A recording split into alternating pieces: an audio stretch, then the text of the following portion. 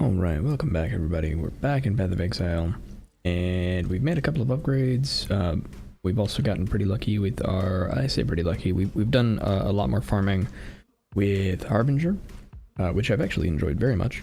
And so we've made some upgrades, namely our chest piece is now okay. Like, it could be better, but it's pretty good. T1, T2, and a crafted ES, which is as good as I wanted to mess with at the time. I think eventually we recraft this, but for now this will do. We also did a new belt, which I'm hoping is going to let us keep our flasks up more consistently. And in order to help that, we've got a cast from damage taken, ball lightning, and frost bomb. And yeah, we're just testing that out and seeing how it goes. We need more everything, really. We need to recraft our helmet to make that much better, and then we need to anoint our amulet, and we need to upgrade almost everything about Herald of Thunder. So we need a 2120 Herald of Thunder. We need an awakened added lightning. And I think that's the only awakened we need. If we get some more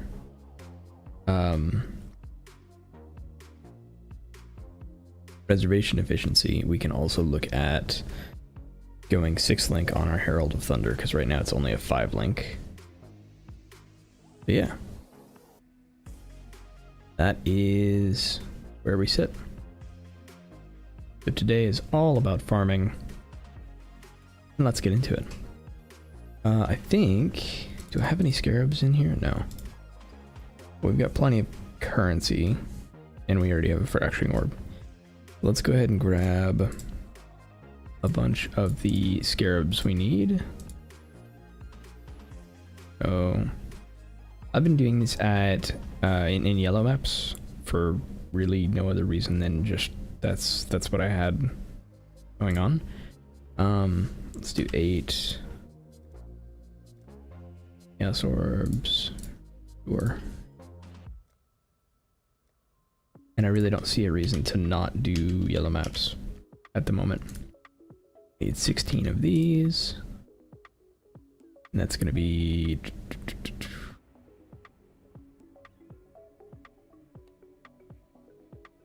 70.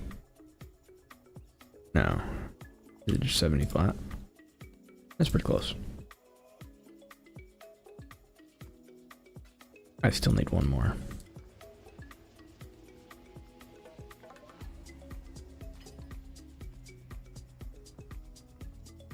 Okay, and then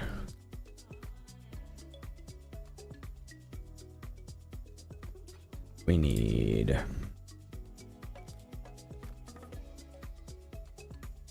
war hordes. 8 of those.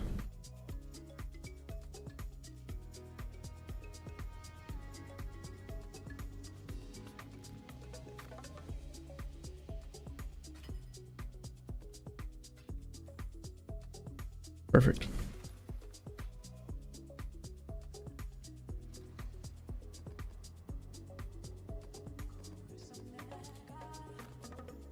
Okay.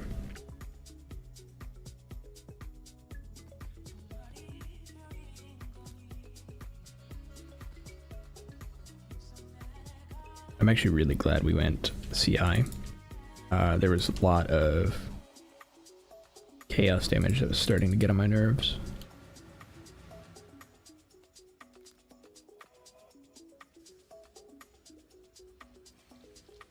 Alright, let's see how well we start the day off today.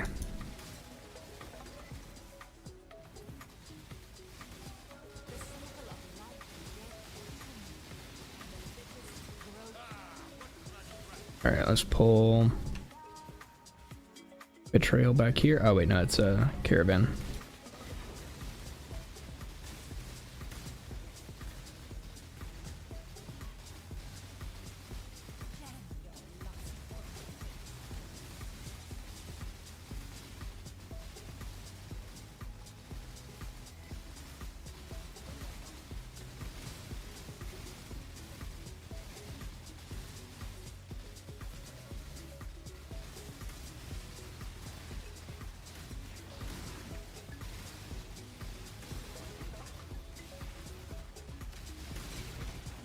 All right.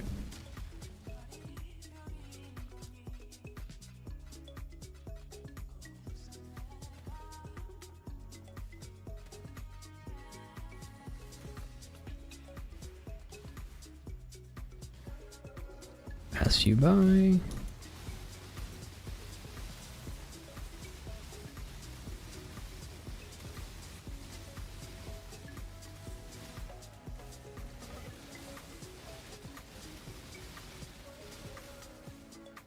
It's really satisfying.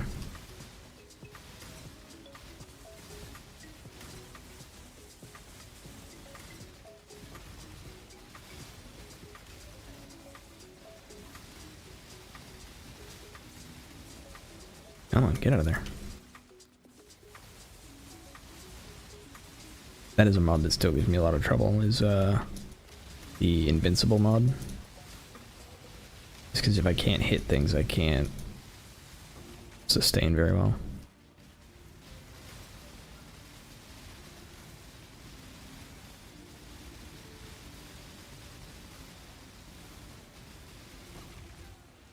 Right.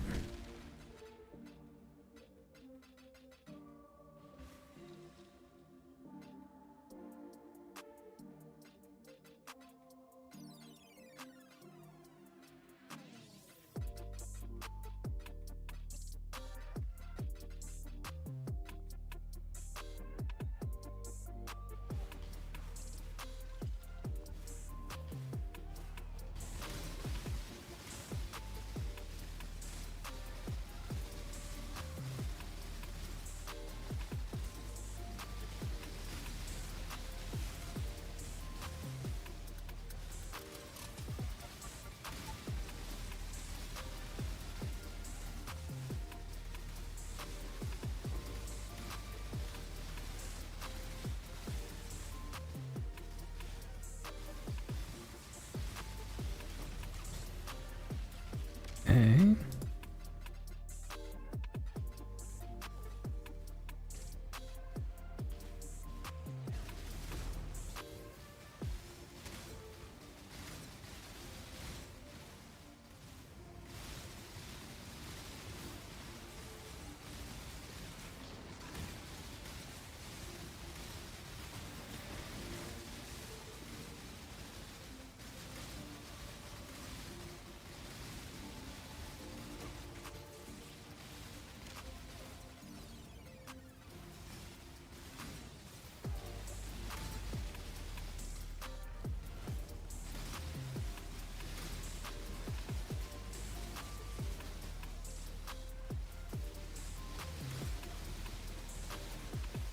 Can't stand the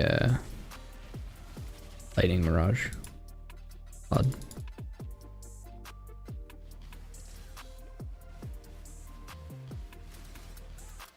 They just do so much damage.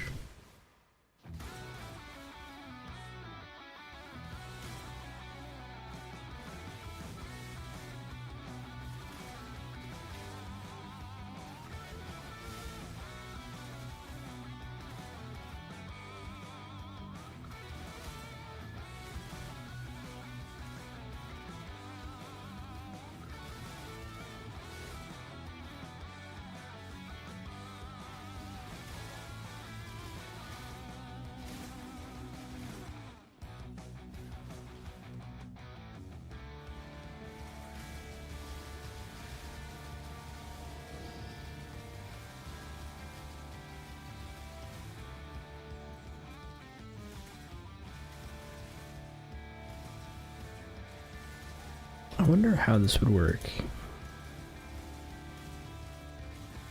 in a T16.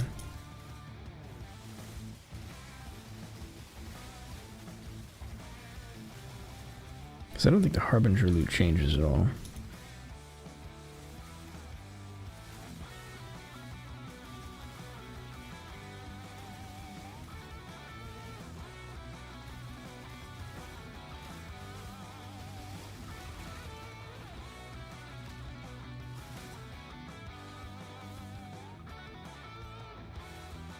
Let's try it. Let's see how it goes. Alright, so first of all this, Delirium Abyss, Red Beast. I don't think I care.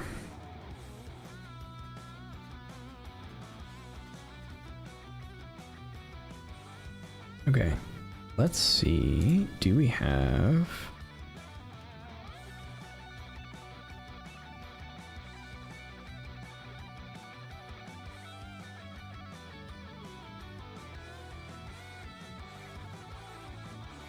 Let's just do an underground river.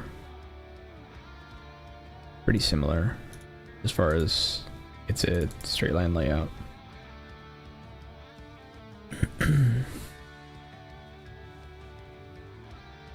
Let's see how it goes.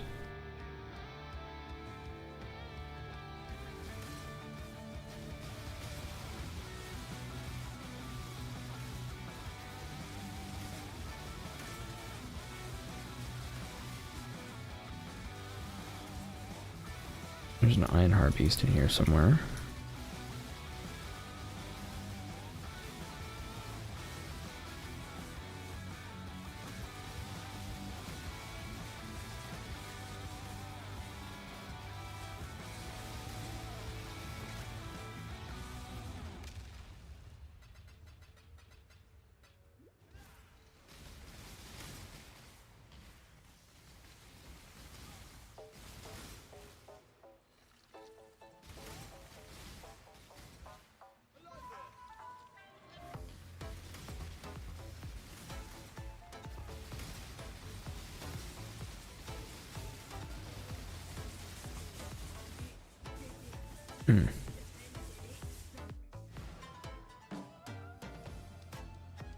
Okay, the betrayal people hit harder.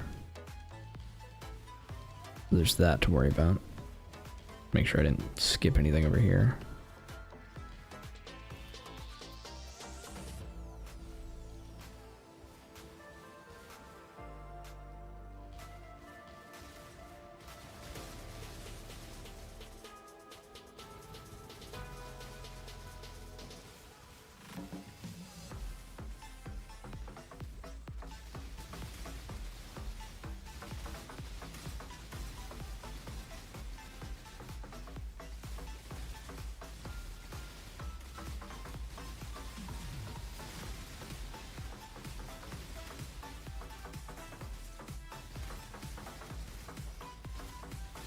Oh, there's two Harbingers here.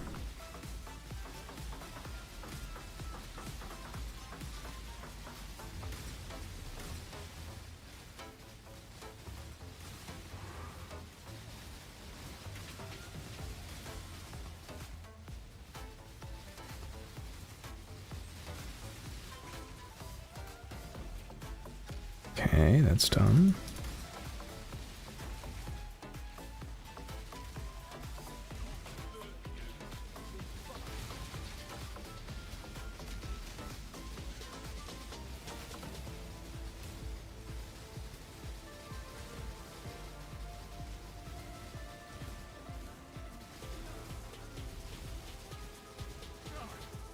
All right.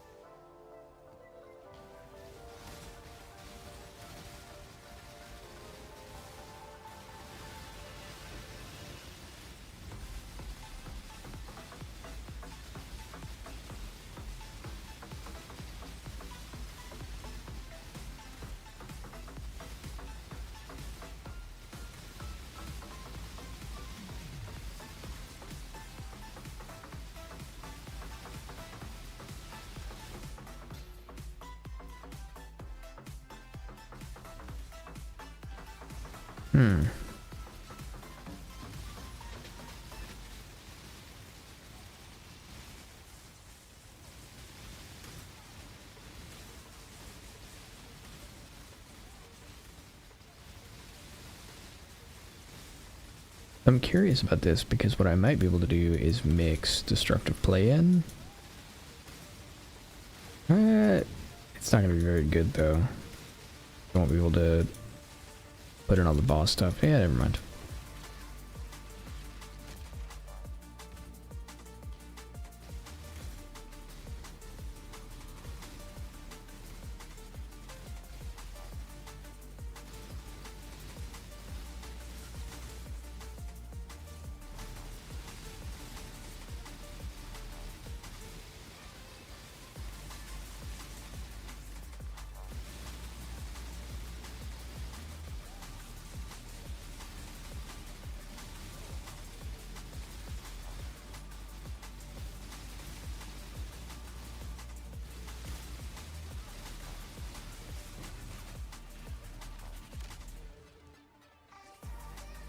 Okay.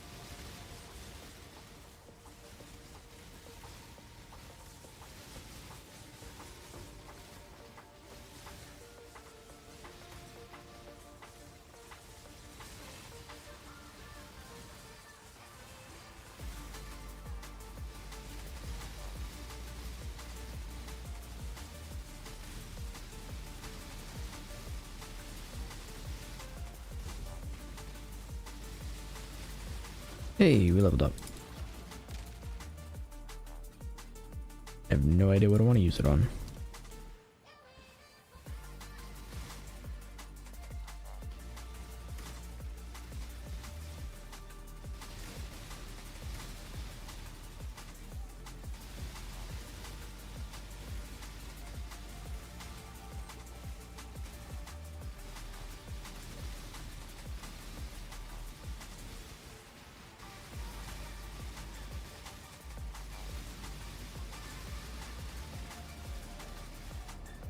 Hey, how's it going? Welcome, welcome. Got here just in time. Where... How's the day going? Pretty well. I'm enjoying it.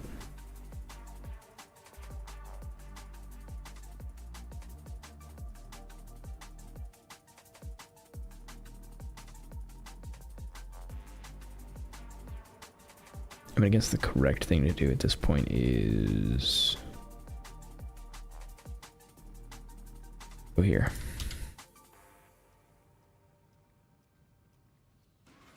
It's gonna be a long walk.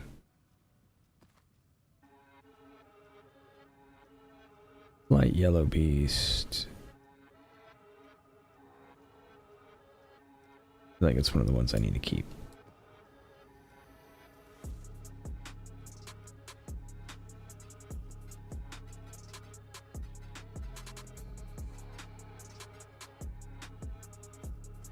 On that note, go ahead and put these back.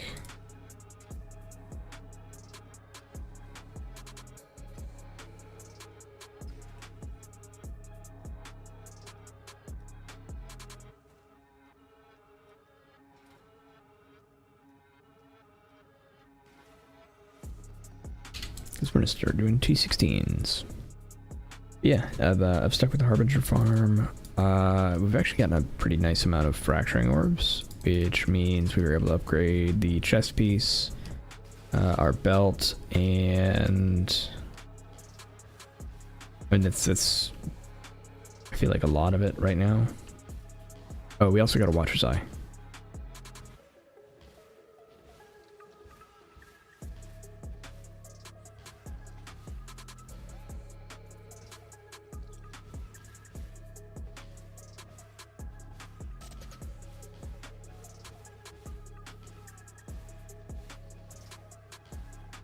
belt is almost exactly what I want, but so close to being great.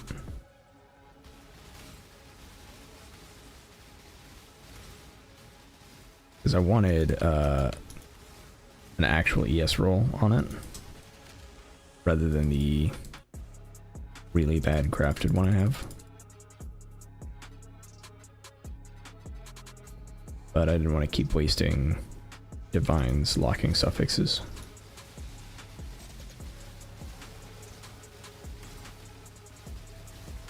I absolutely need it to be good for resistances. And then I kind of wanted the crit flasks. Hey, we got a nameless seer.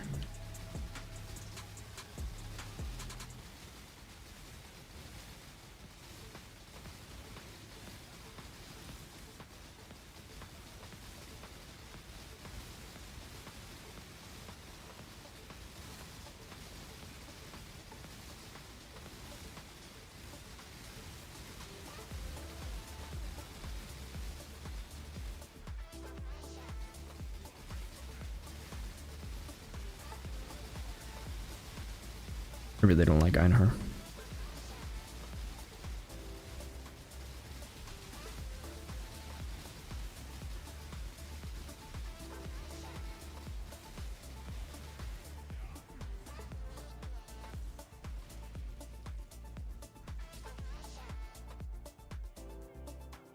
Delirium, sealed domain.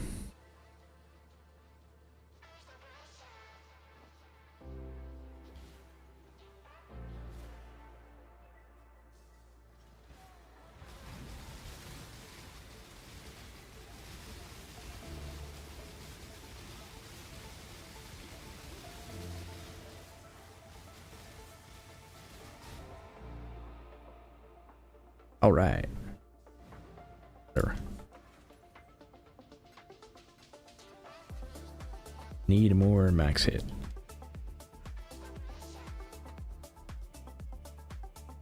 I feel like endurance charges are the way to get that. But I also just need more damage.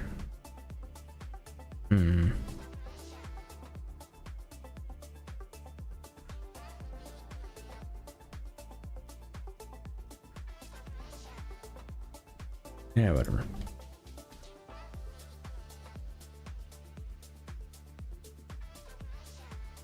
You know what else I did? I did, okay,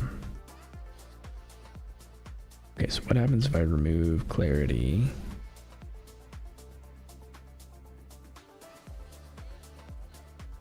Or do, let's see, clarity level 1. Instead of that one.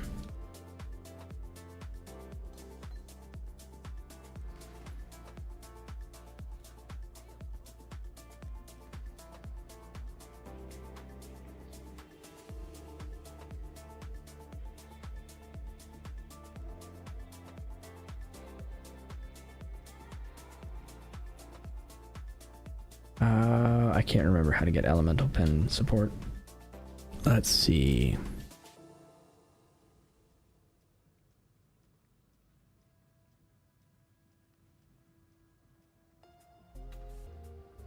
Elemental penetration support.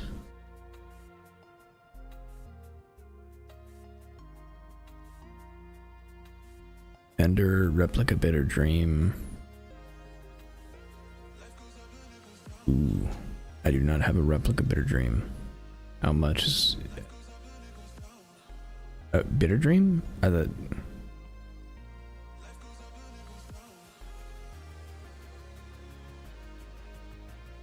I think I'm better off just buying it. If I can buy one for a reasonable price, let's see.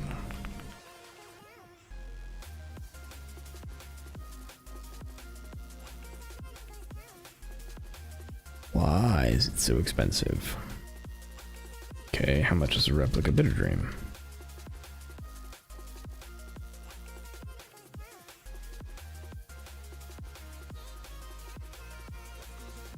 $10C.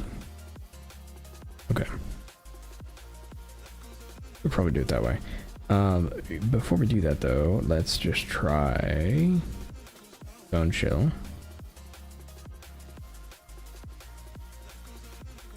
That actually works.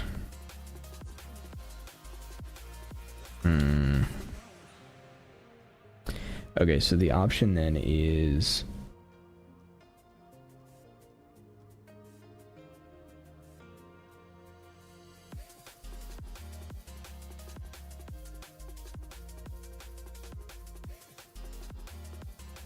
if I do that,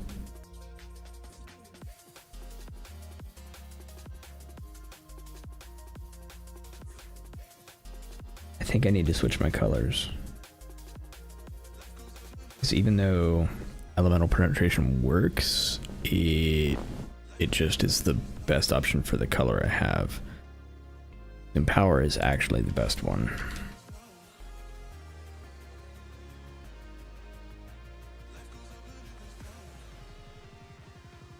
Which means I need to change that to red, but it also means that I'm dropping Ball Lightning of Orbiting,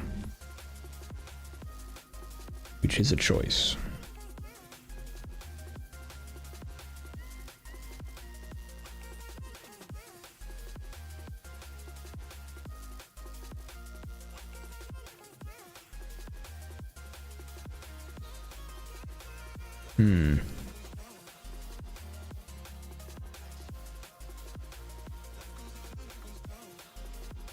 I don't know. I need to think about it.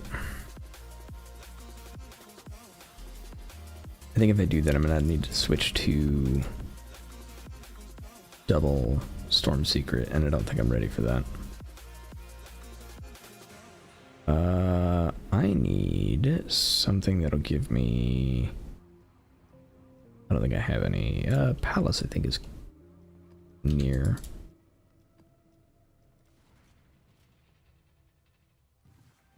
Right? Let's see. Spider Layer. Yeah, Palace is an adjacent.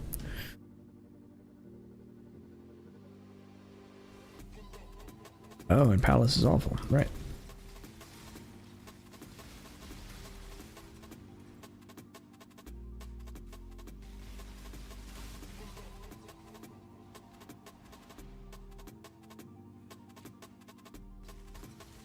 Let me see how well this clarity works, honestly.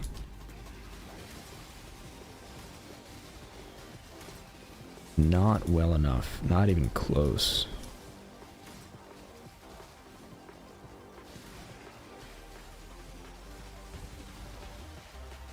Okay. Switching that back. Once I get out of here.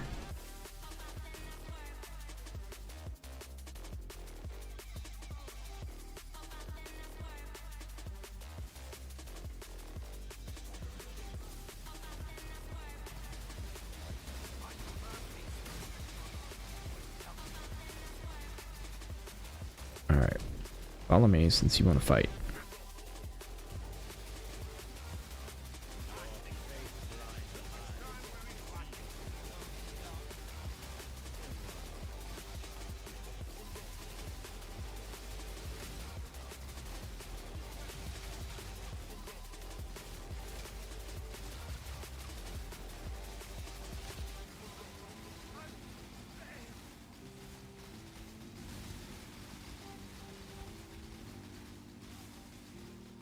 Okay.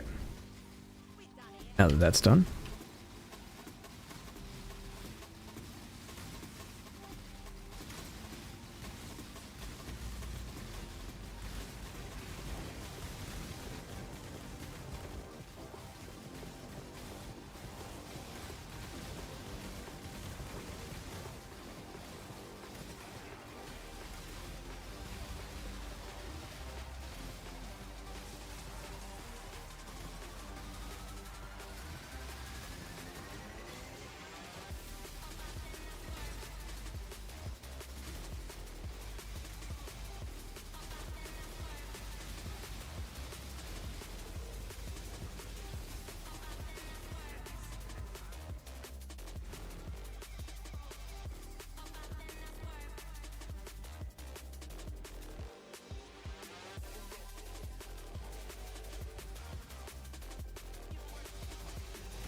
Oh. Invulnerability people. Got it.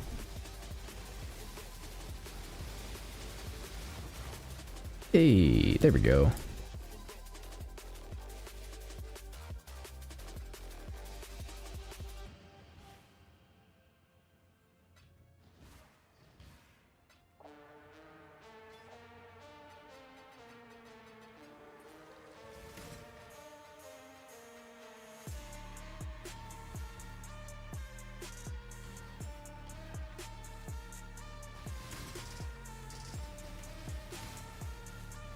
I'm working on my 3rd or 4th fracturing orb, I think. Harbinger's actually been treating me pretty well. To the point where I'm considering making Harbinger my new farm method in general. We'll see though. Because even without fracturing, it actually does pay off. You don't get quite enough raw chaos to support it, but when you sell off the ancients and the annulments, it's fine.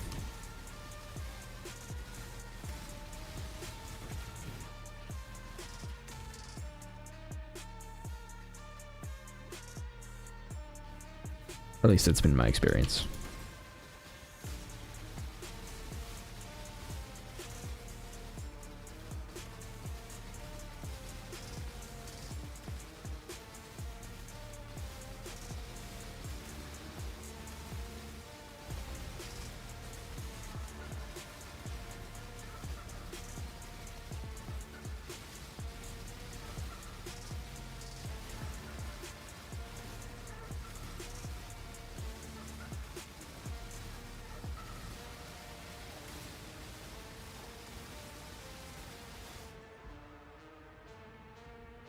I don't know what killed me.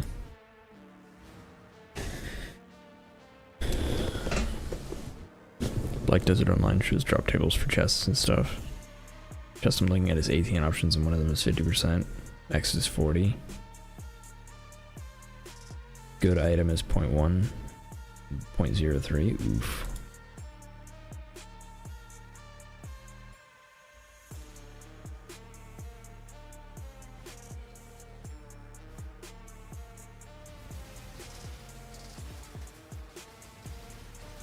Oh, it's Lightning Mirage, that's what did it.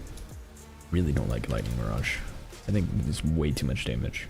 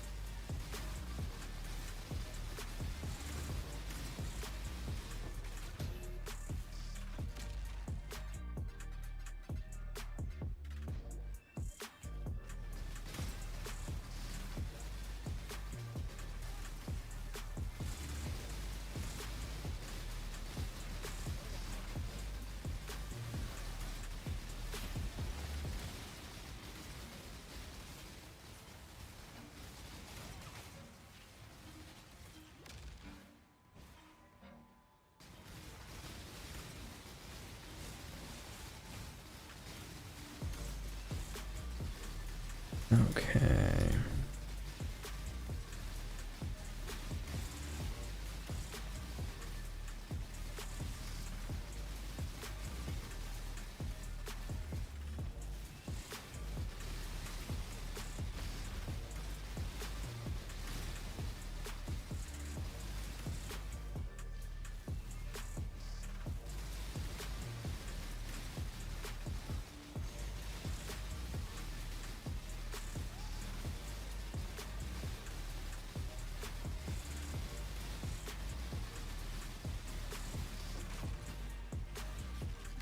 think one of the next projects I want to do is working on my jewels.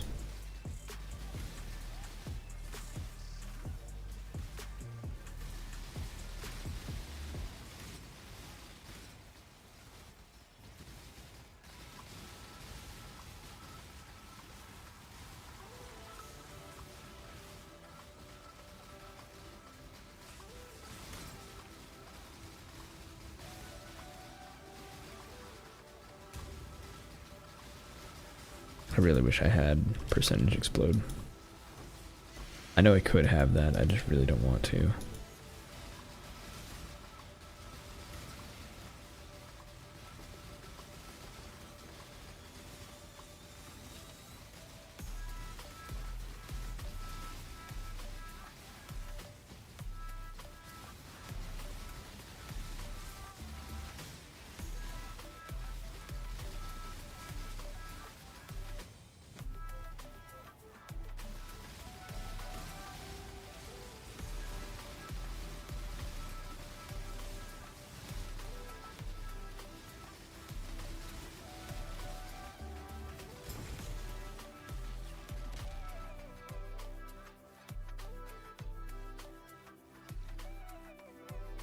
Okay.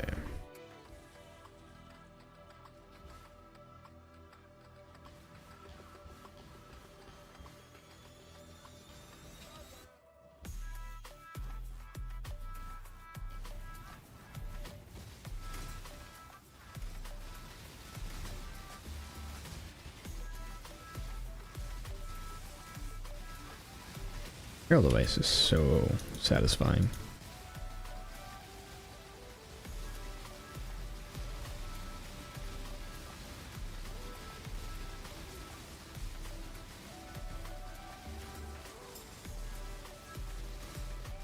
Esther, are you planning on playing Last Epoch? Is there a new update? I don't remember if I've asked you that.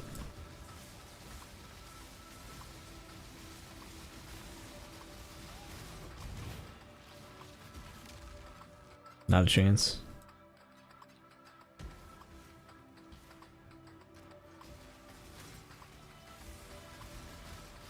I'm gonna give it another go. But I also enjoyed Last Epoch way more than I did D4.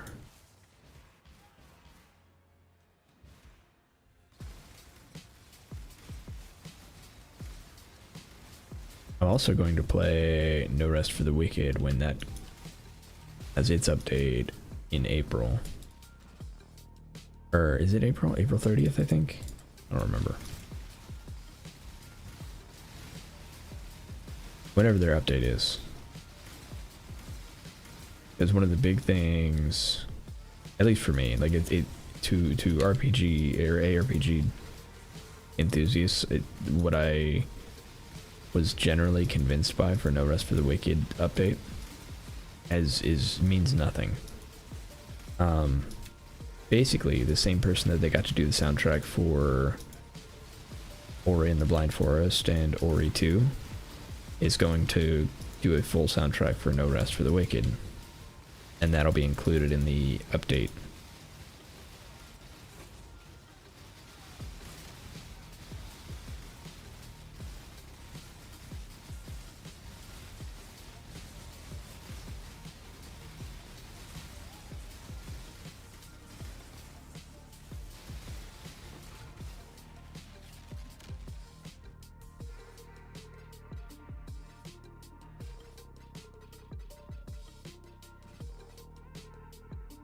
I really wanted to like Last Epoch, but I straight up hated the story and was generally not a big fan of the actual gameplay.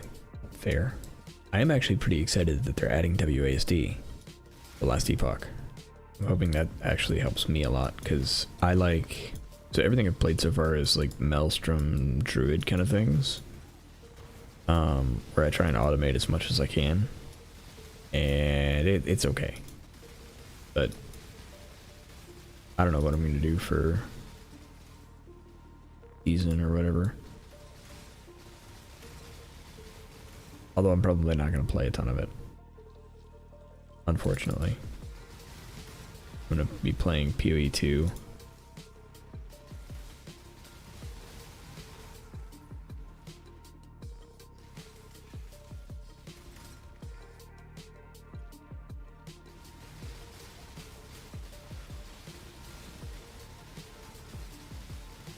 Although if I get to the end of PoE 2 and the end game PoE 2 doesn't feel significantly better, I'll switch back to Last Epoch.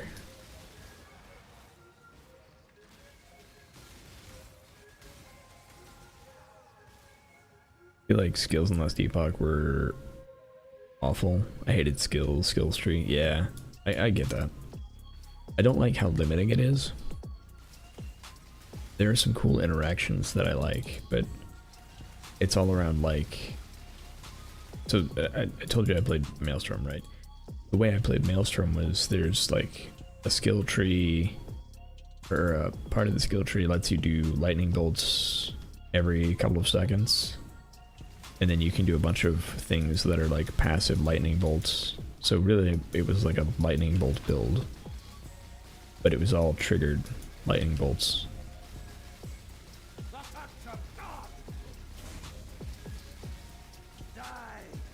Which I liked in concept. It's just... it's a weird way to go about things. I agree.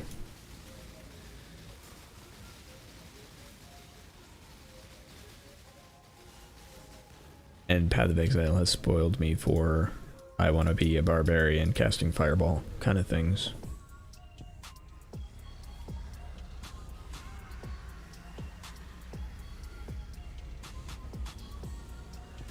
Because to me, that's the best part of PoE. I get to do mage things on a melee class. I feel like if you're going to do the big effect changing passives, it doesn't vibe with 20 skill levels. I can see that.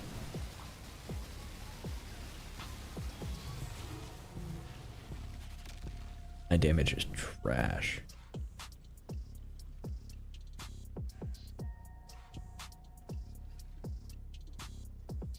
Also, I don't think I got a single map out of it, did I?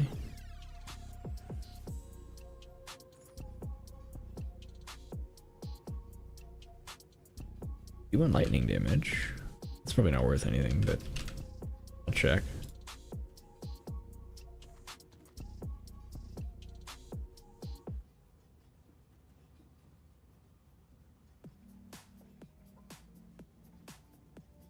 One listed for 25C.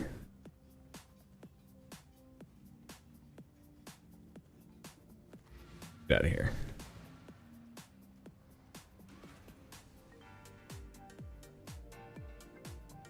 And then our craft section, just to have it.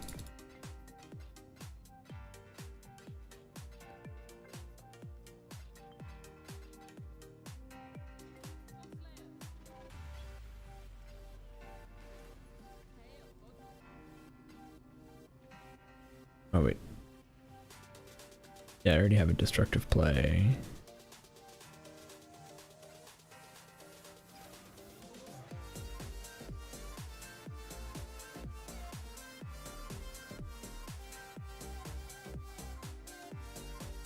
Like I can spec Giant Slayer, which is a massive keystone, but the 19 points are like normal passives. I can get that. Like it feels like a waste to do a lot of the points getting to a big skill altering passive.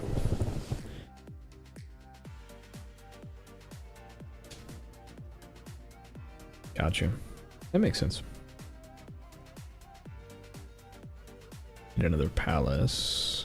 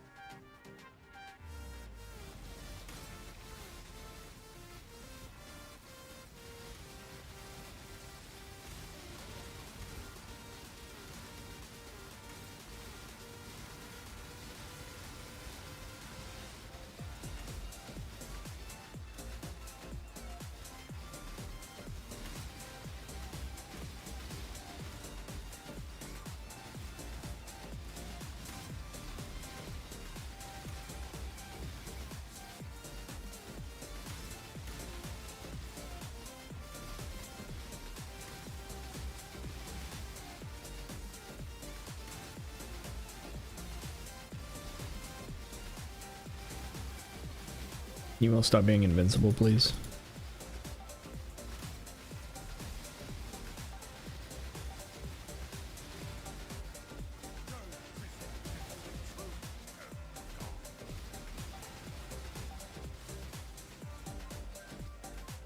Alright, let me drag you back here, and then we can fight.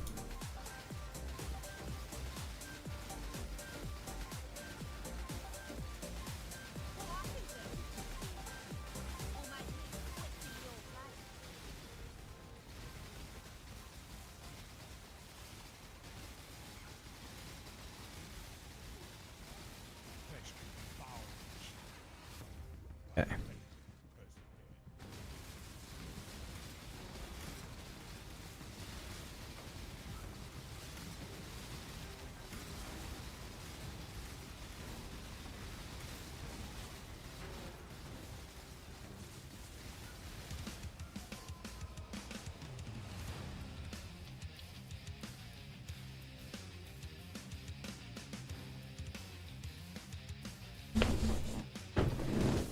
It's also kind of annoying to have to have very set archetypes. Like, the skill just doesn't get extra prod, so it's never going to clear well. Yeah, I feel like Huey has spoiled us for a lot of that stuff. Just because of how much is possible. Alright, you, Mr. Soul Eater, follow me. You're annoying and I'm tired of dealing with you. Alright, now that you're over here, die.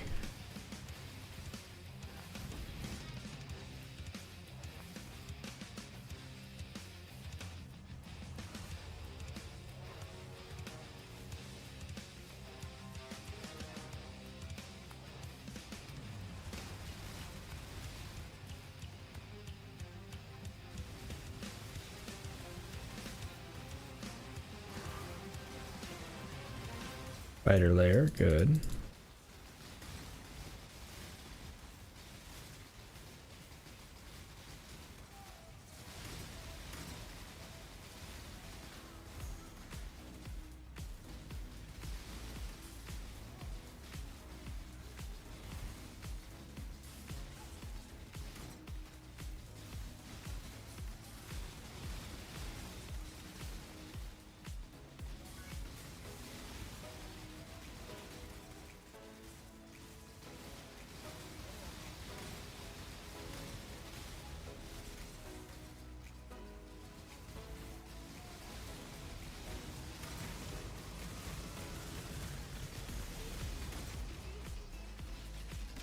Alright.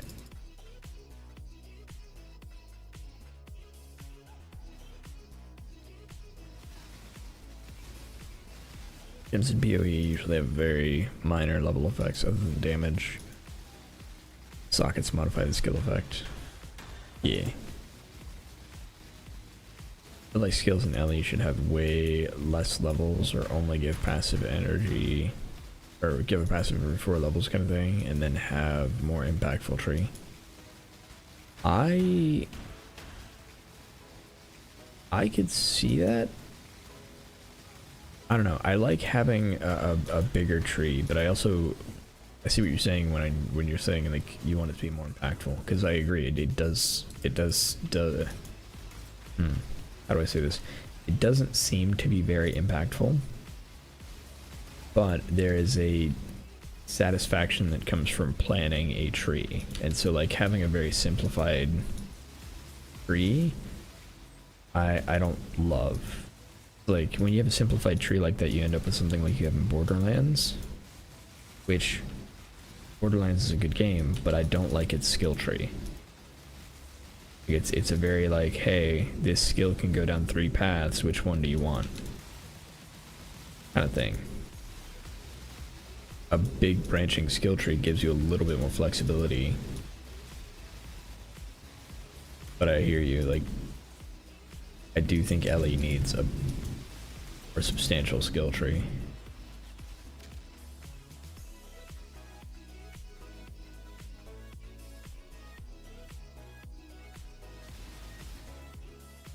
And I do think they're actually working on that. Like I've noticed that For instance, the build that I'm talking about, right? The lightning bolt build. That build originally was awful. Like the first time I tried LE, that's what I tried to do, and it was terrible. The reason it was terrible is because there was no support for it. Like the ability that was used didn't have any supports trees, wasn't associated with anything, and so it was just generic damage that wasn't supported by even its own skill tree. Like Maelstrom didn't support the lightning bolts, nothing supported the lightning bolts, and so they were super hard to scale. And like as soon as you got into late game, like past the early end game, they were just terrible. And they ended up changing them so that those lightning bolts now worked off of one of the skill trees in Druid, so you could scale them.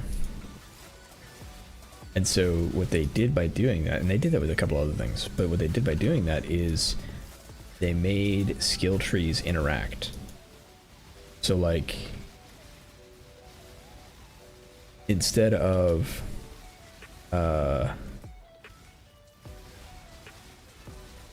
a skill tree just being alone, your skill tree can now passively interact with a second skill tree of a different skill.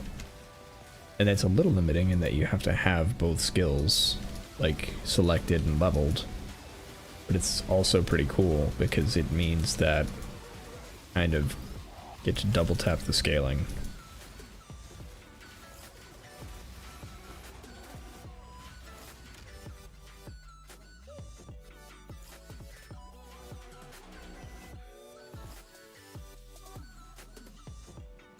Warlock Fire Rift, percent chance to spawn Chaos Bolt. Yeah. Yeah, that's pretty much what I was doing with Lightning Bolts. Is, let's see, there was Maelstrom, which would do it every couple of seconds. There was another new ability that spawned them, like you could just hit stuff with a hammer and it would spawn charges, and those storm charges would spawn lightning bolts, and that was the actual skill. And then there was another druid passive that would occasionally spawn lightning bolts or hit things with lightning bolts when you like crit them or something. So it was like a really interesting way to play, or at least attempt to play.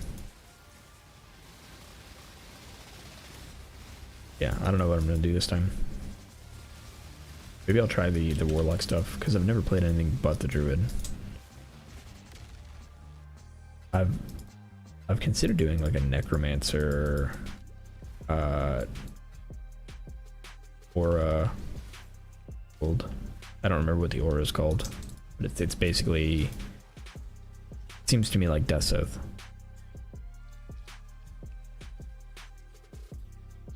Maelstrom's fine, but I'd pick Blade Vortex over it every time. I don't know that I would, like, because if I could play PoE and have a cold vortex, I don't remember what it's called. Is it just called Vortex here? I don't remember. But if I could just have that and it's anchored to your character and just follows you around always, it'd be a pretty cool build. You know, it's aside from the fact that cold dot is really bad.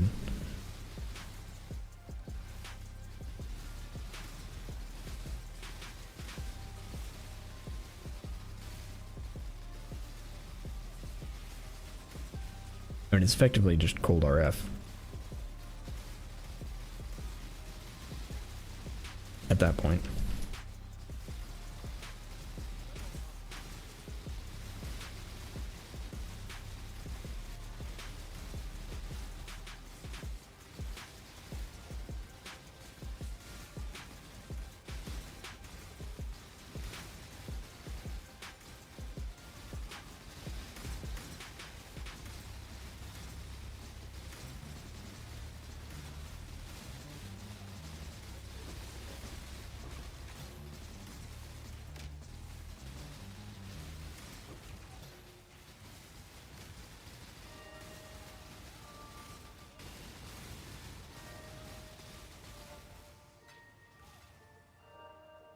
My damage is terrible.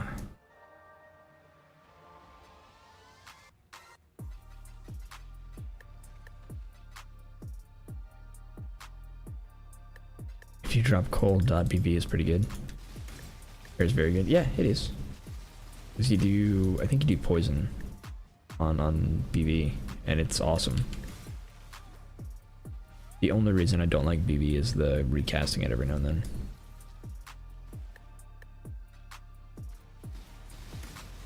Is basically the only reason I don't play it.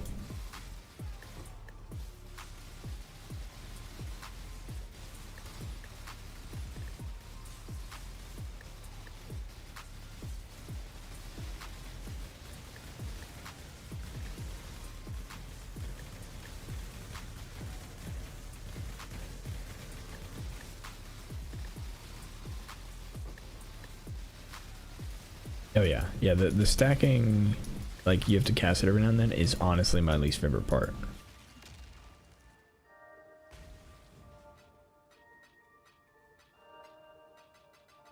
If there was a pure auto bomb ability in LE, I might try to play that. I mean there are, but they're, I don't know. I like trying to find them, but you have to like do bear form things and the headache.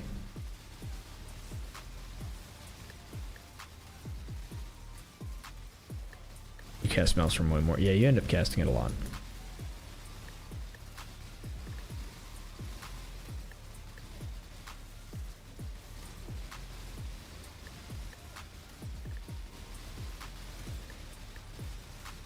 Because you don't have things like Unleash.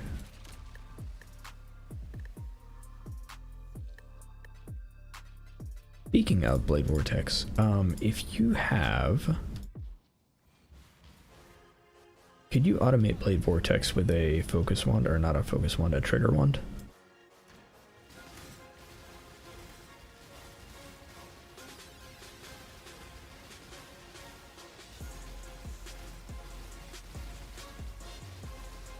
I feel like you probably can, because in the very least, Unleash does not work on triggers. If I remember correctly. I was thinking about that the other day, and I was just like, I would absolutely play a super expensive Blade Vortex with a Squire if I could trigger it and automate the Blade Vortex bit.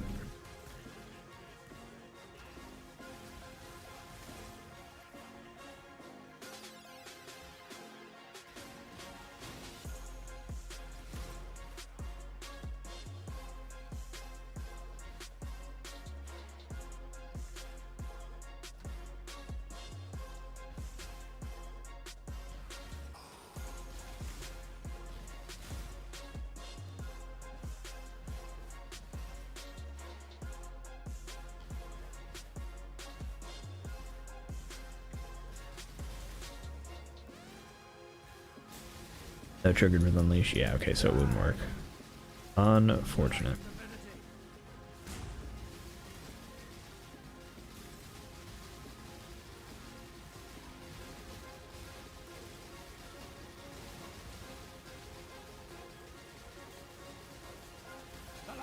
I do find it funny that the reason I don't play Blade Vortex is because I don't want to click every now and then, but it doesn't really matter what I'm playing. I'm usually clicking every now and then anyway.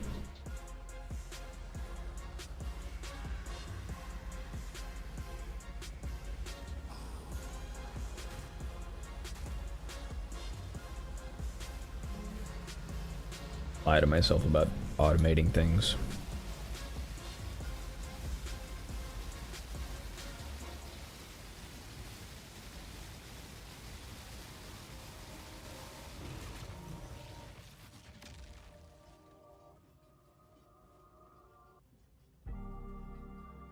You could, but you would need to sacrifice something to do so. But you could automate BV. something, I mean 99% of your damage. You're right. You could automate BB in that you could have only like 2 blades up at any one point in time. If that's what you're getting at. That is an option that is available.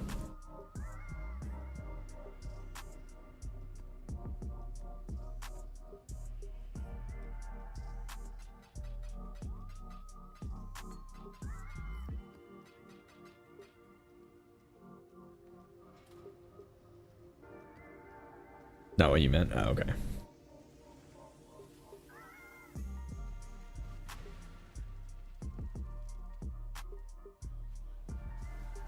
And that would account for 99% of your damage.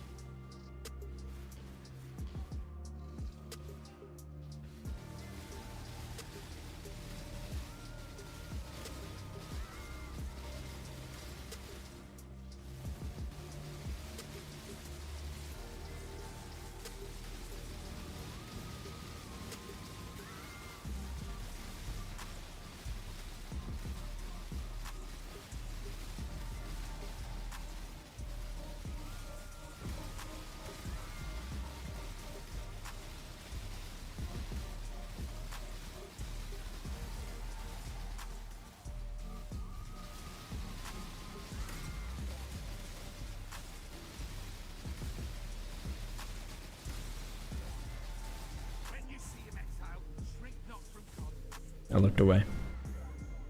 The actual worst idea, what you got?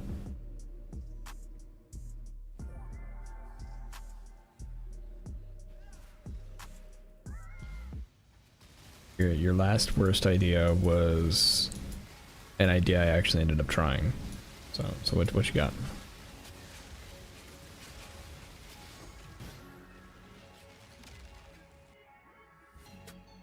I didn't try very hard, but I did try it.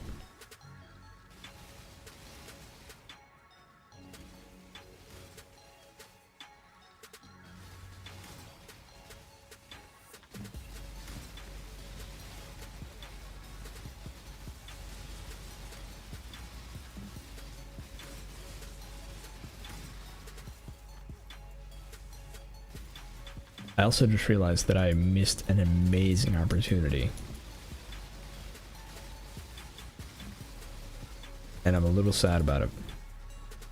So we theorycrafted the Abrath Hoof energy blade build, right? And I tried it, and I named the character something stomp whatever. I had every opportunity to name her at Abrath's Oofs and didn't, and I'm a little sad about it.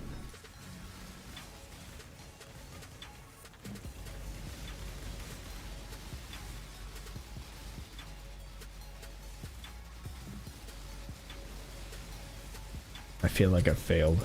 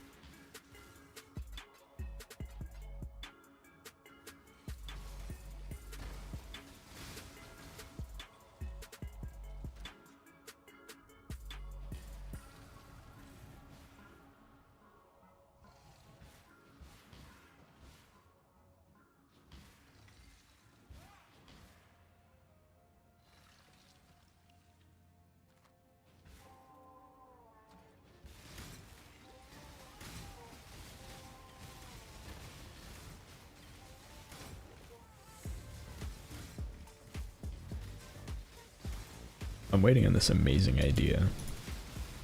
I assume you're typing or researching. Yeah, there it is. All right, let me get to a point where I can read this without maybe dying.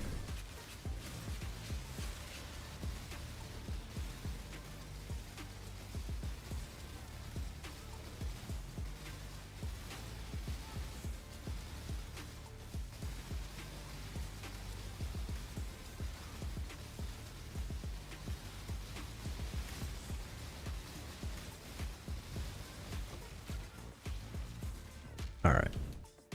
Use a bow with cast on crit as an affix. Aim for Paragon. +1 gem level. Craft. +2 suffix. Secondary BB, either blast rain or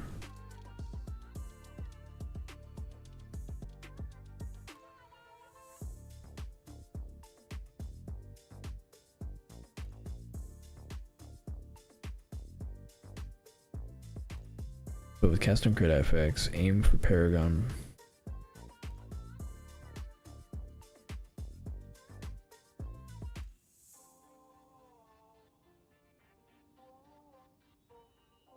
Hold Blood Rage and use your favorite item, Replica Maloney's, to auto trigger bow frenzy. Plus from that to trigger your bow's cast on crit attack. This is a very, very complicated BV setup.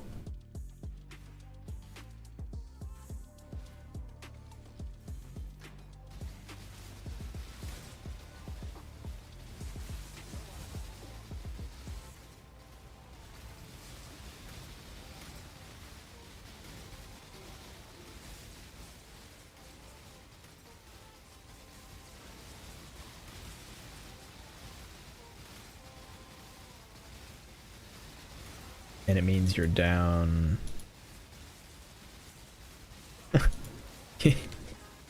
Easy. Easiest 4-link BP ever.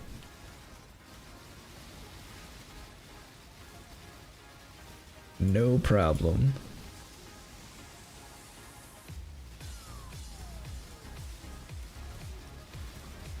Oh man.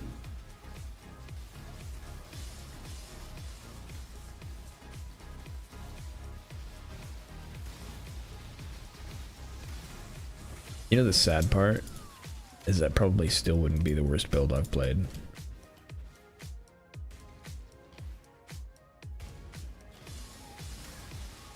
Not even close.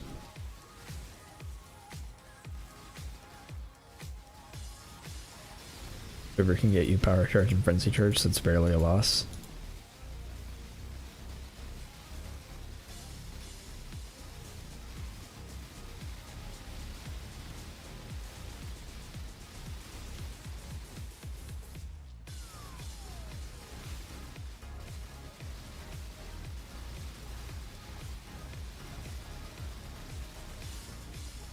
Only 1 link down since you wouldn't use Unleash. You know what? You're not wrong.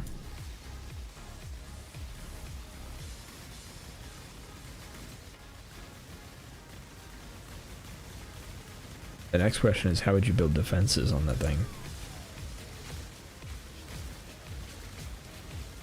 I mean, I suppose with the rest of your gear, you could just build defenses. However, bow characters do that. I don't know, I don't play bow builds. If you don't generate power charge with the Kerber, you could opt for Hex Touch Auto Apply Curse. There you go. Could you?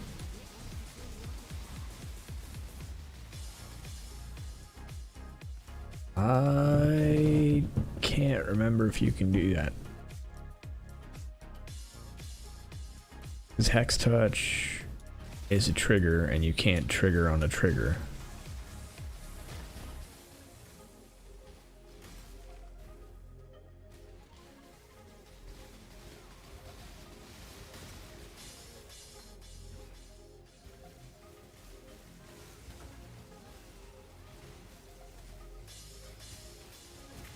You have a 3-link, right? I'm not talking about the like whether you can fit it or not. I'm saying Hex Touch, even if you can support it, will not operate on a triggered skill.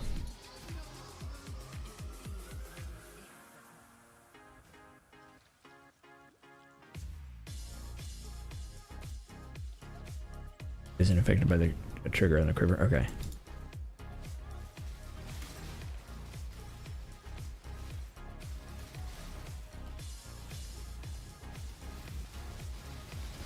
I believe you because I think I've done stuff like that before. I just can't remember.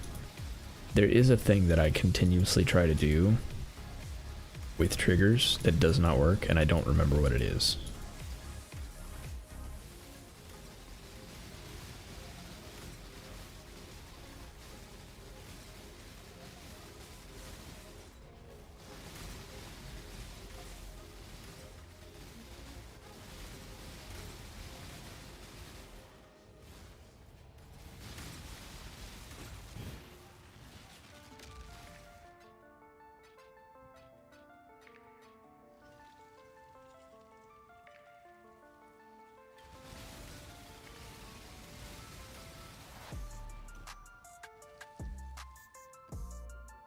Okay.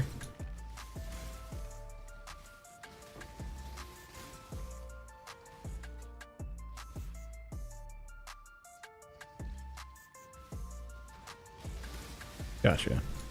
I can't remember what it is then. There's some interaction that I constantly try to do on cast and damage taken setups that does not work. I just don't remember what it is.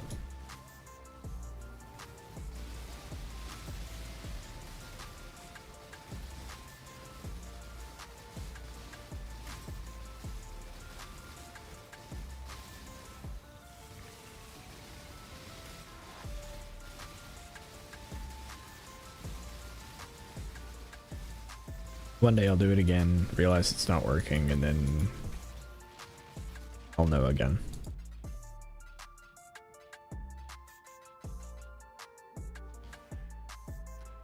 I actually do that a lot. Like I'll think of an idea that doesn't work, and I'm like, this idea is genius and so original, and then I'll go try it and it doesn't work, and then I'll forget that I tried it and come up with the same idea again like 6 months later.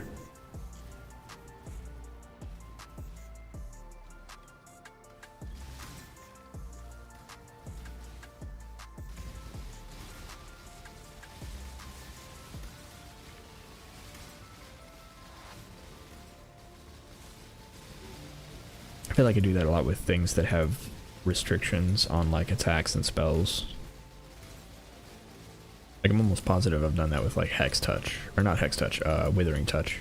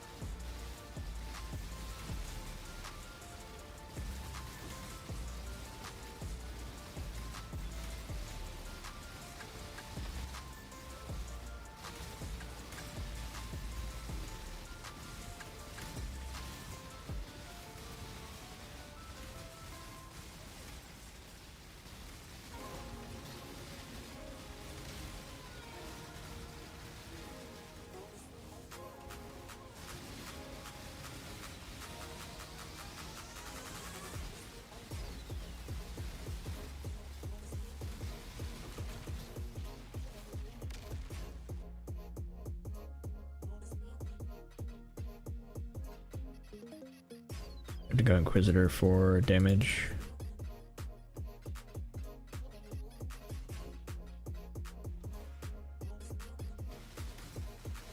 Assassin is an option. I would like poison proliferation to be a more accessible thing.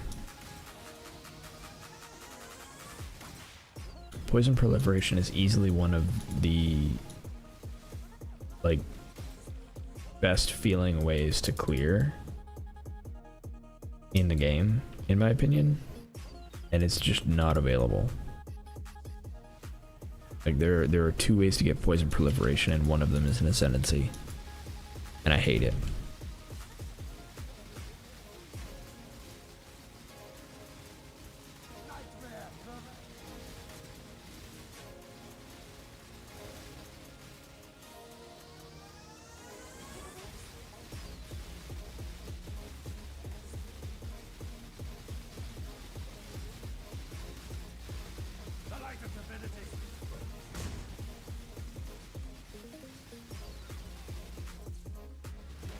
Just before I get slammed.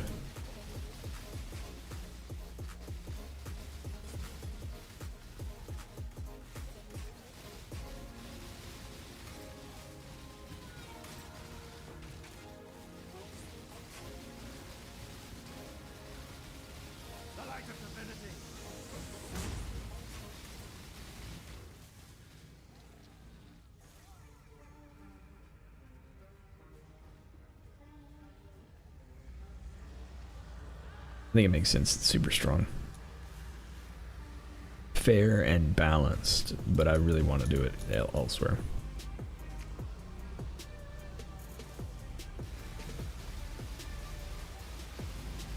Because you're right, it is super strong. But I don't know. It's strong enough that I don't like playing poison builds on not Pathfinder. Because I don't feel like Beano Stagger is good enough on most things to warrant giving up a weapon socket for it.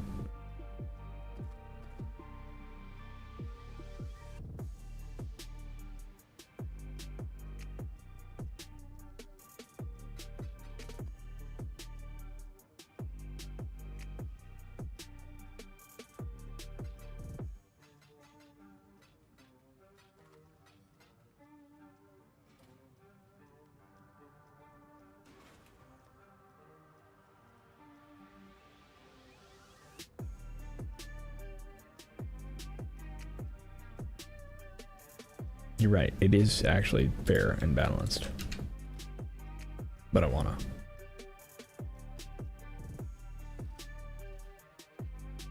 Even if it was like a global Forbidden Flesh and Flame kind of thing.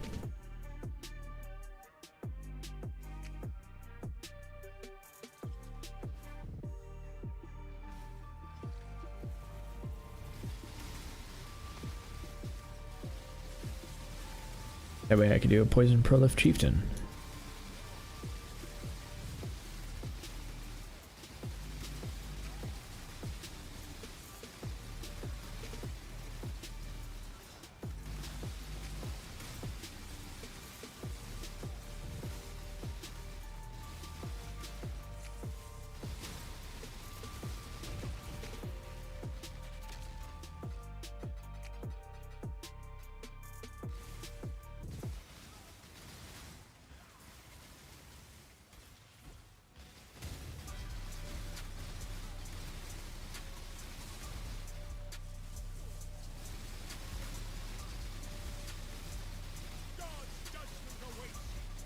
I'm back here, Elrion.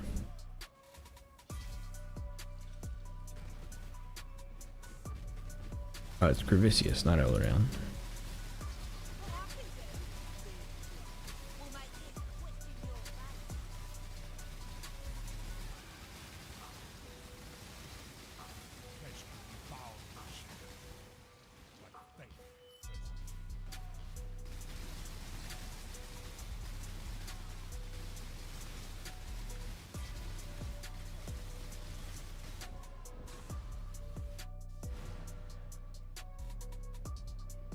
Invulnerability aura is annoying.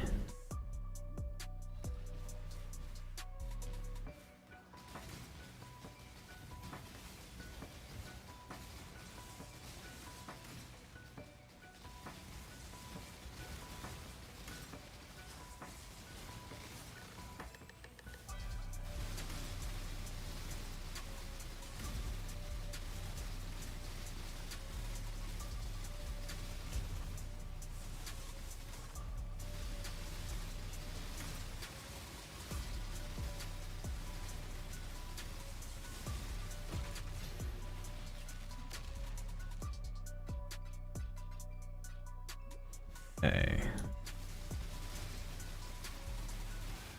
Oh, that was dumb. I just walked back into that.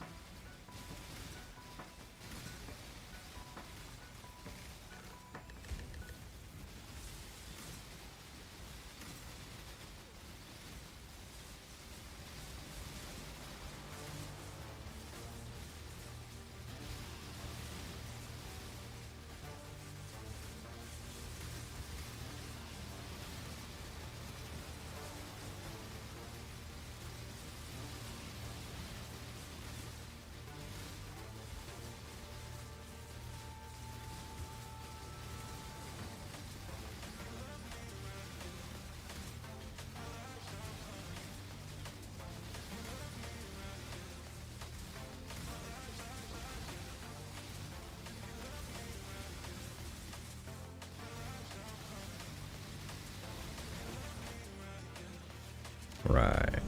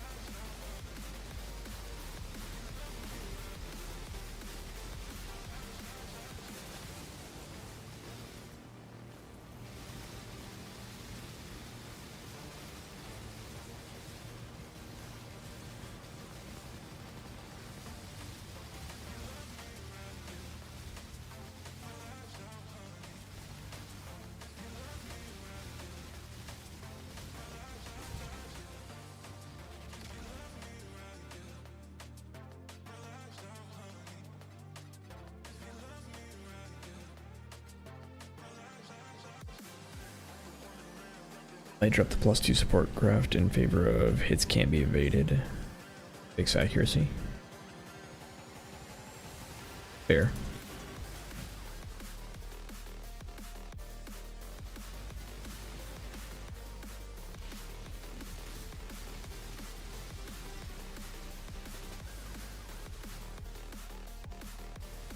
I think that makes a lot of sense if you're doing Inquisitor.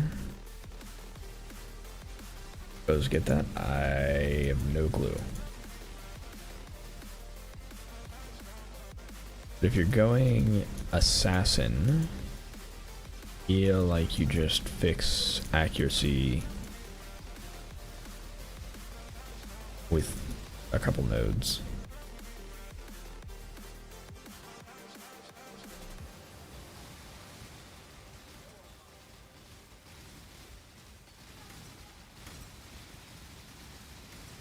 They don't? Wow.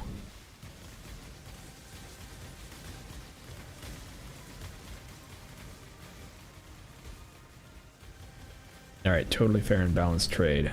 We have bows. I'll trade you. Bows get hits can't be evaded. And in return, daggers gain a poison prolif affix. Maybe even like hunter daggers only.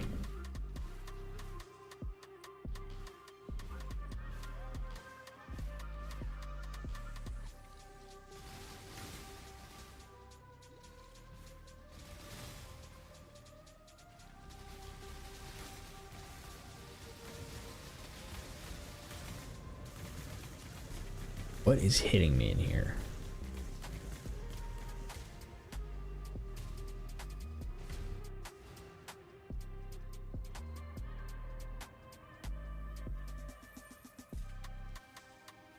I need some sort of wording change. For poison prolif.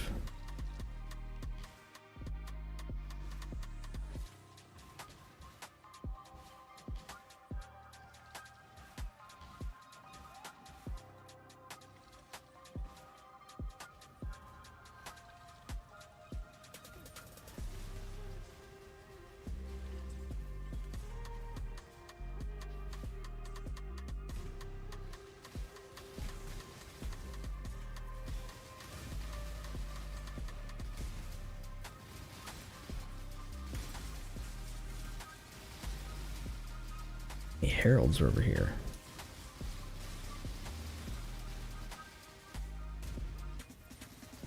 Harbingers, rather, not Heralds.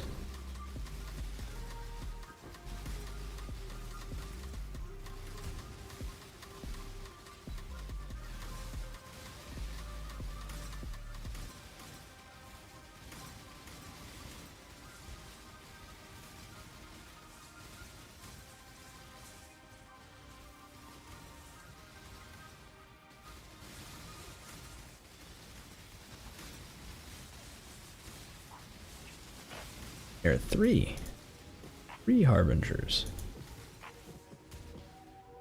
They all over there now.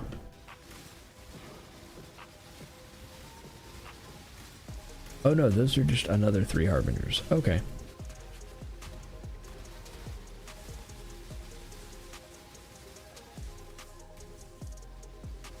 Got it, we're just having a Harbinger party. No big deal.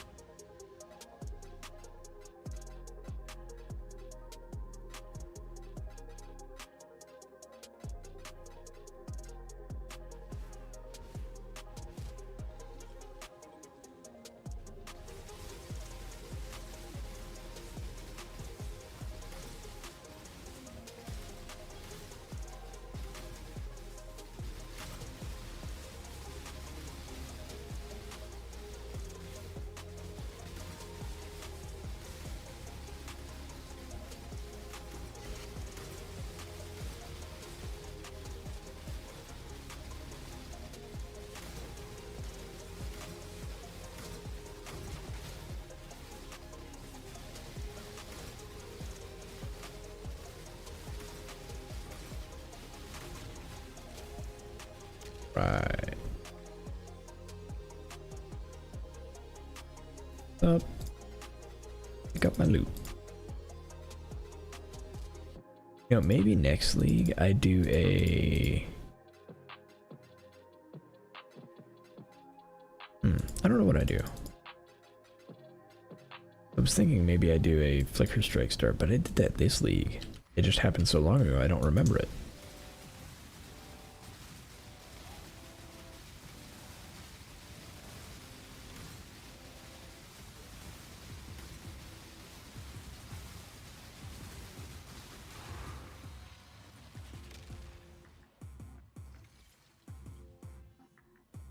Do Poison Prolif like Ignite as Eldritch Golem Implicit? I would actually really like that. Even if it's just like a strictly worse Prolif. I would be super down.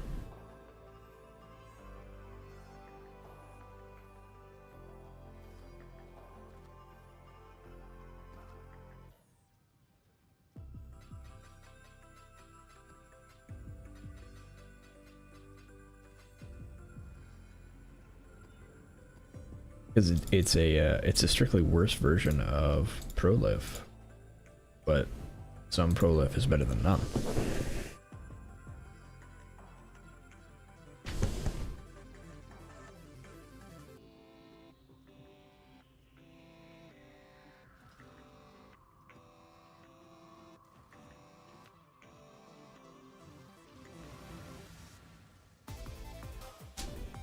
Although, I would actually really like all Prolif to be changed to the way Poison Prolif works. Because it's just better.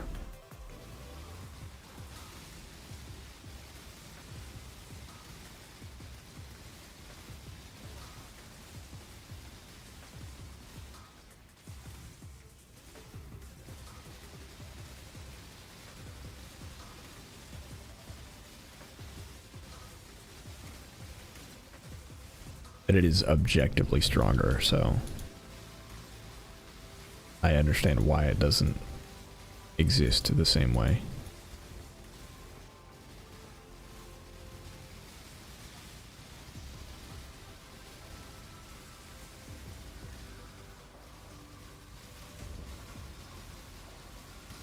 Damage seems bad from a quick test.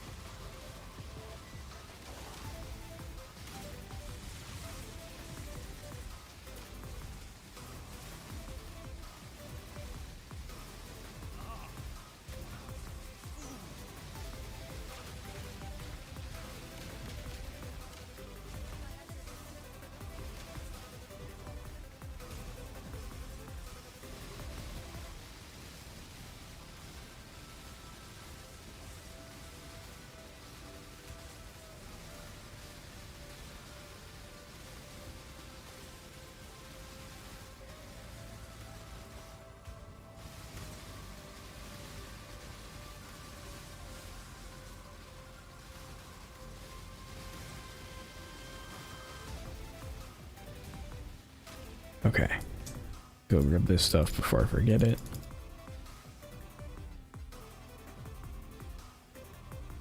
Leave Marichi there on the ground where he belongs.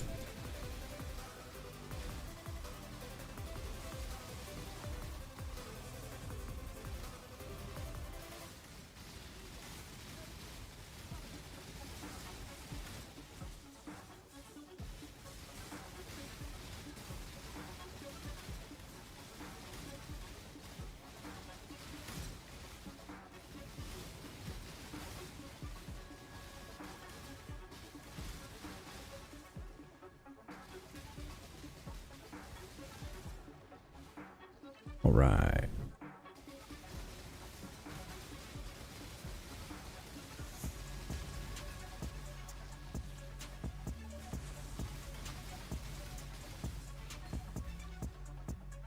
Really hate those things.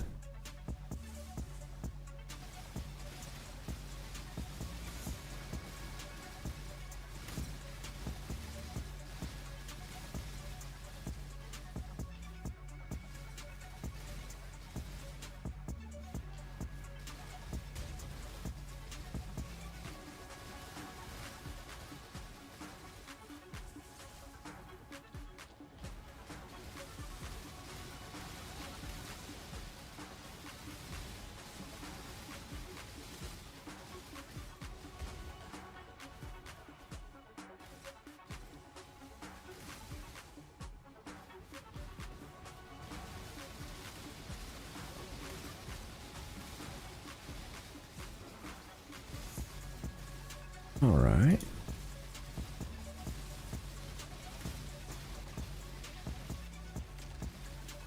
Hey, we got a full annulment orb.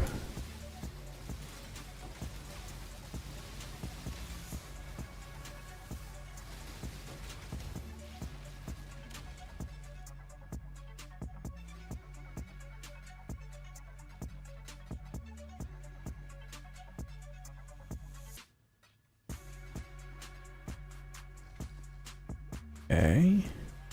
Good there.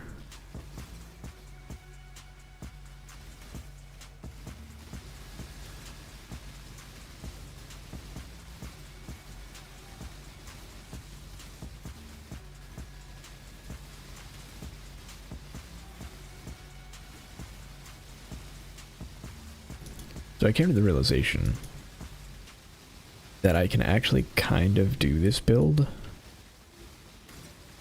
but it's awful, like in regular PoE. And essentially it is entirely dependent on Call of the Void. The problem is, if I do that, Herald of Ice is not going to have any scaling, and Herald of Ice isn't going to do enough damage to make any kind of difference anywhere in the game. So it wouldn't matter anyway.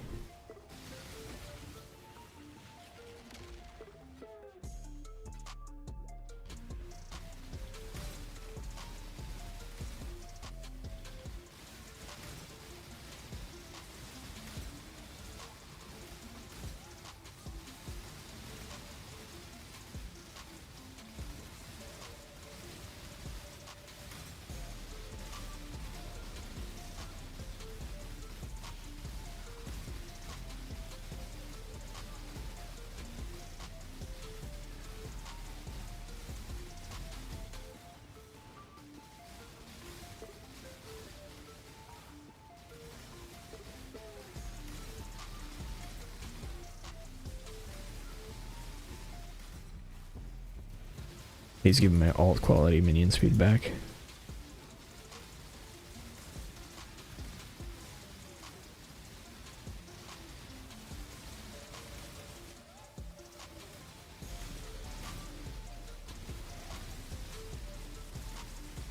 Alright, I'm gonna catch back on messages. Catch back up on messages as soon as I finish these two off. They're being rude. All up in this hallway. Not taking a sufficient amount of damage.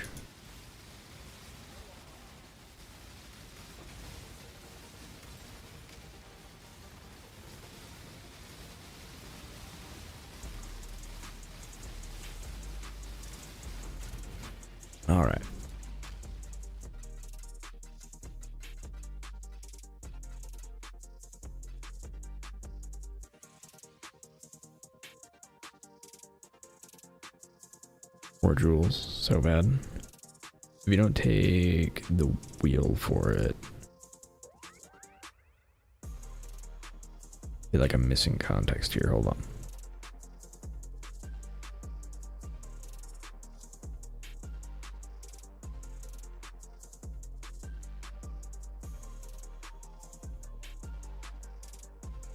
I wish skeletons weren't so awful. Oh, gotcha.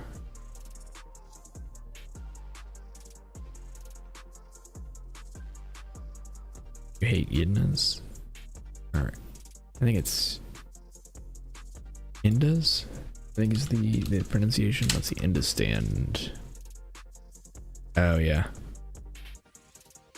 Custom damage taking skeletons, yeah.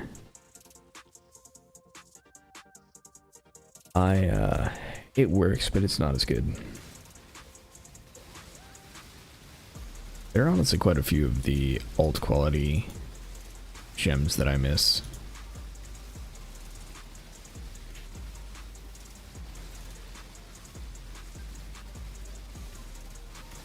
Like, I like the alt quality skills they introduced, but things like alt quality accuracy, I miss.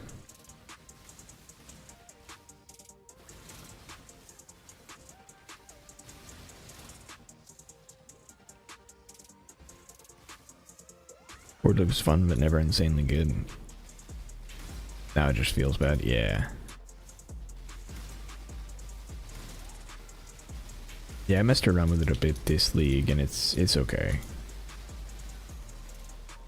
I feel like the correct choice now is actually just to go with the castle channeling loop. Like, it's less damage, but at least it doesn't feel bad. Or it's less of a headache to get going.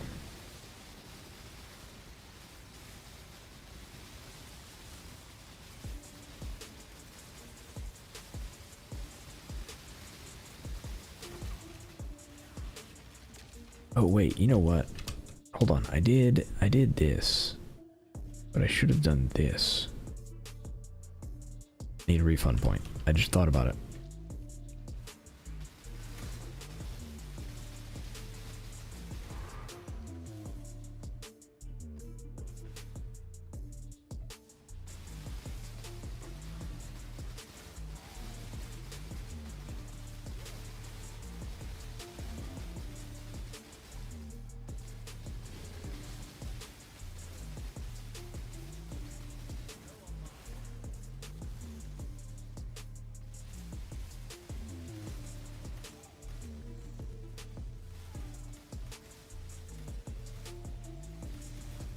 I totally forgot that I have life regen here.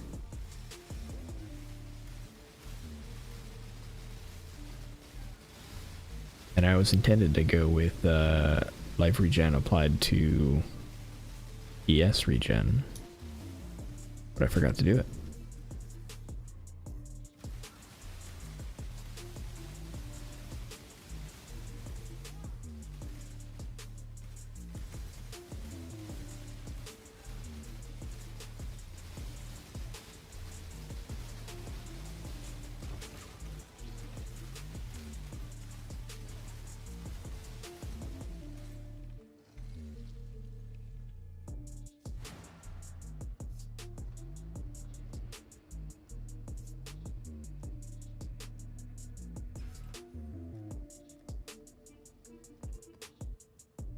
Throw that in there. Got here. It's an ultimatum. No, thank you.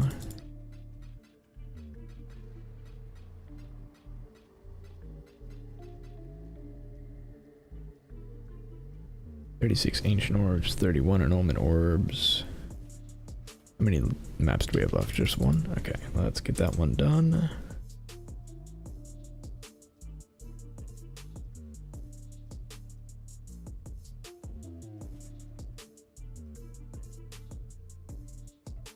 Where do we go for it though?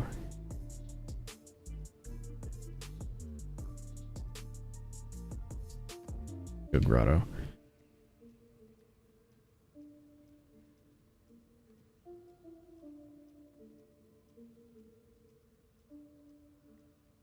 Sometimes I sell stuff and check later and facepalm so hard. Yeah. Yeah, I've been there. In the end, what I end up feeling is overall, if I sell it and I accidentally like screw myself out of money, who really cares? 40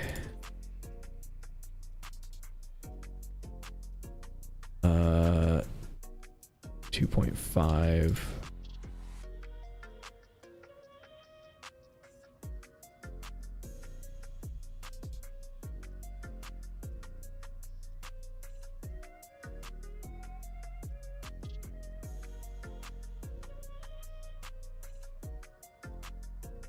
Whoever's doing 2.3 is rude.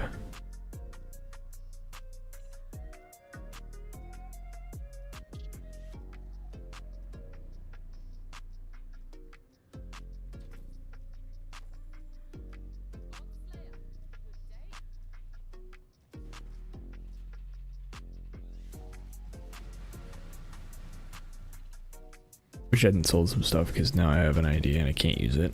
No way I can afford Fatal Flourish these days. I think I have a set. Fatal Flourish is the +1 strike, right?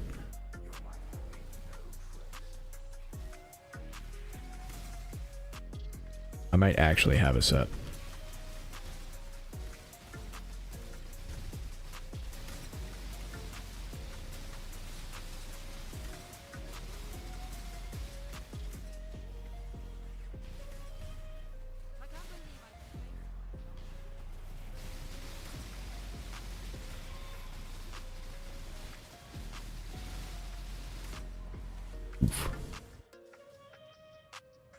Tax repeat. Yeah, I think... Is it... I think it's Living the Flickin' Dream. Might be the one that has it.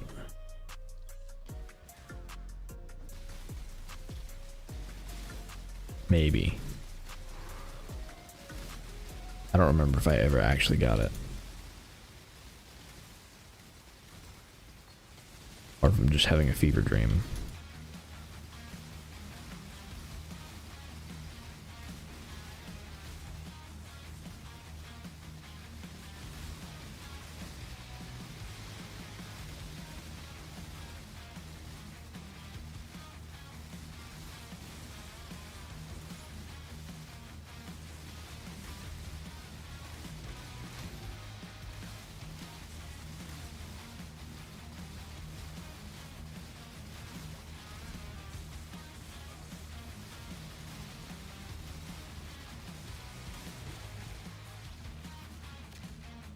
I remember going a little nuts on that character.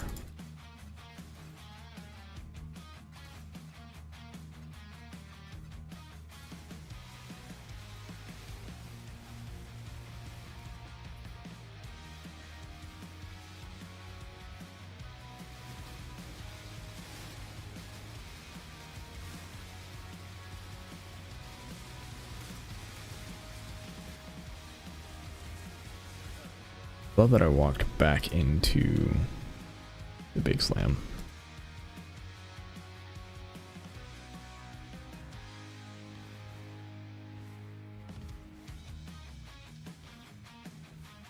I want to play mines with it.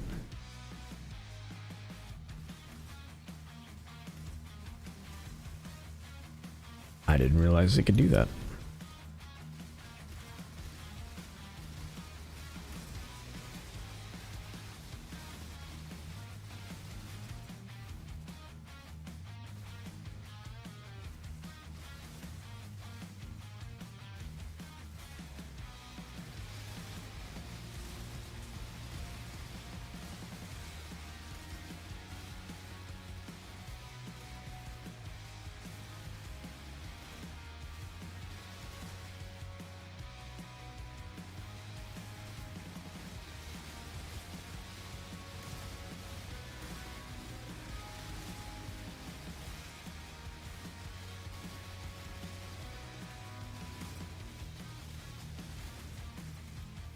Works for basically every attack other than some weird ones.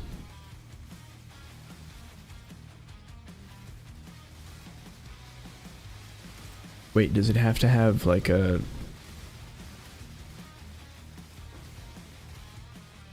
how am I... Because my understanding is it had to have repeats to begin with. Like there had to be repeats in the first place for it to gain an additional repeat.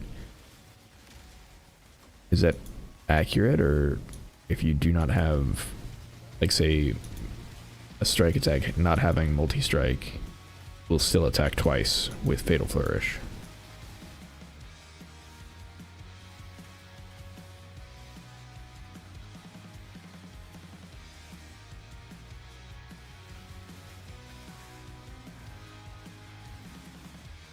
It works with bow skills.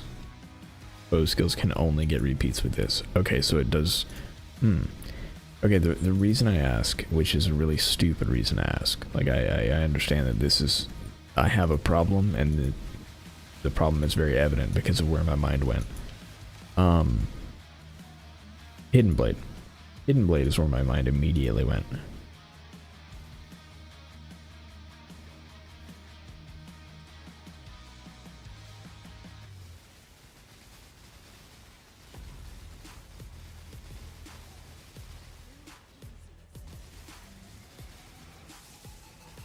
I can double the non-existent damage of Unseen Strike for a low price of 2 mirrors.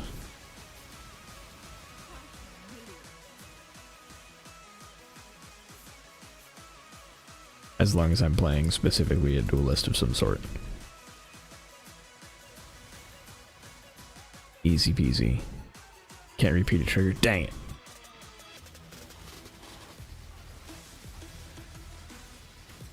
Again, not that it matters, because I'd be repeating non-existent damage for a duelist.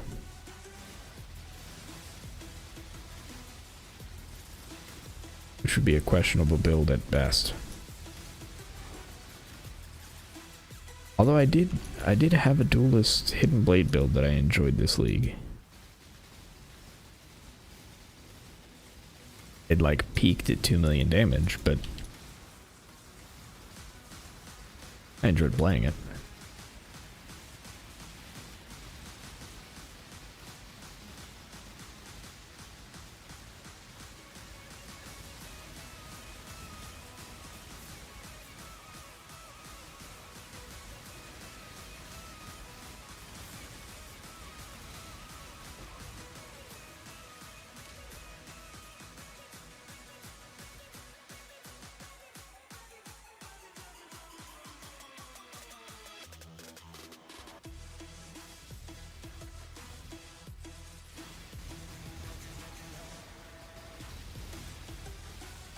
Have you played Hidden Blade cast on crit? No, I have not. I always figured it would be bad because the way to scale cast on crit is hit rate. Or getting the correct hit rate, rather. And the hit rate on Hidden Blade never seemed like it would be good enough.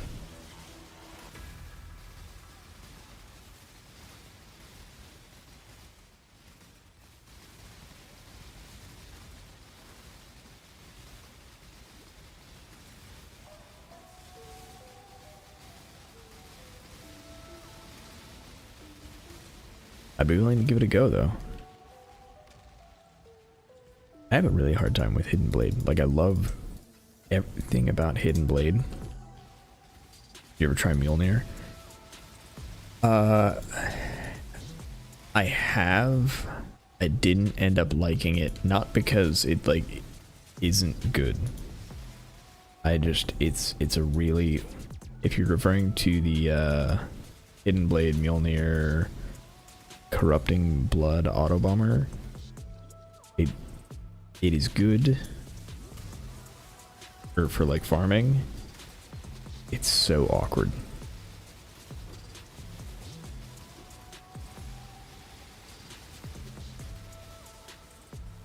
Like it's you have I want to say like the build peaks out at 1 million damage at 10 stacks. I would not try a Crimson Blood. Oh, okay, that's the build that I knew. Yeah, that's the one that I knew. It was Mjolnir, Hidden Blade, and then you use Mjolnir to trigger something like Ball Lightning in Mjolnir, and then you have Corrupted Blood in your chest, and you have like 3 HP total, and you use that awful, what is it called? The one that makes your attributes not matter. Supreme Ostentation. No, that might be the one that for potions. It's one of the Supremes. I don't remember which one. But you do that so that you can actually hold Mjolnir. And then you basically just use it to map clear. Elegant Hubris. Yeah, it's one of the things from Elegant Hubris.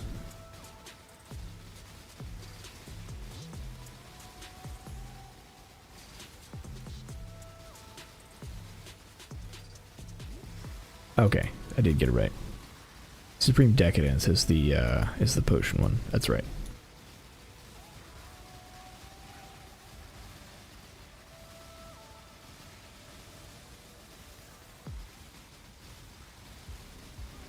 But yeah, that's the build I knew about. I didn't know there were other Mjolnir Hidden Blade builds. So bad. Yeah. I mean, it did what it was intended to do. I don't want to hate on it too hard because Guitaraholic is actually a good player. And that was his build for a while.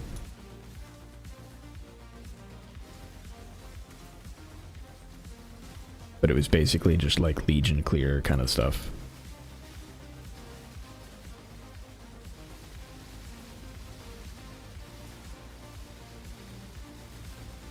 I don't know who that is. Guitaraholic is one of the people who works for one of the players who works closely with Locahol. And like helps him make builds and all kinds of stuff like that. I don't know about it helps him make builds, but he's very active in his community.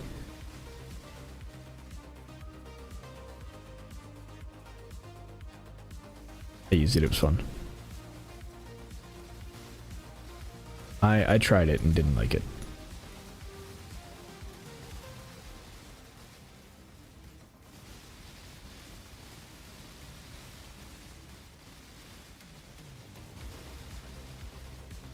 Yeah, my issue always boiled down to like, if you do that, you're essentially just using 2 4-links, and one of them is basically just hitting things.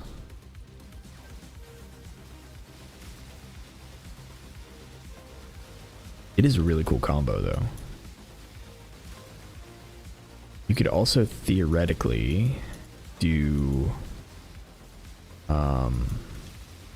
Hidden Blade. What is the cast on crit Cold Sword? I don't remember. You could do that as well. I think it's simply worse than Mjolnir, but you could do it.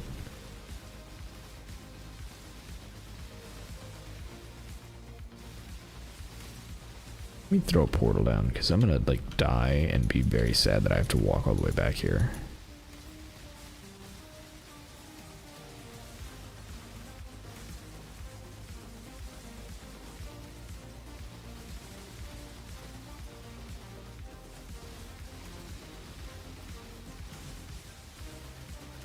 Sorry, totally spaced out there. All good.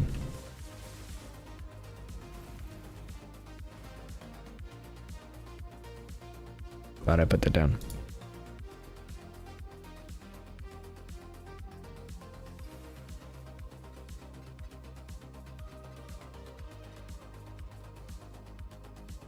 Oh yeah, net positive chaos.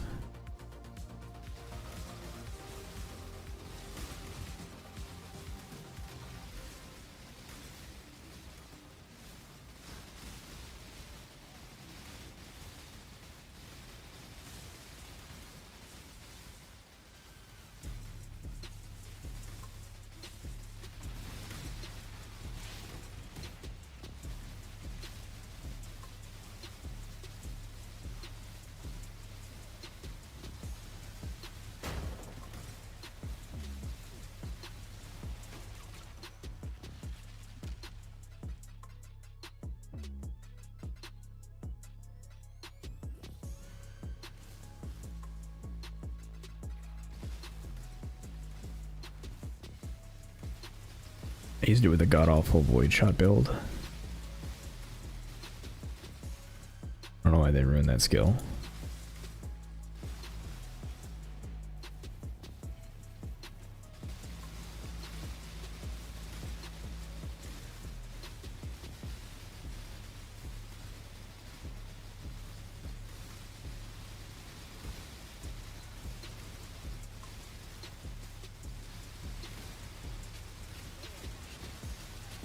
No clue.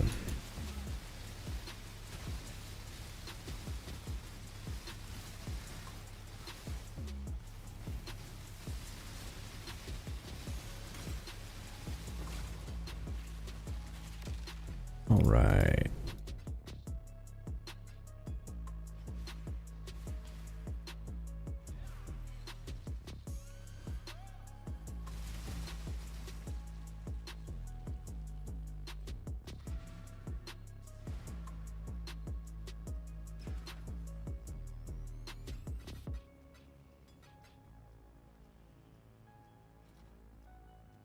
All right, that does it for the scarabs there. Let me go check. See if I actually had. It would have been this character for sure.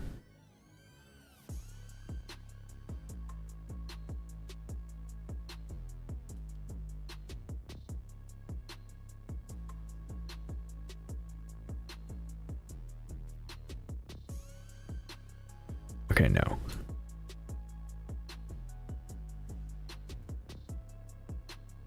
I forgot I put an inspired learning on this character.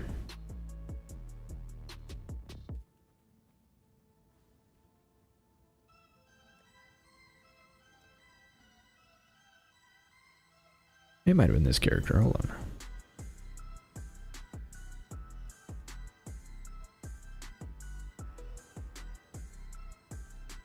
No, this one was Masterful Form. This might have been the character that I wanted it for.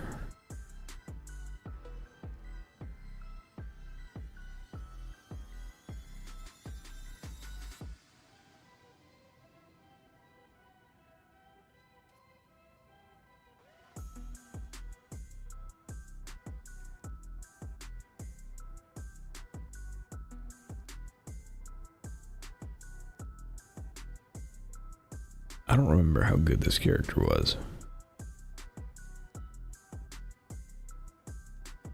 I bet that is a very expensive item right now in standard. A 9% flicker strike per frenzy charge. Abyssus. Oh wait, that's a replica Abyssus. It's not quite as good.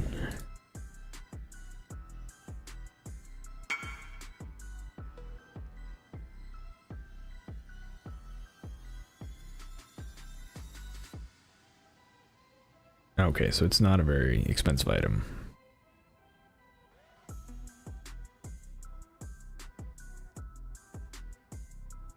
Oh, yours is perfect, isn't it?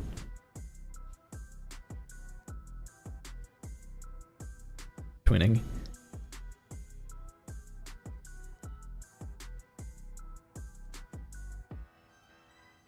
This is a fun character. I like this character a lot.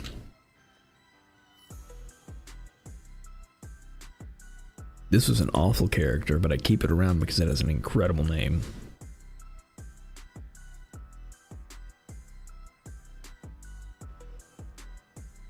I forgot how bad this character was. What league was this?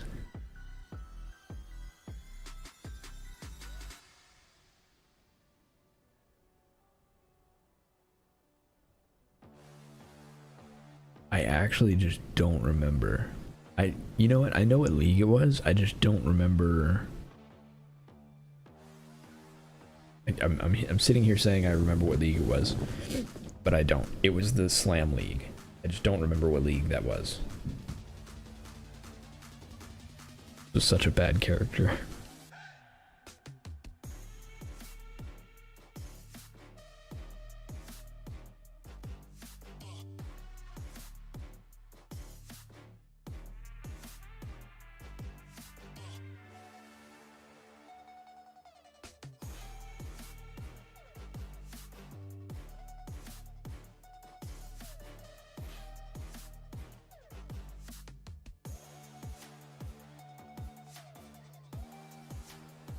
Low damage taking, bad crit. I mean, low damage taken is, in my opinion, the more important part. The crit range isn't that bad no matter what.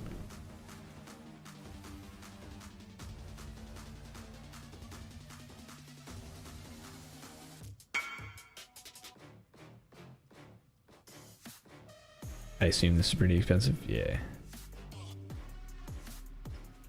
That would be my guess, just because it's not possible anymore.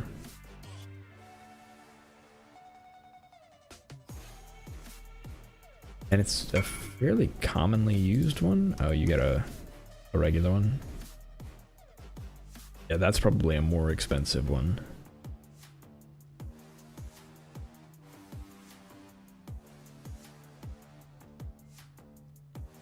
How is your crit strike multi so high?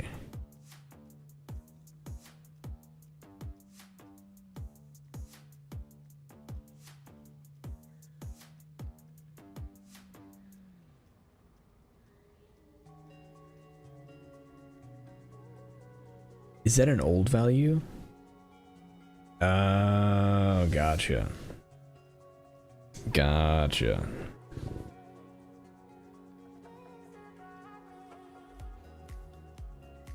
Yeah, I bet that is very expensive.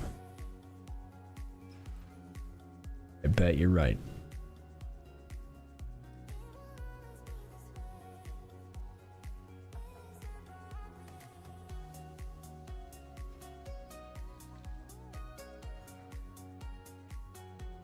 All right, let's buy. Well, let's see.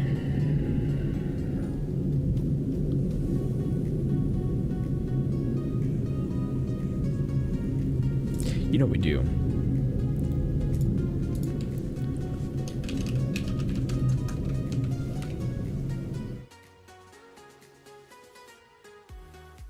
We need to get an awakened added lightning.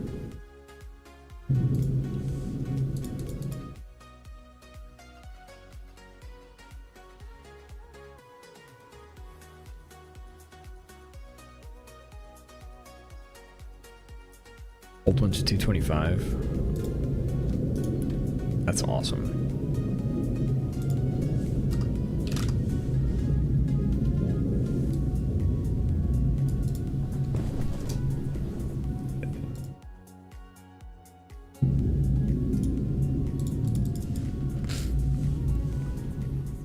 Okay, so we now have awakened added lightning to replace our old added lightning.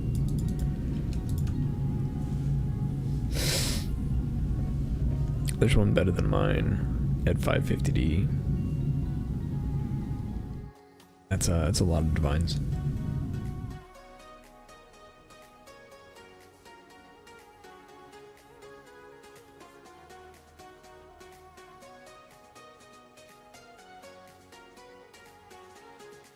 All right, hopefully that's better. There was a plane. That's what happened. Sorry about that. It should be better now, though. Okay, the other thing we need to do is... I need... one...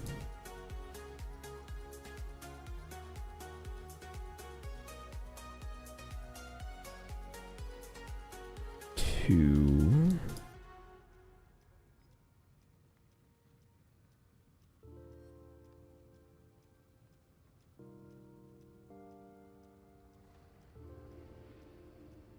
three minimum.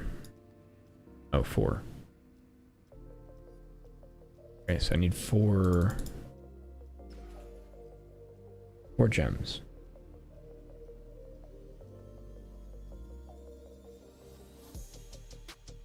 Okay, so let's grab the next set of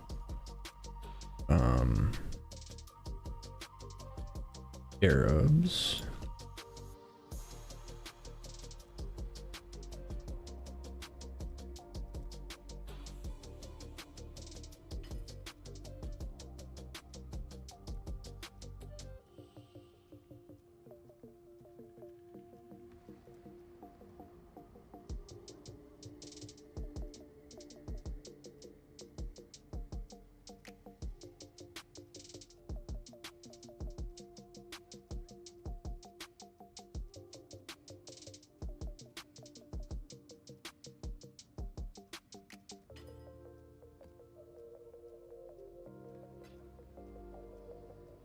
I really hate that it gives me incomplete orders.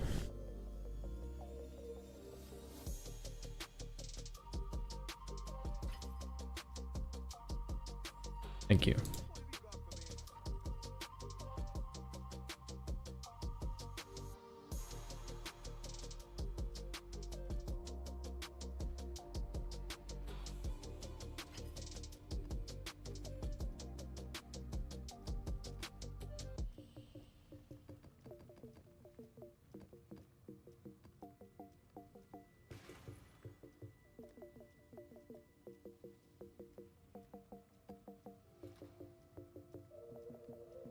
Okay, so now we have that. How much currency do we have left? 41.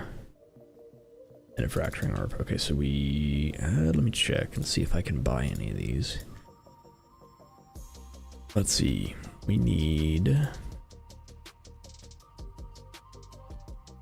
any jewel.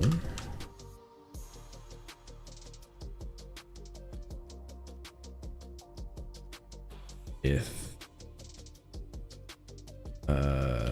strike multi with lightning, fracture, count minimum 1, strike multi with elemental. I think those are the only two I can use. 40. Can Crimson Jewels have what I need? I don't know if they can. PVDB. Modifiers. Jewels, Crimson.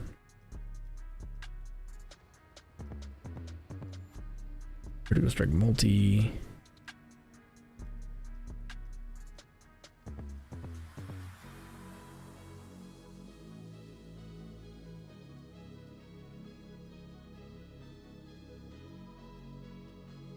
Strike with elemental, perfect. Now can I get energy shield is the real question.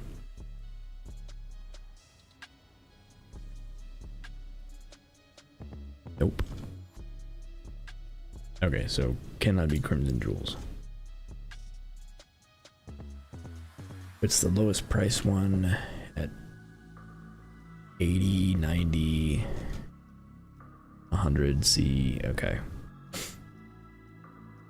Gonna be expensive. It has to be, let's see, 14 or 17, I think.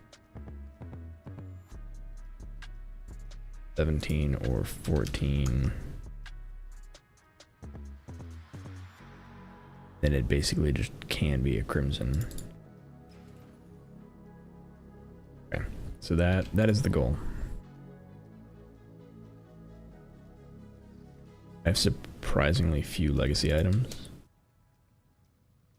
I feel like I do too, but it's also just like...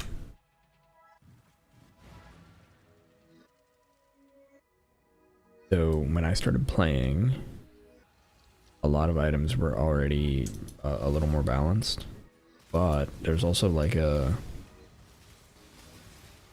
several league period where I was playing, but I was so bad at the game that I didn't even reach red maps. And I think it was like 3 leagues for me that I was just like... Getting to red maps was... an achievement.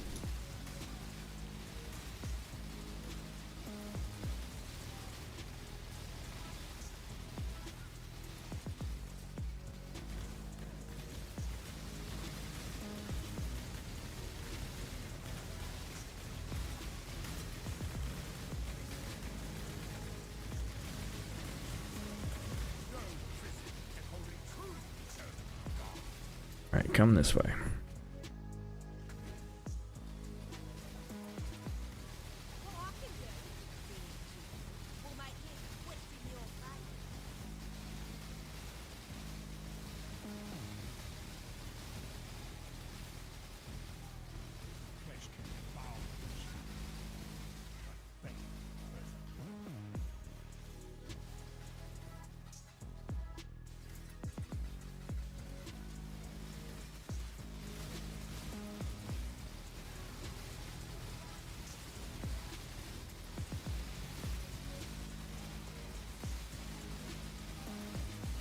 Come on, fracturing orbs.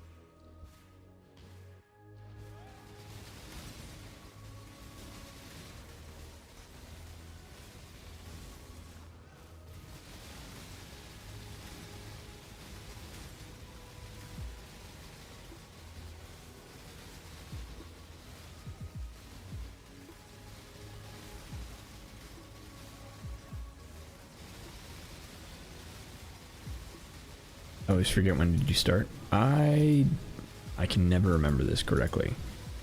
I need to like write it down somewhere or something, or like actually memorize it. I remember Synthesis, I remember Bestiary, I remember Abyss League. I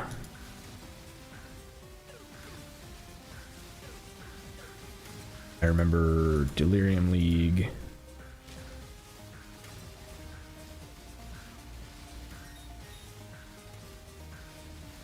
I remember Delve,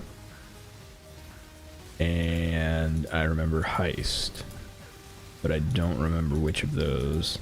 I don't think it was Heist. I think it was before Heist. I was also around for OG Harvest, but I think that was later than one of those. I just can never remember like where it came from. It also might have been Blight League.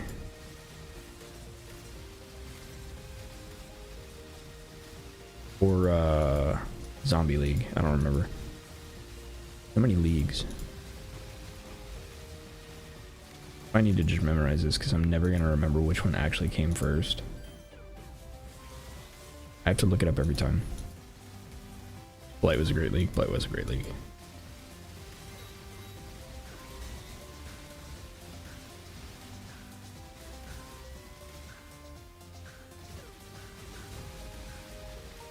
Ooh.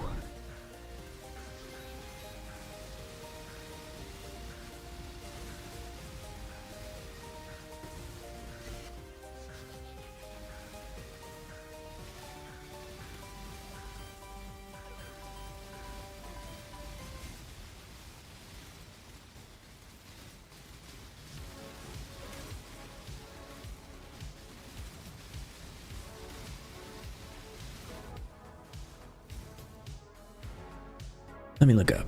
Let's see. Leagues.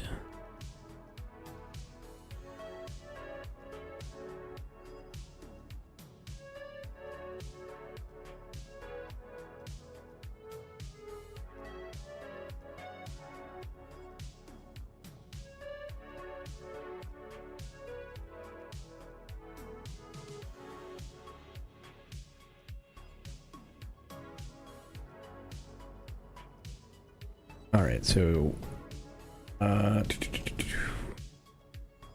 no.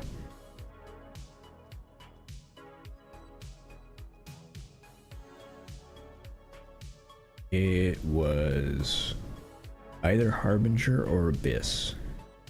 I think it was Abyss.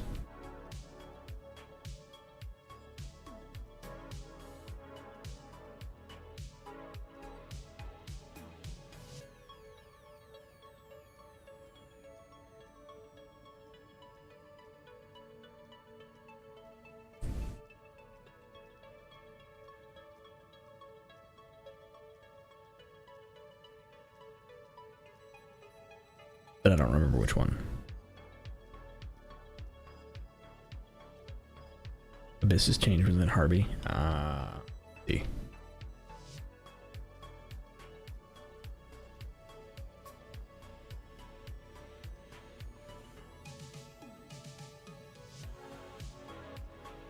It would have been Legacy when you started, yeah. Not that when I started my character was good enough to... it might have been good enough to go far enough to get an Abyssus. I made it to maps for sure. I just don't remember how far into maps I went.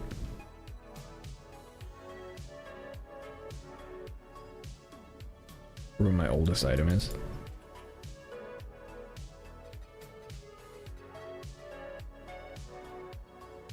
That's a hard one.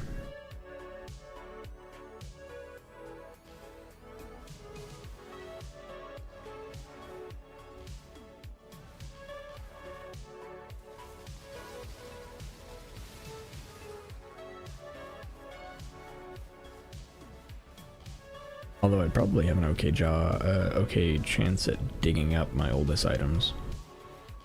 Because the first league I played, I didn't have stash tabs.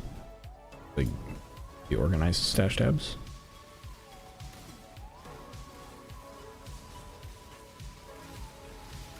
So there's probably a standard stash tab somewhere filled with a bunch of random uniques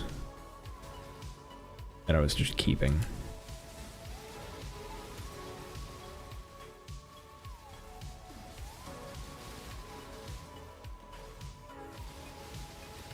And a bunch of really bad items because I didn't know it was good. Hey, we got fracturing shards.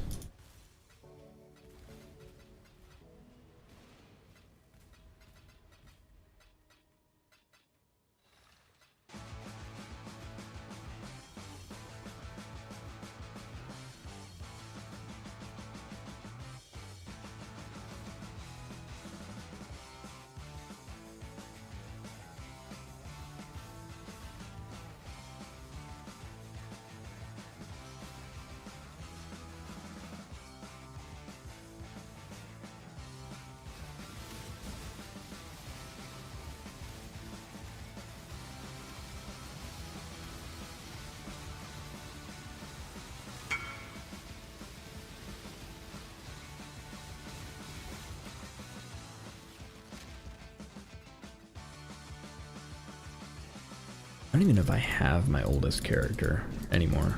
Like, I'd probably get rid of it.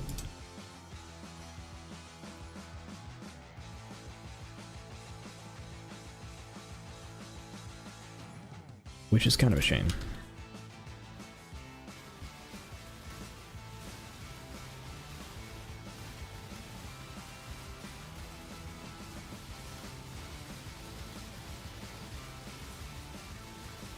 I'm curious what the shield you sent me was. I don't have my oldest, but I have my second oldest. Do you remember what league was the Slam League?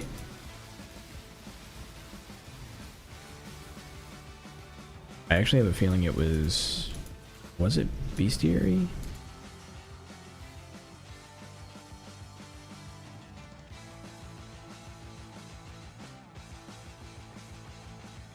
What is your...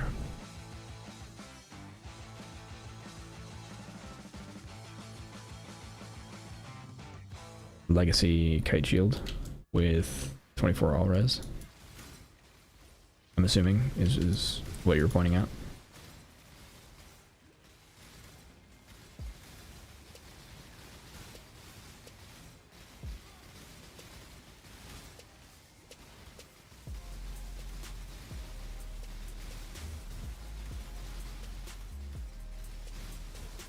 %, plus it was from 1.0.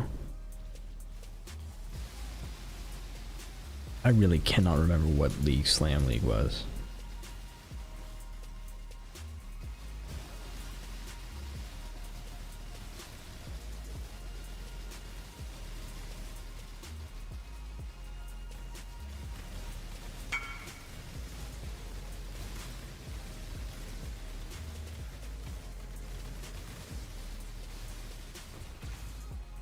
Nice.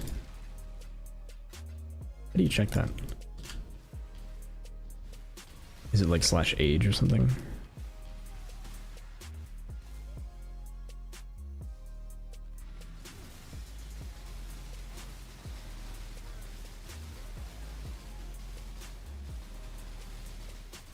Hey.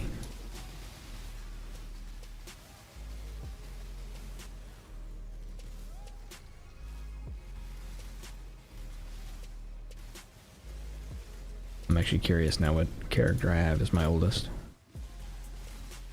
I'm guessing it's Slamdog Millionaire, because that's one that I just never got rid of because of the name.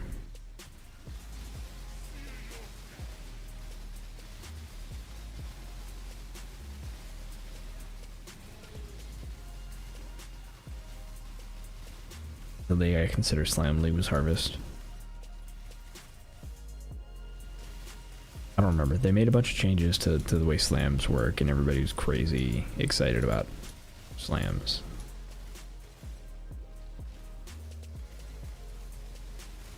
Like, it was the league when they were just like, now you can stack a bunch of Warcries and do 10 billion damage with one hit. Couldn't do 10 billion damage, but you get my point.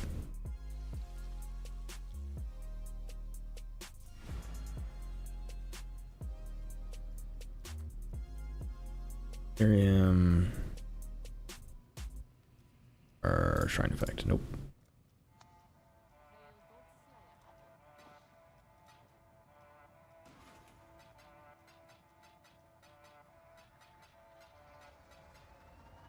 Okay. I'm curious. Character selection. Standard. Let's see. It wasn't Chaos Storm. It wasn't Chaos Storm. It wasn't Flicker. Bad idea. Although I should get rid of that character. It might be this one.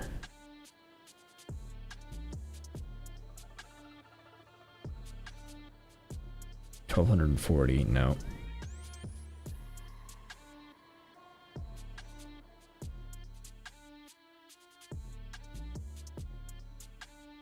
There's an explosion queue.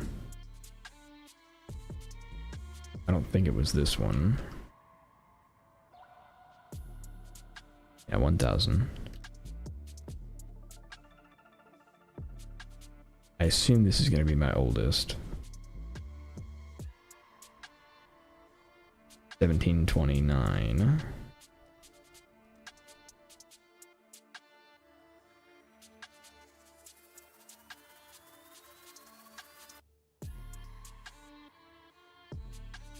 Yep, that's going to be my oldest.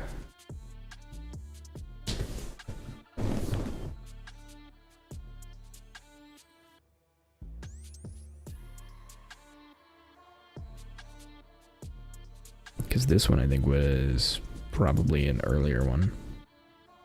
Or a more recent one. Yeah, 690 days.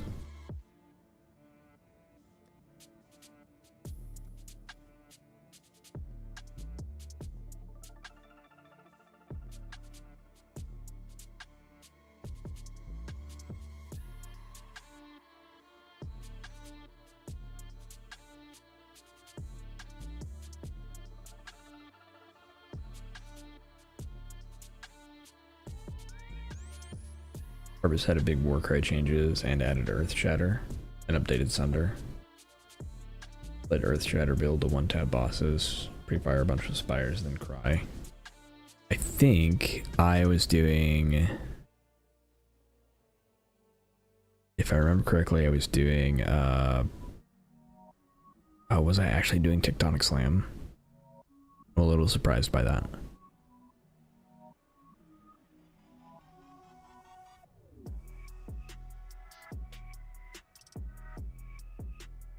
I give up on this character fairly early in the league, I think. Maybe not. But I think I ended up changing characters and going with something else.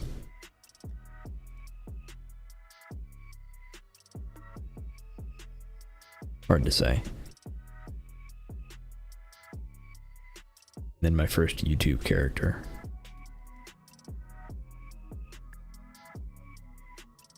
$935 days.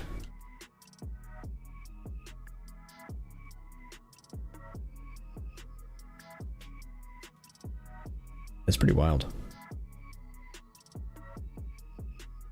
Coming up on 3 years now.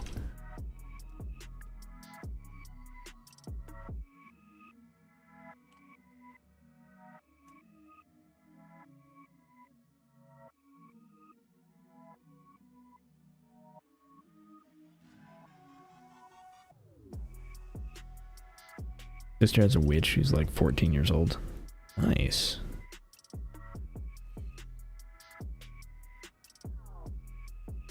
A real original.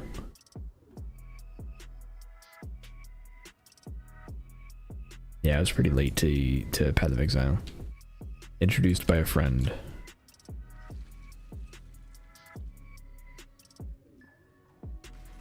Alright, I need a map.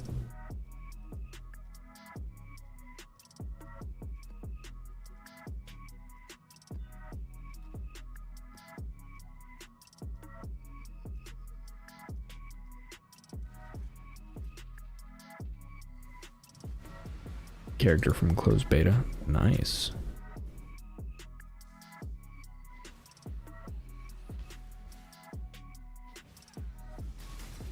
You know, I need to check, because I don't think I've checked recently, if there's any more information for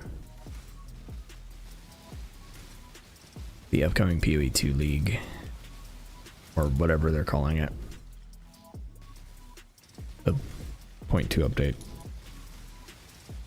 Because I don't know what I want to do. I don't know if I want to just rebuild the character I have, or if I want to try something new.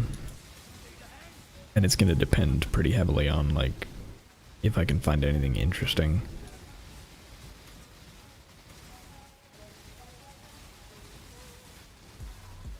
Because I'm pretty unimpressed with the spear stuff overall.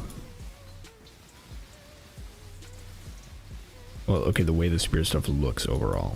I haven't played it, obviously, but I don't know.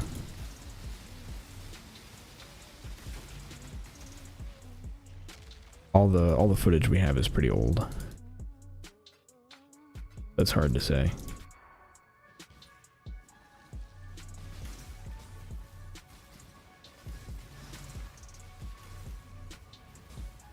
I want to like the spear, but I also, I don't know. I don't know how to feel yet about the way they're doing some things. Because, like, I think Flicker Strike, the way it is in PoE 1, would be a lot of fun with a spear build. But it doesn't seem like they're going to let us go that way. Also, I really don't like how Flicker Strike works in PoE 2. I don't think I'm touching it. Fair.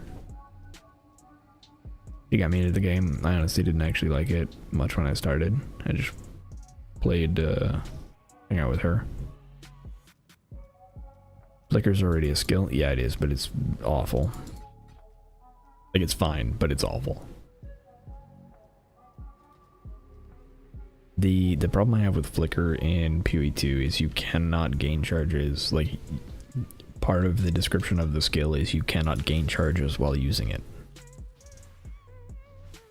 And so you can't just have a Flicker build, you have to have something and Flicker. And that to me is very annoying.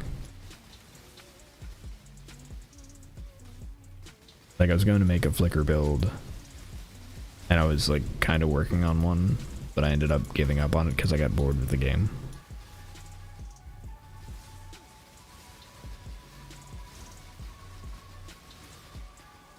I'm gonna give it a shot, but again, if the end game doesn't improve, it's gonna be a tough sell for me to keep going with it.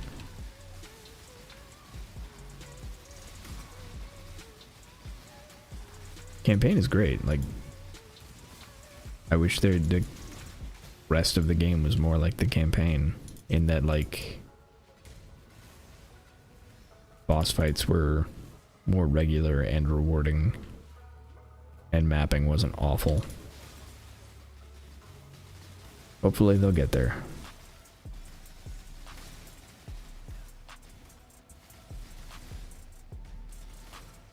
There are a lot of things that I think need to be addressed.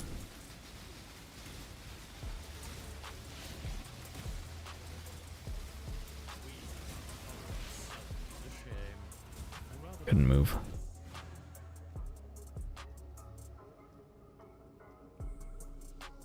Sounds like PoE 2, yeah. It's annoying.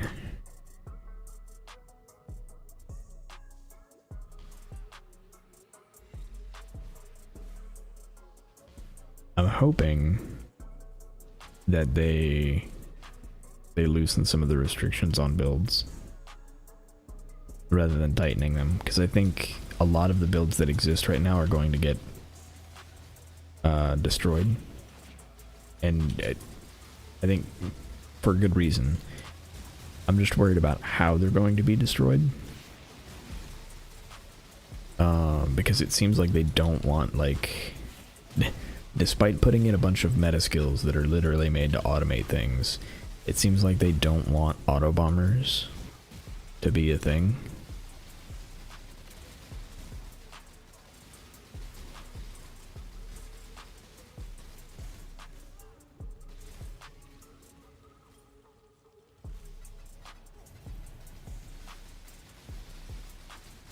Like, they've done so much within their power to disable auto bombers,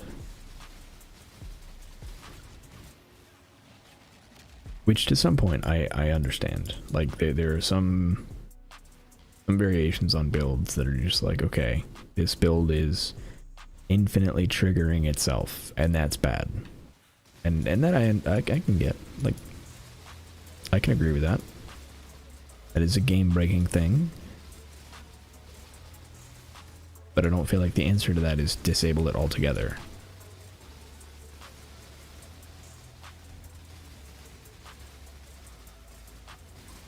I don't feel like making all trigger skills unable to trigger skills makes a lot of sense. Like, I feel like if you can put the investment in and have skills that trigger each other, I think that's an acceptable way to do it. I do think there needs to be limits, but I don't know. I feel like the cost of doing that just needs to be made the balance factor, not the ability to do it in the first place.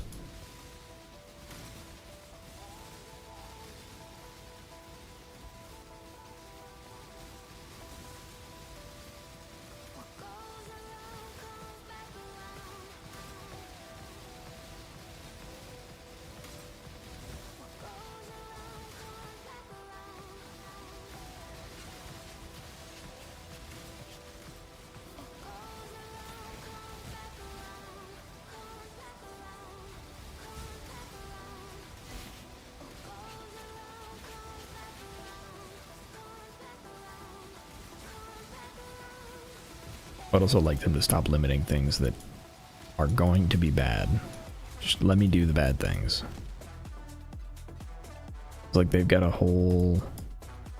I don't remember what it is. There's a chaos damage over time thing. And basically the way it works is you attach this support gem to a curse, and anyone affected by that curse takes damage over time. Like chaos damage over time. Okay, cool. But it doesn't work if you put blasphemy on that curse. So if you use that curse as an aura, you can still support it with that chaos damage over time, but because you don't cast it, it doesn't work anymore. And I think that's silly. Like, I think that's an absolutely silly rule to have, because you're just disabling a cool interaction for a build that is probably going to be so horrendously bad that no one would ever play it anyway.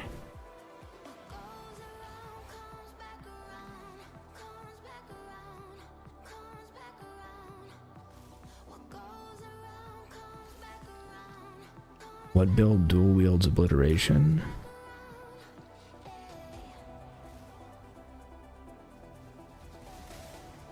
Like Weird Bane? I don't know of any builds that do it, but I mean, isn't obliteration is extra chaos, or am I thinking of a different thing? Like, I know obliteration is chance to explode on death, but I thought it did something else as well.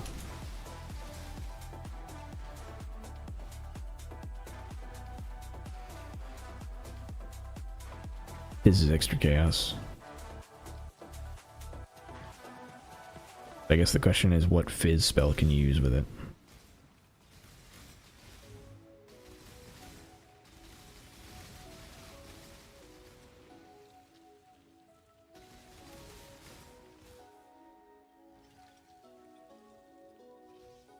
Hey, how's it going, Pugs? Welcome, welcome. Did you do, like, seismic trap?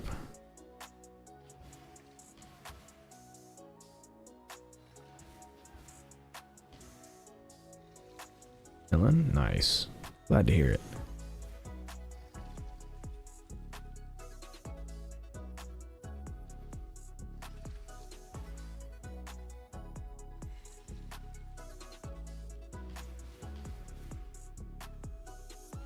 PBOD, what is PBOD? Penance brand of dissipation. Oh. Duh. That's I guess that's your answer. I thought that got converted to no, oh yeah, it does get converted to lightning, so you would gain all of that extra, or as extra chaos.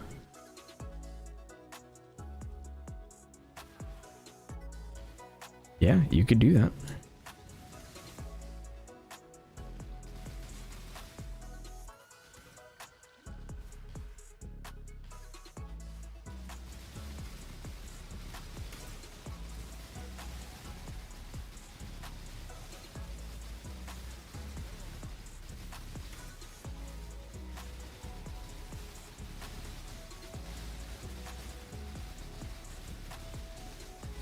Play poison.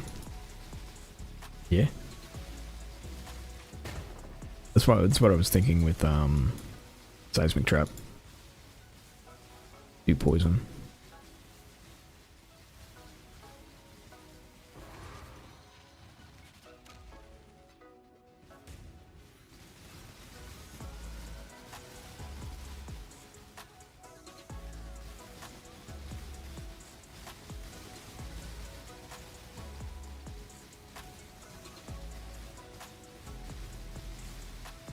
Although seismic trap's been out of the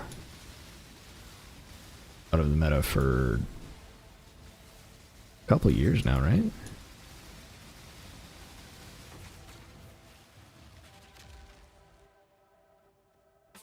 Dual wield with no shield, and have to play a cultist, so no prolif.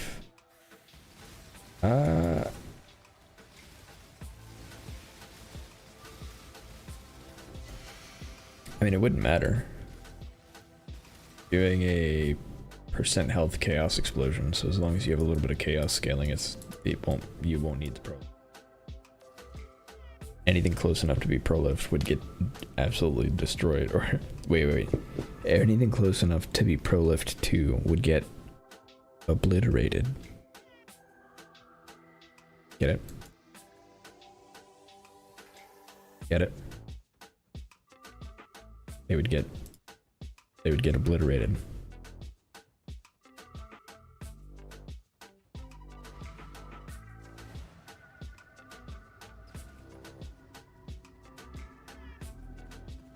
All right.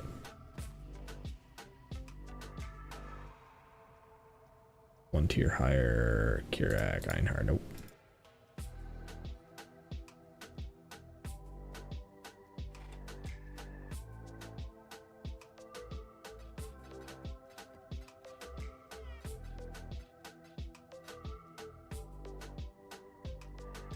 I could run shield, but I'm gonna lose 15% pop chance.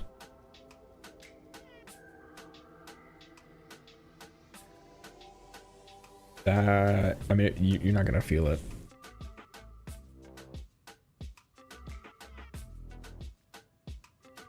%100% pop chance is a neat number to get to, but it's not gonna make a difference. I feel like 50% pop chance is more than enough.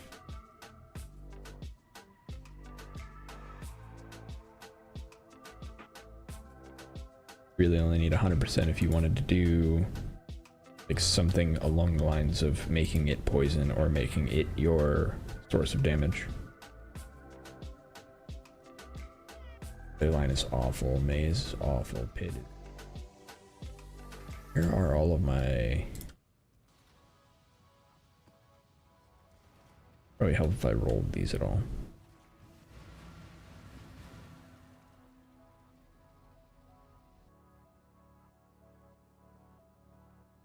85% is good enough, yeah.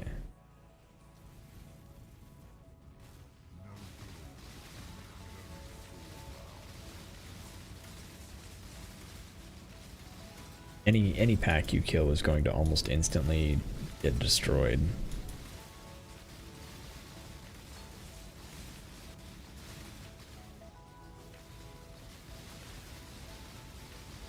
It really won't matter.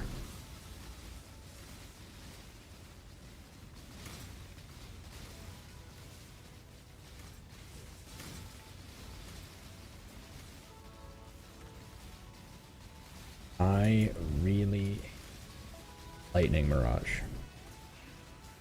It's awful.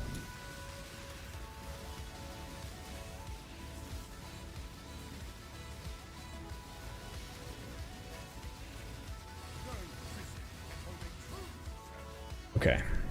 Come with me. Fight over here.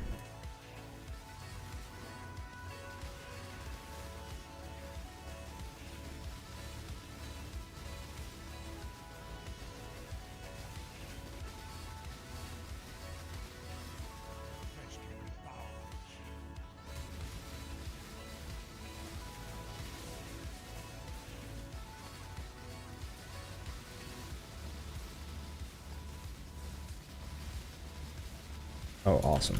An invulnerability aura. Love that. I lied, I don't love that.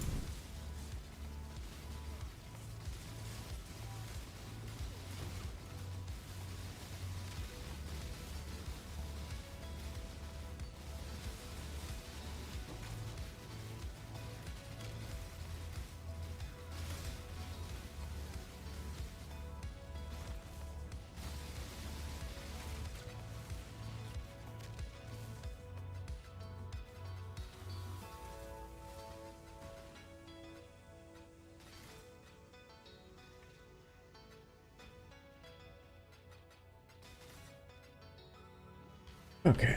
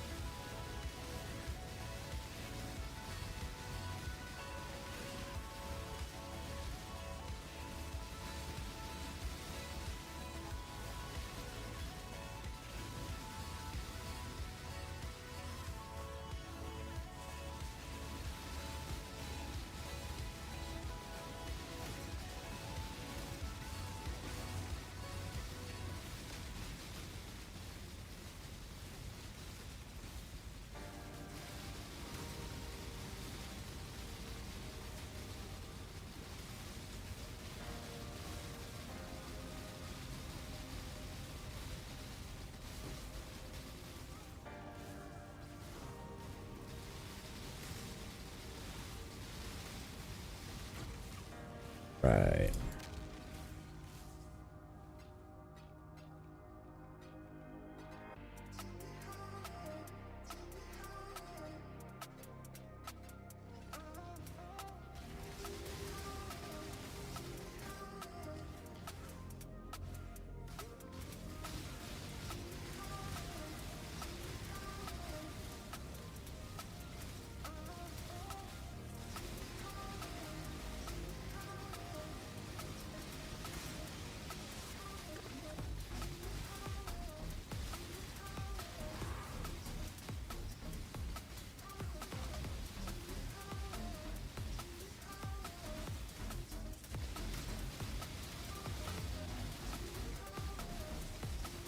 I'm really considering switching over to the chest piece that I hate.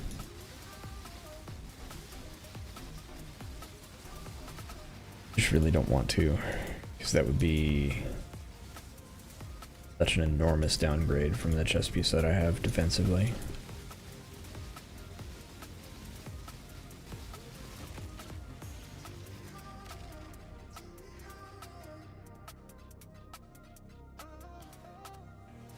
The Herald one? No, what is the... Forgetting the name of it all of a sudden. It's the shock one.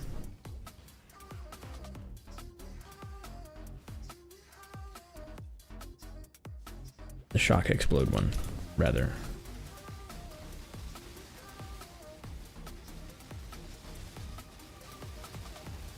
Yeah, impulses.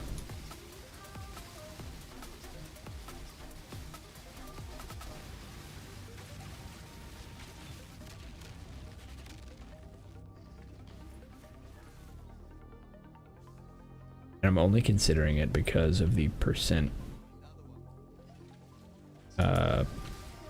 explode. Barrel device is getting the job done, but it would be so nice to have a percent health explode. It would make this so much easier. Right there, killed one thing, everything else is dead immediately.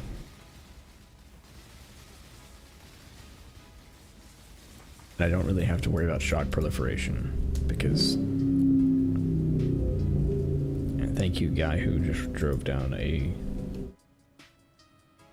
I didn't know about it. I just Orieths. Ooh, that is a good point. That is a really good point. I bet it's expensive though. Let me see.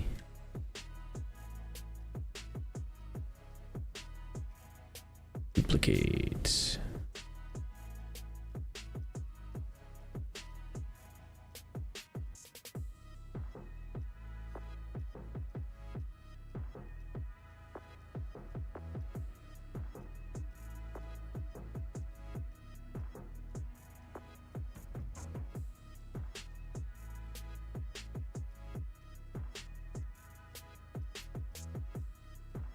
Oriath's End is 3 divines. Huh.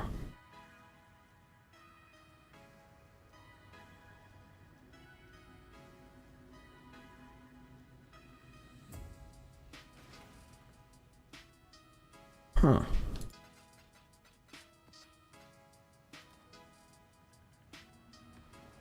We might be buying an Orias very soon.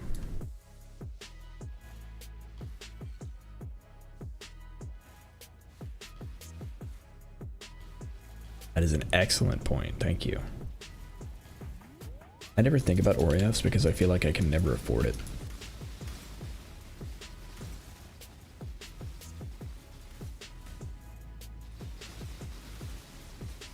Isn't it normally like super high priced?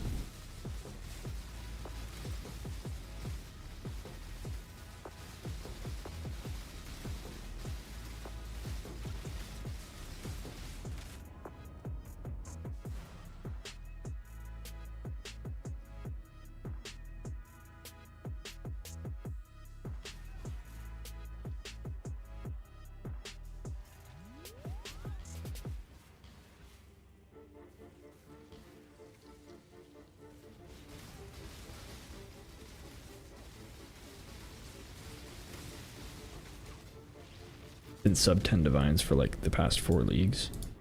What have I been doing with my life? I guess I just stopped looking at it at some point.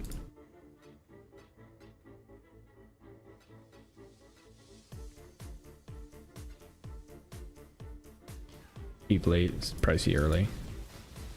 Maybe that's it. Maybe I just always look at the first week or so. And I'm just like, 30 div, I'm never getting that.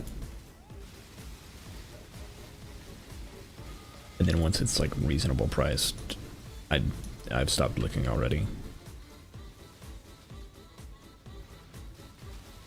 Tired of walking back.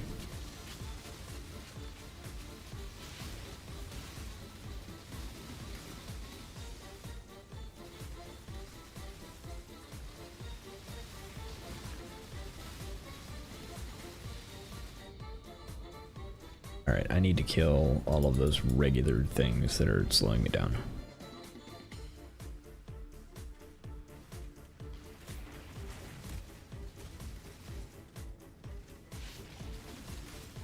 Okay.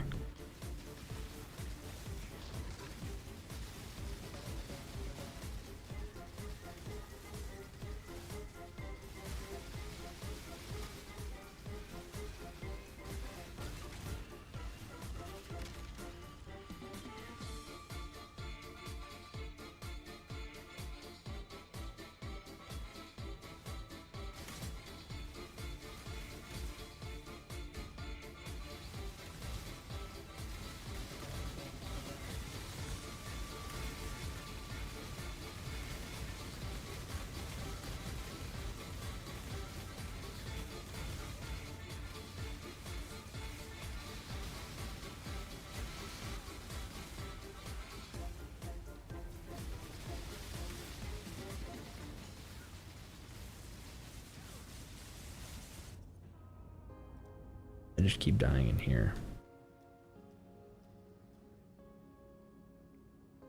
11D in standard. Standard prices are wild. Standard prices are wild.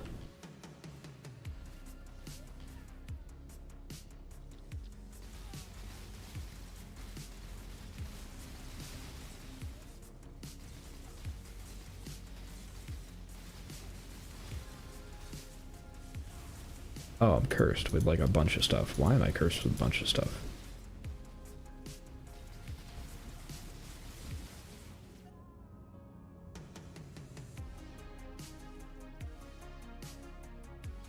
I hate invulnerability aura. It's bad enough that there was already one mod for it. Please don't add more.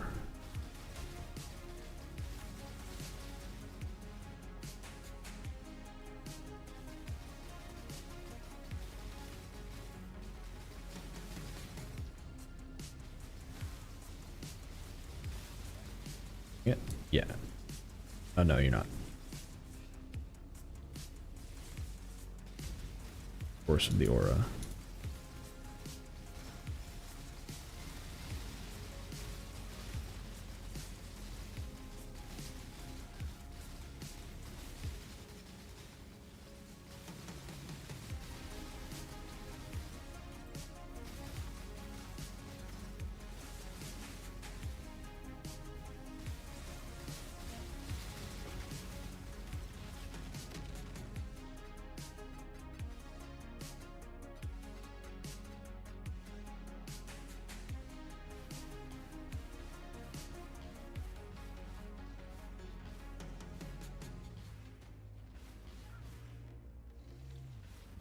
Get out of here.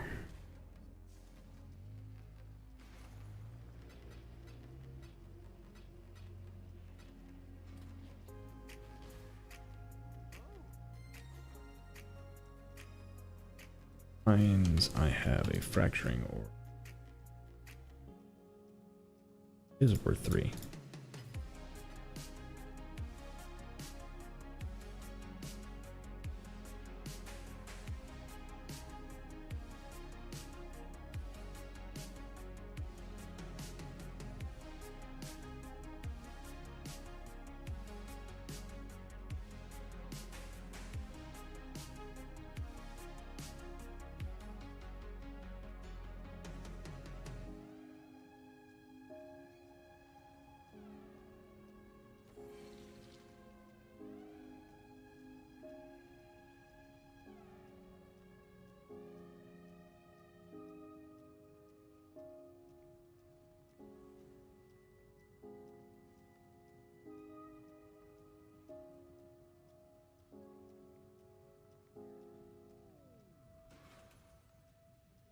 Afford.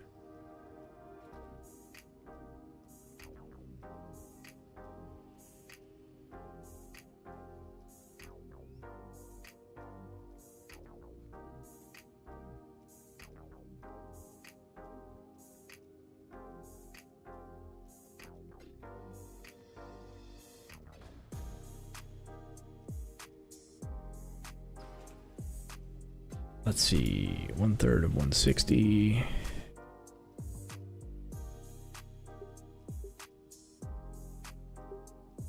$50.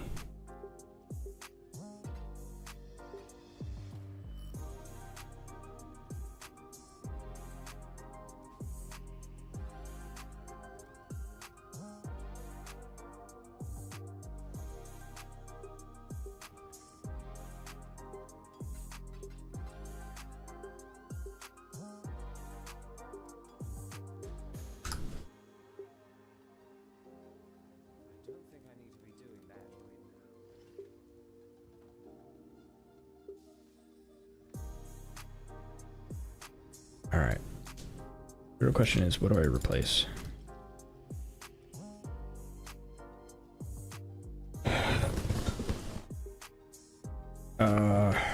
I think I replace fire.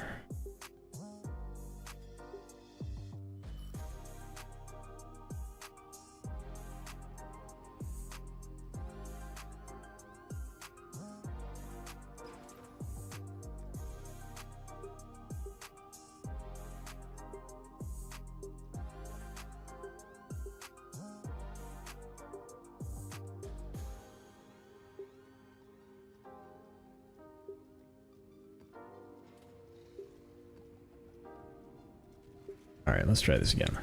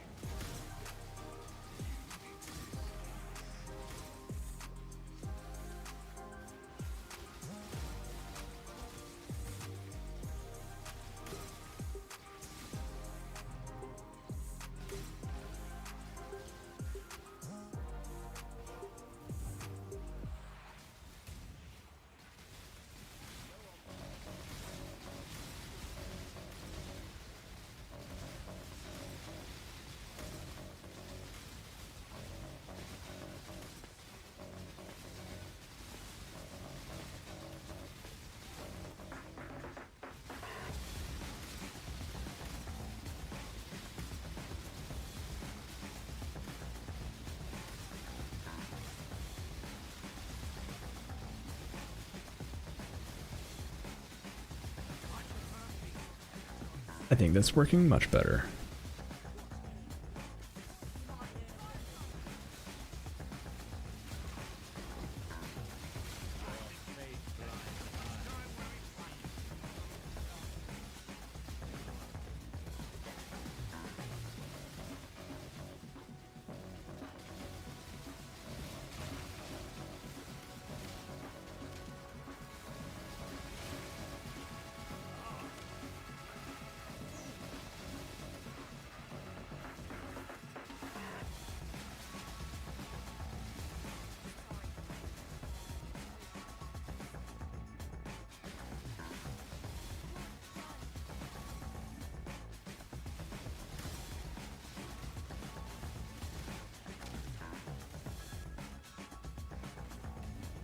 I actually want to change that one to be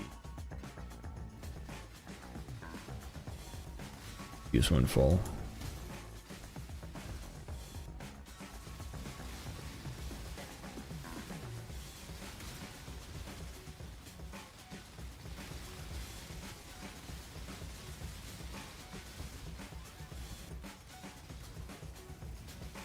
Because I shouldn't have a problem maintaining the charges.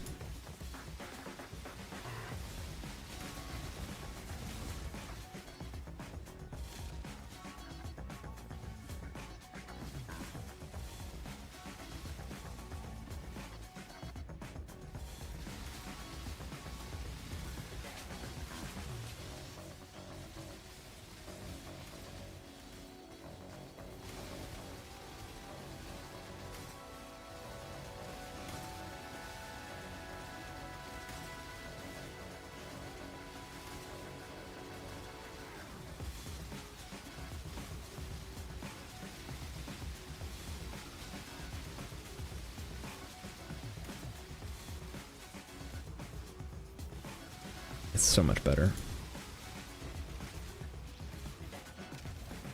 At least it feels better. Maybe it's a placebo.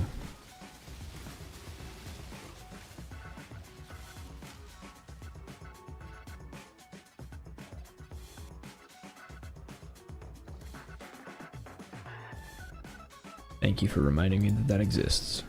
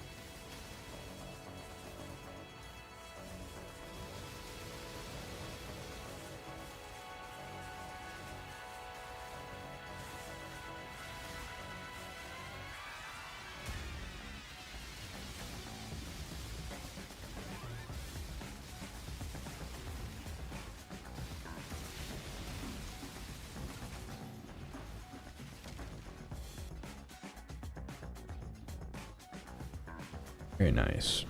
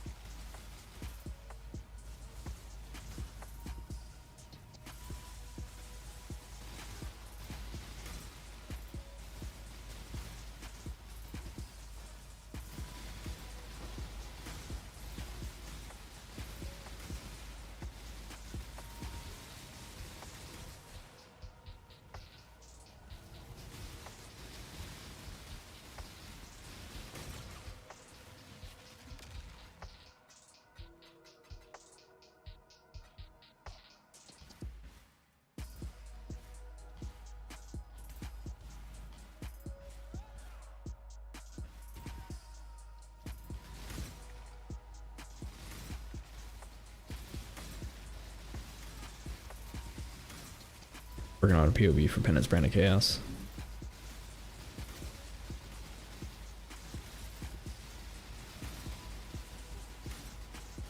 On that note, I'm considering changing out my Ball Lightning of Orbiting for something else. And I'm considering a brand. Because, like, DPS wise, it's technically the best, but it's only the best if I'm constantly casting it. And that's just not the case most of the time. And so I'm wondering if something that scales with cast speed, but I don't have to cast all the time, is a better replacement. And that leaves basically Penance Brand of Dissipation and Storm Brand of Indecision, I think, as like the best options for things that scale with cast speed. Brands don't scale with percent more. Oof.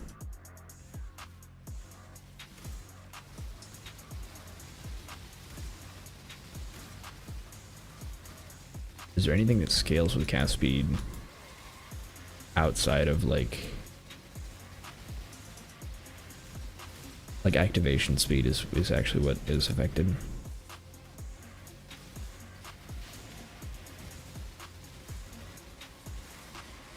Although if that's the case for that, it's probably going to work like that for all of them. So it probably won't matter.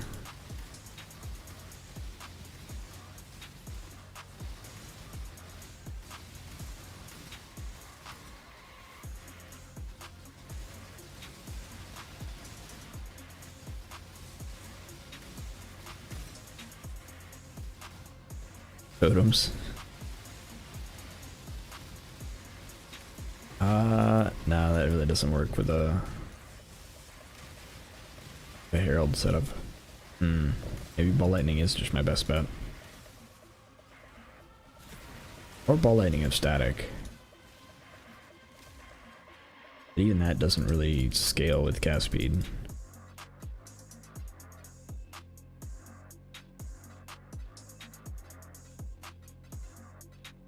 Like, I don't actually gain anything from scaling cast speed with it.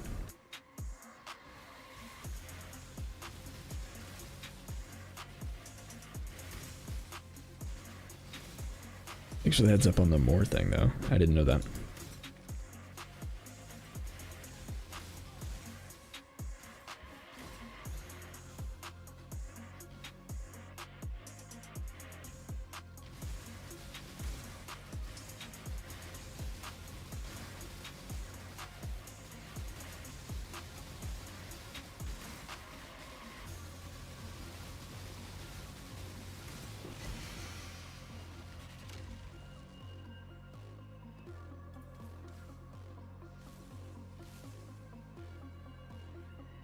Much to my chagrin.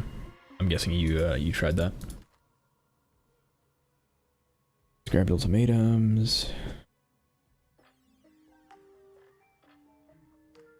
Light Legion, Smuggler's Cache, nope. Conquer, Breach, Shrine Effect, Ultimatum.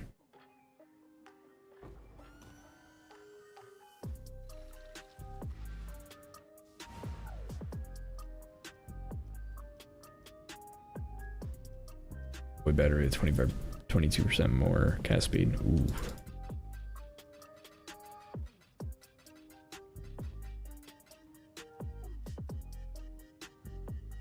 I'm gonna be right back. Alright, go to the restroom.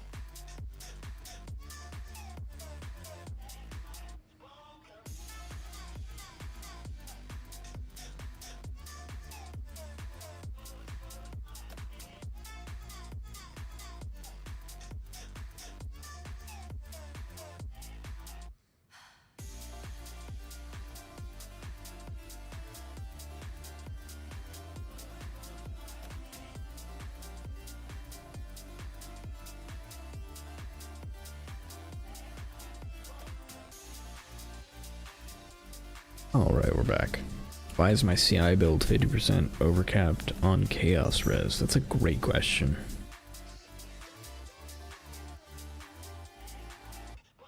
Okay.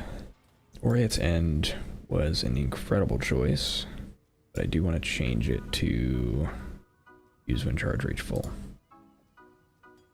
I like that mod way more.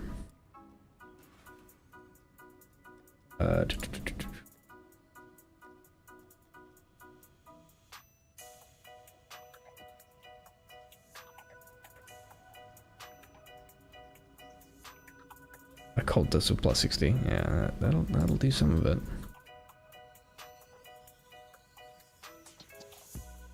Oh, and Ming's Heart, yeah.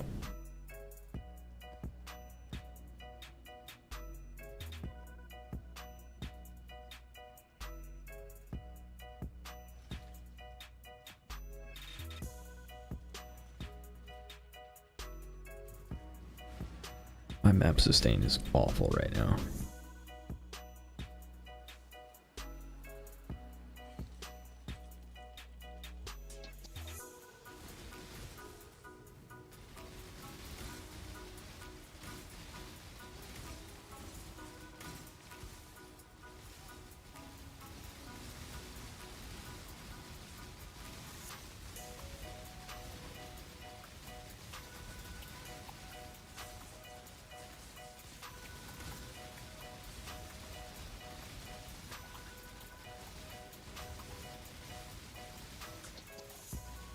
No, now that I realize that Oriath's End is not the most horrendously expensive thing,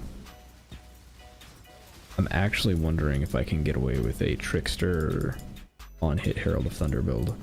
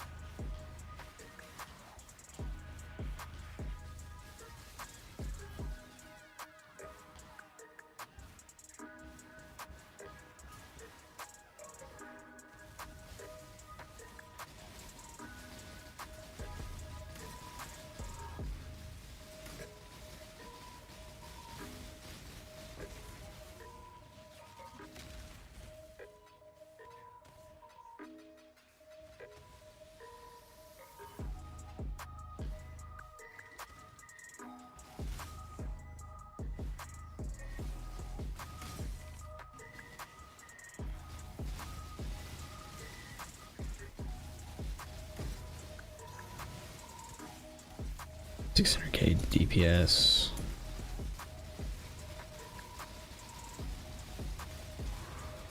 Yeah, that's rough.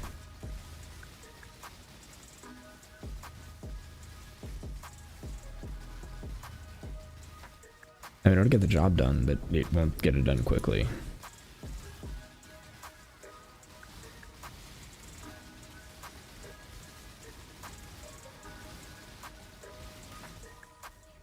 Come on, there we go.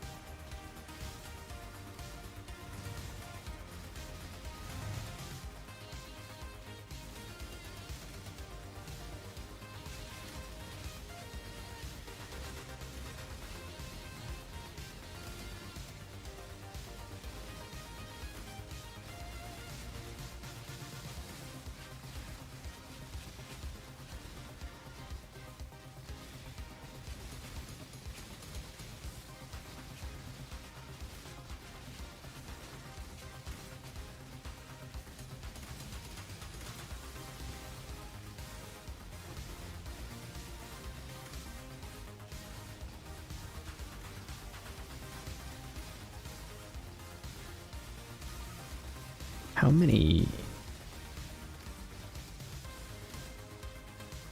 Harbingers are in here?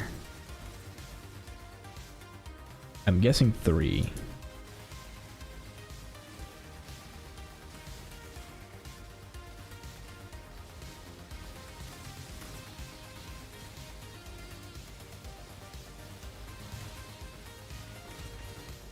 Okay, there's 2. There's a third one.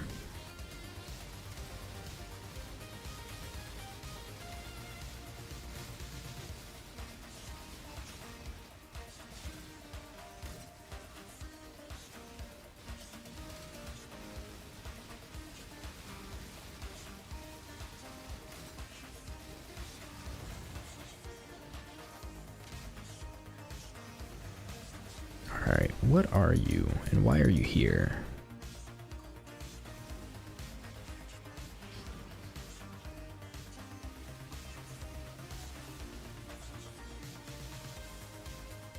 You're just a random rare that exists here. That is crit resistant and cold resistant.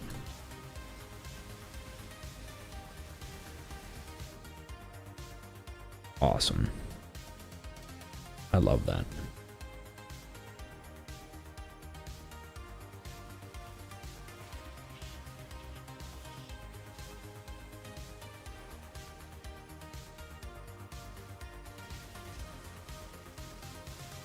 Okay, we're gonna do this.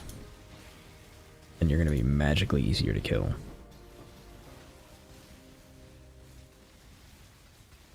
Because right now you're not taking damage and it's really annoying.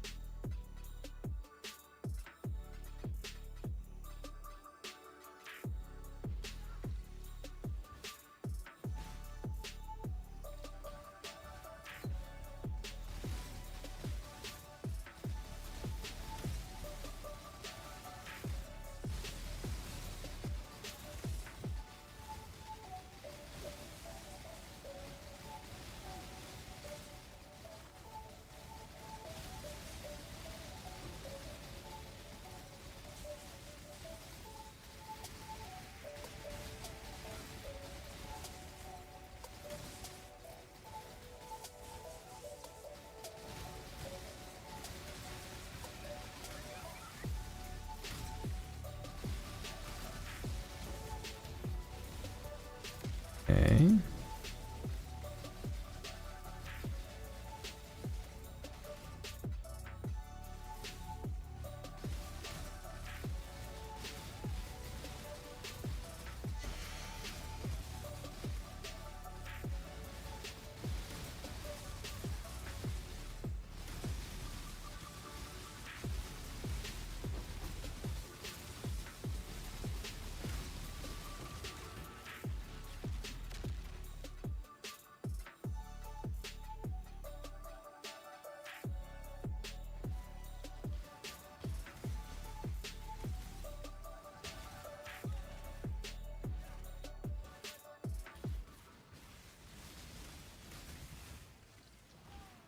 Okay.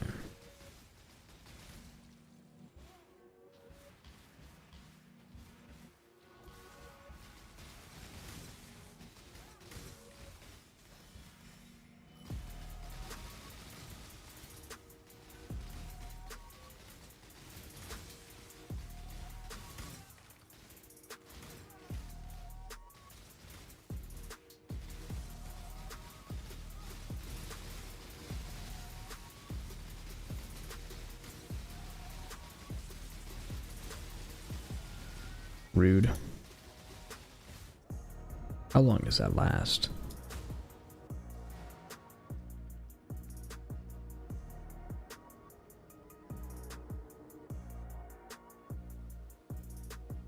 We deal 111% monster health as damage. Got it to 2 mil average DPS, 3.7 buffed. 2 drill sockets still unused. Yeah, I know, right?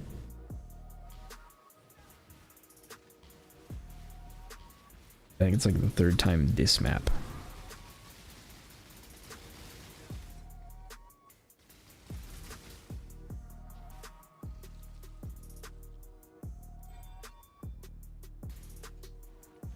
Wow. I hate how bad reflecting mist is. Alright, come. Everything in my build is reliant on being able to hit or do damage. Crazy how an ARPG is reliant on being able to hit stuff.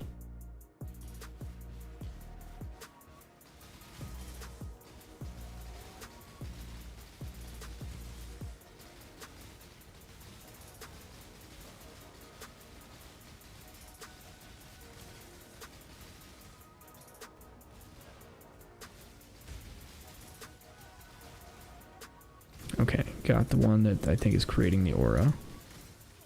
Then now I can just absolutely destroy everything.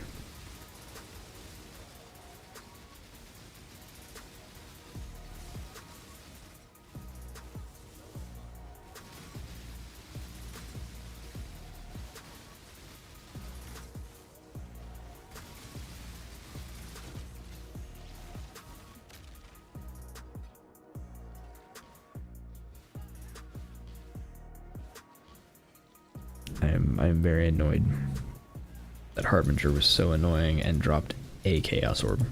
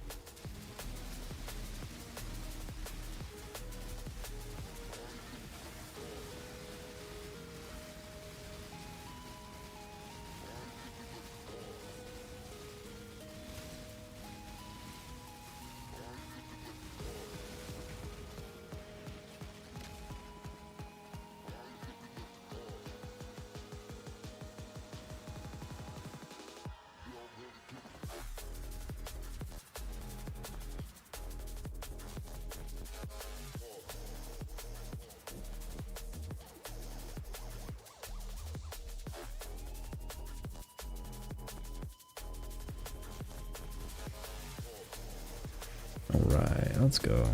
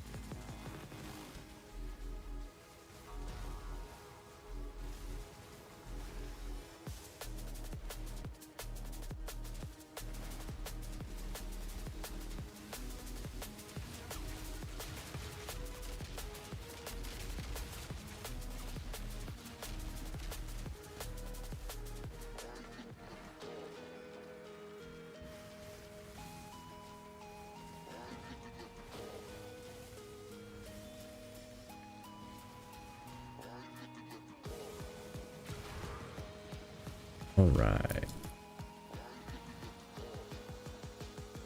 Got a couple silo maps. Let's go.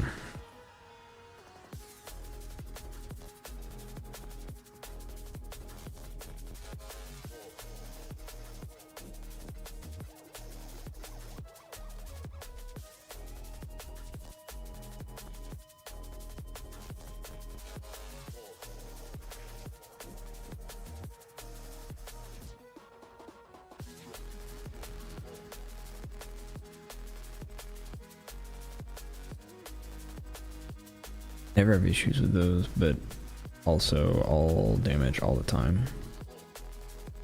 Unrelated, I think I mentioned this before, my closest close call ever was getting hit with a bleed and tapping Val Discipline. I lost 2 life at 12k ES and 13 unreserved life. Ended the fight with 11 HP. Oh wow.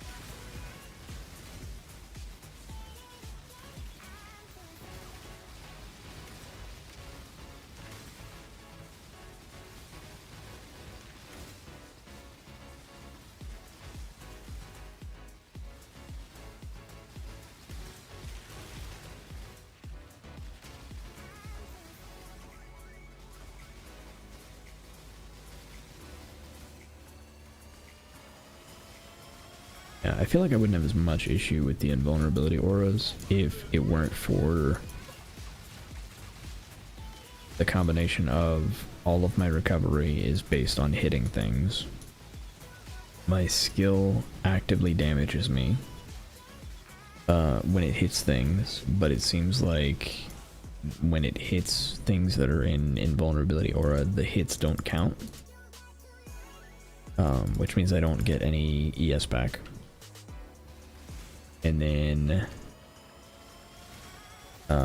because I'm now constantly taking damage from that, and also I'm in the middle of a bunch of enemies, I have to wait, basically. And in that waiting, I die. Because I'm not actually very tanky. I just have a lot of recovery. But that recovery is entirely based on being able to leech and or hit.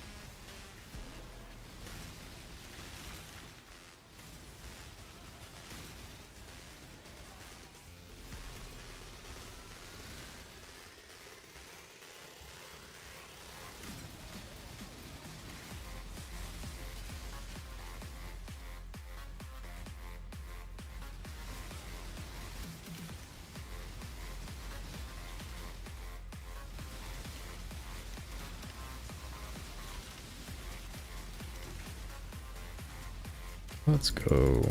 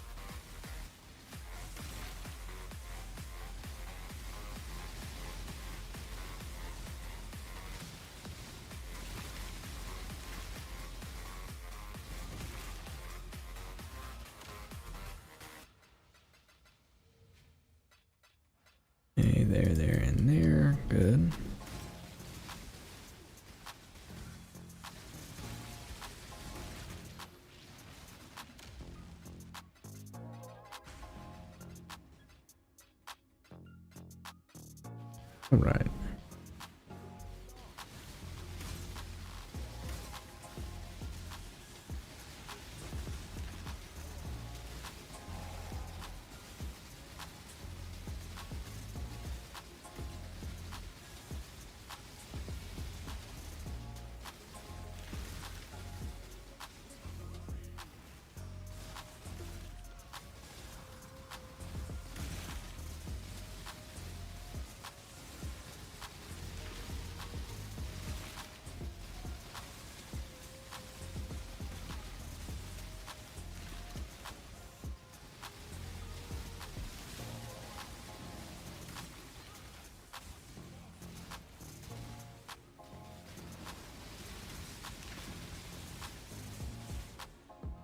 Yeah, I'm not surprised by that. I got stuck. Guess what time it is? What time is it?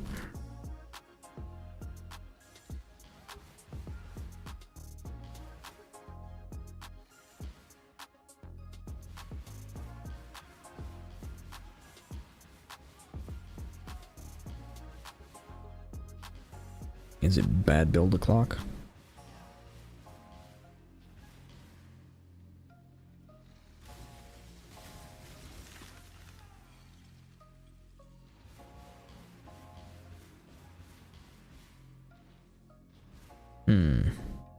That was a trap.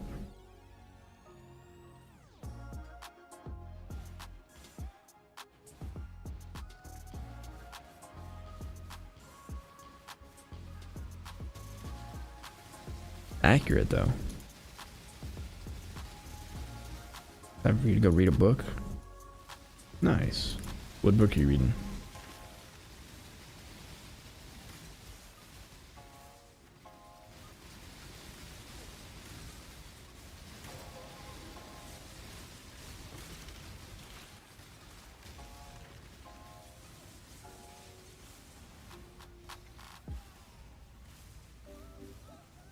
Some sick ass words I gotta look at. Bear. I'm gonna be doing that a little later. Only I'm not gonna look at the words. I'm gonna have someone else read them to me.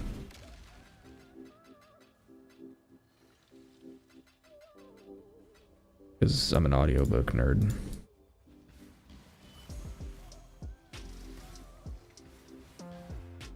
I'm about halfway through a series called Mark of the Fool. Couple of web novels that I updated last night, so I'm gonna go read a few chapters. Nice.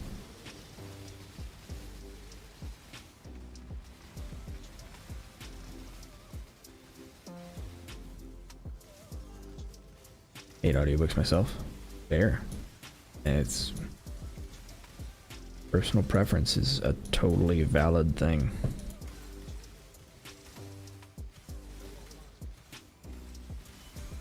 I don't know. I like both. I think my ideal for reading books is reading book and listening to the book at the same time.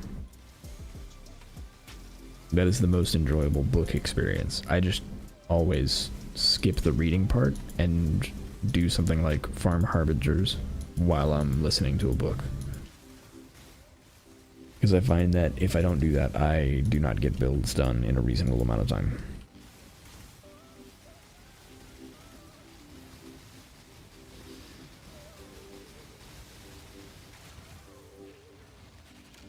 But yeah, enjoy your book with the words and the reading.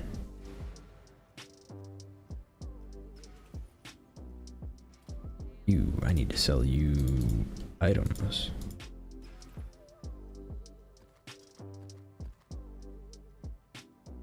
Basically none of the stuff I've been reading would ever get audiobook. You say that. More and more webcomics have been getting audiobooks. And anime adaptations.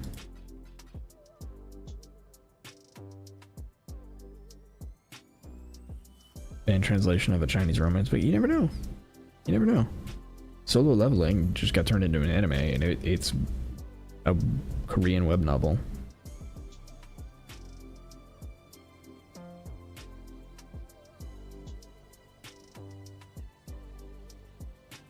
Okay, fair.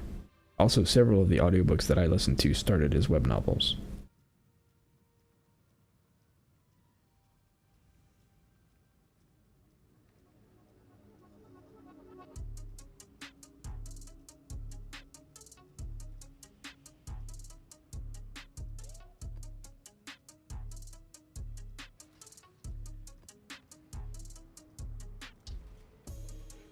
think one good example is Beginning After the End.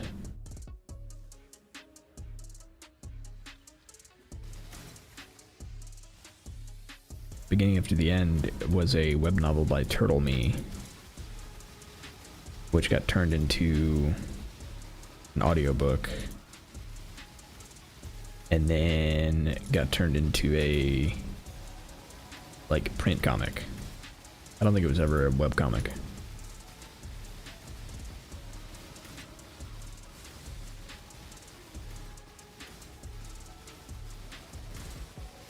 Solo Leveling also has an audiobook, but I have not read it because, well, I've not listened to it because I'm watching the anime and I don't want it to be ruined for me.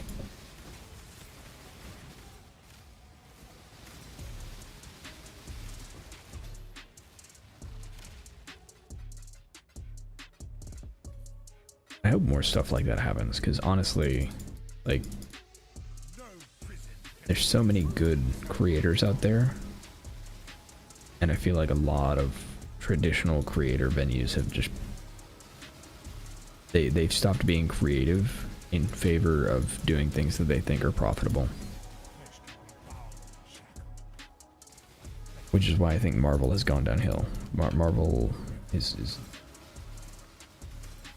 it's kind of sad to see what Marvel was and then what it is. Ooh. Look, another invulnerability aura.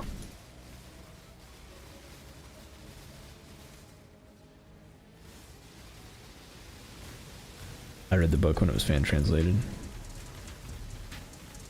Nice. Saw a bit of the comic but didn't finish it. Yeah, I've been watching the anime and really enjoying it. A friend of mine that I'm watching the anime with has also read the novel. He's big into reading the web comics and novels.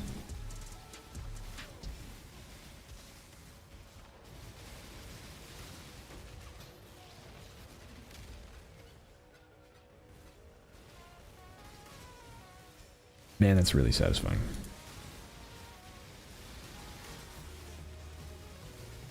Later, enjoy your book. Thanks for coming by.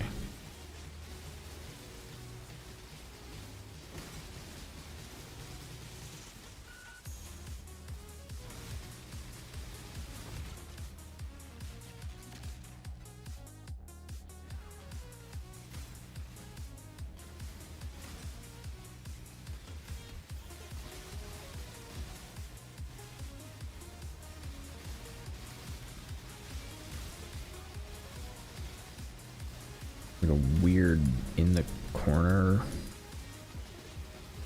Harbinger, I guess.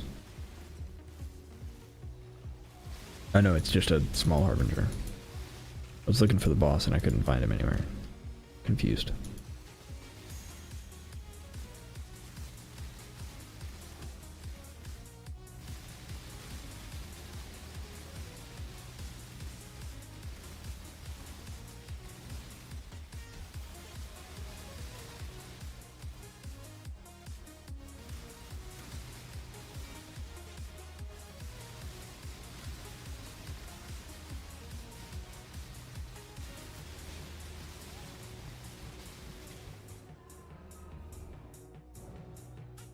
That's gonna be a long walk.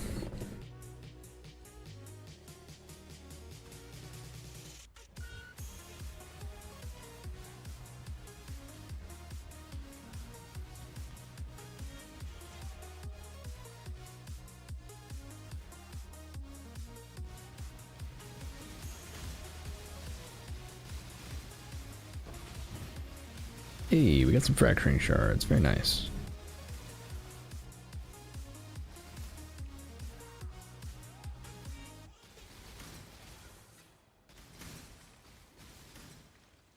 I love how satisfying that is.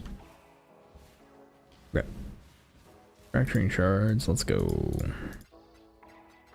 don't think it's enough to get another fracturing orb, but we're getting close. I think it's only like 2 away.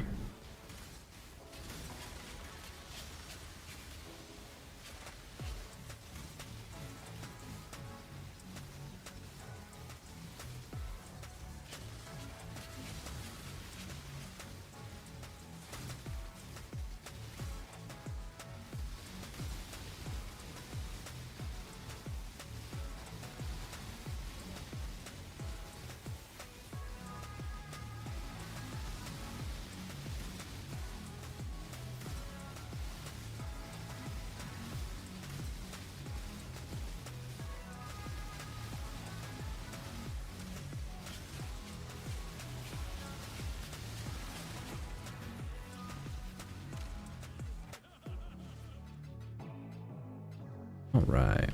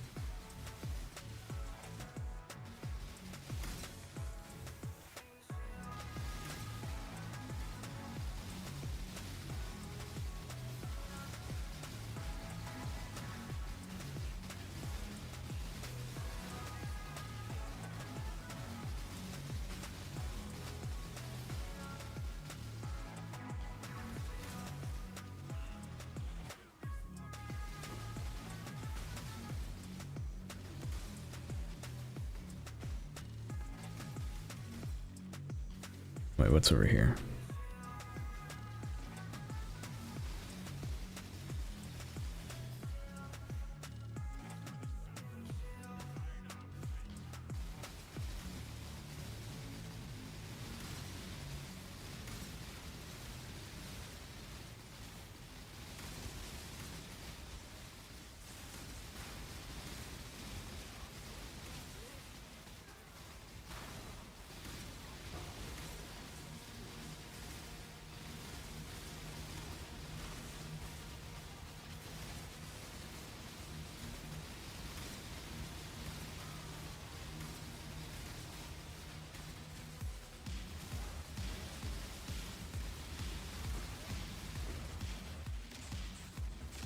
Okay.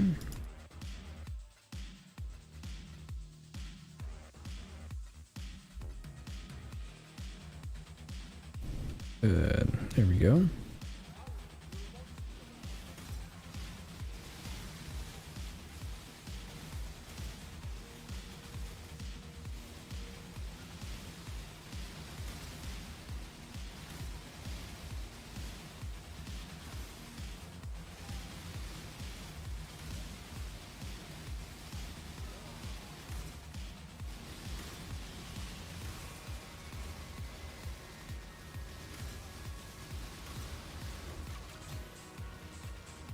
Okay.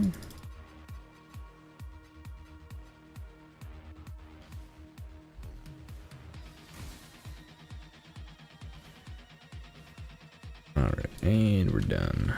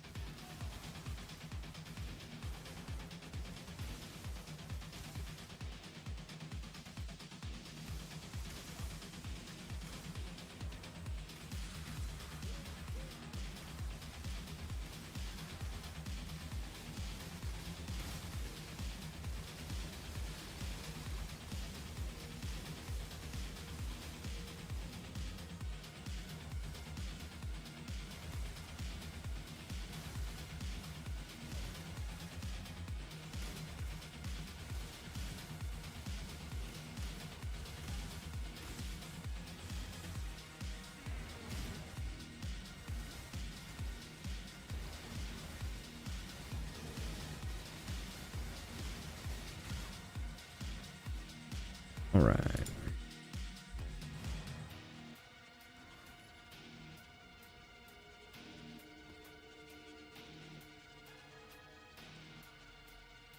You know what? I bet that's useful for somebody.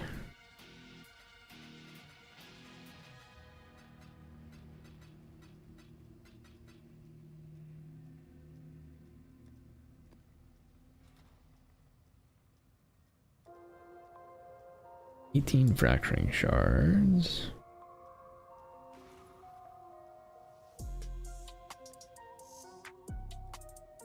Alright, we're going back to yellow maps, because it actually just doesn't matter. How many maps do we have left? Just one? Okay.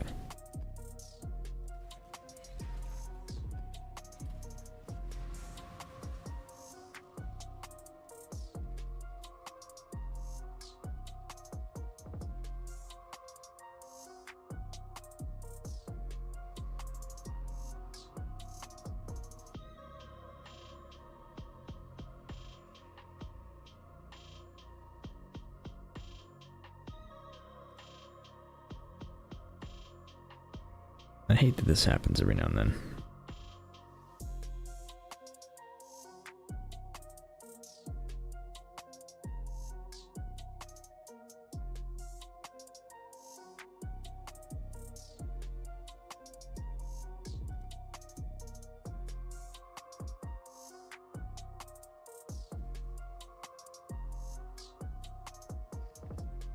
Alright, back to hideout, and let's get back in our map. There we go.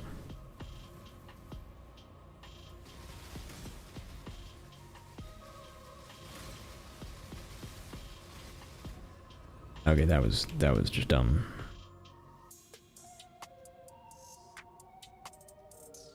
I just volunteered to lose that XP.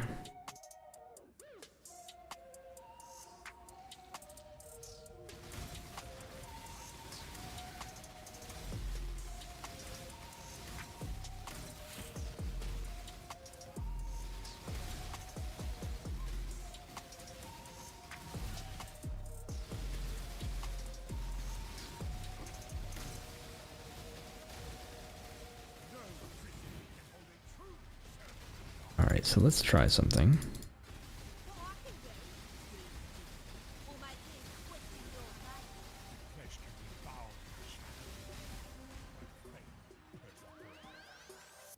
I'm gonna try this map without Herald of Ice and see how it works.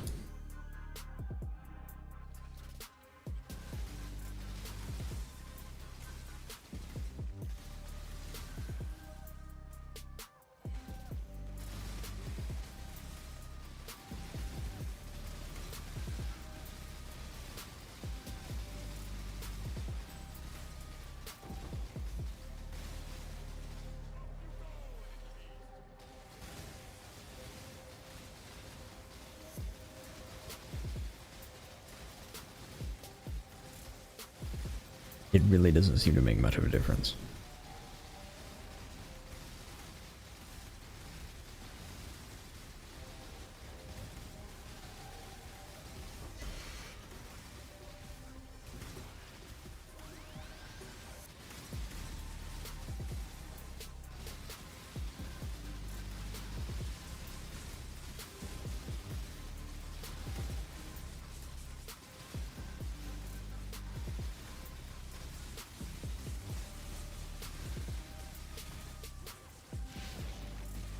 Although this is a yellow map, so it might make a bigger difference.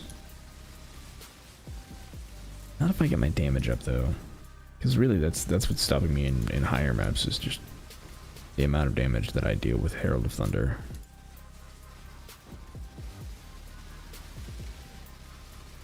If I can get that up, I'll be in pretty good shape.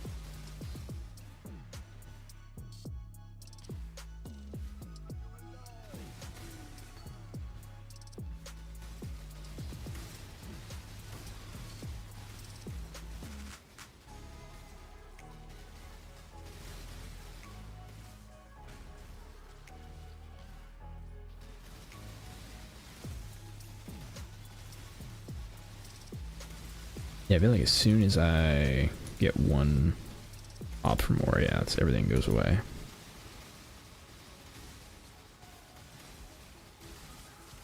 The Oriats really does take care of clear on its own.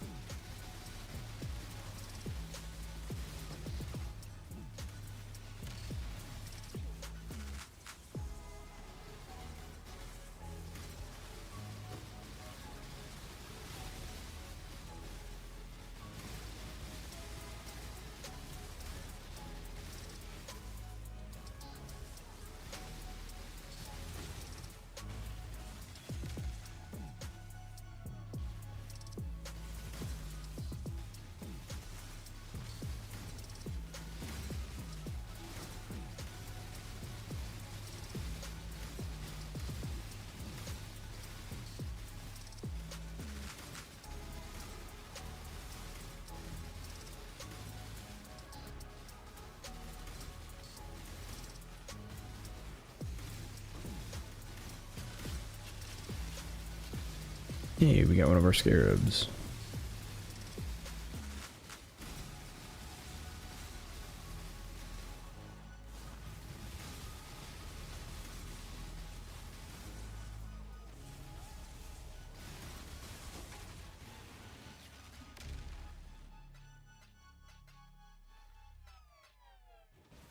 Okay.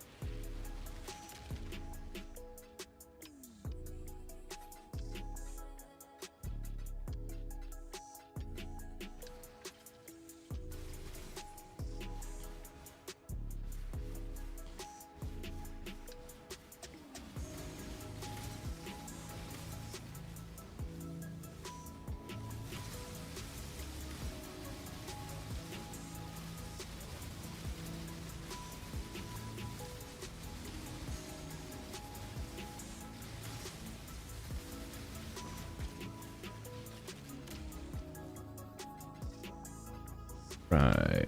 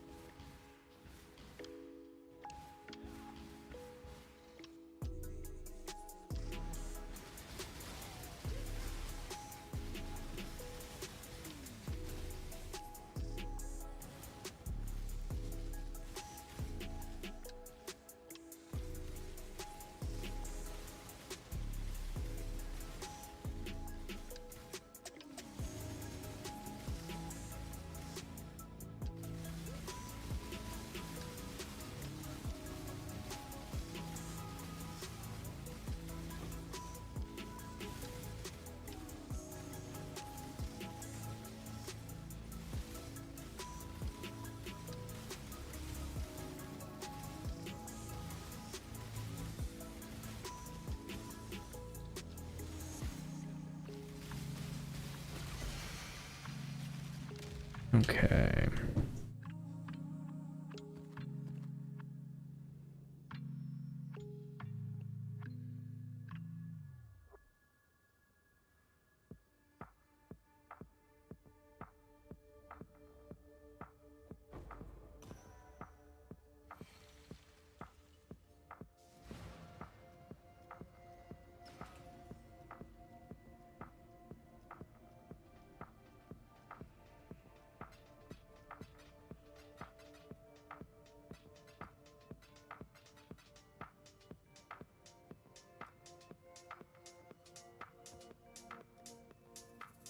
All right. Not bad as far as progress goes. So I got put these up for sale and yeah, we do. Let's see. I want chaos. I have 40 ancient orbs, which I'm gonna sell for 2 each because no.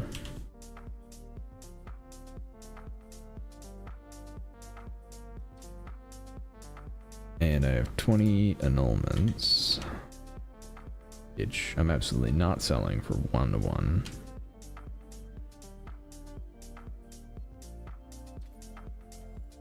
All right. Not too bad as far as everything goes. So once we get that, we'll have another 120 for our chaos stack. And then that's aside from the fracturing shards that we got. Altogether, not too shabby. So next steps for the build are, I think, we start working on, let's see, we upgrade our helmet, and then we just really need to double down on getting damage, because that's really where we're falling off, is we just need a ton of damage. So I think that's what we do next. So let's pull up POB real quick before we end, import the character, and see where that actually sits.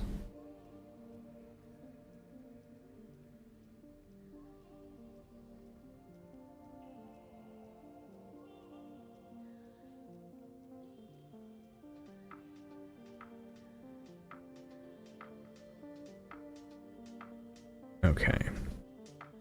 So this is what we're looking at. We need to do, yeah, we need to do the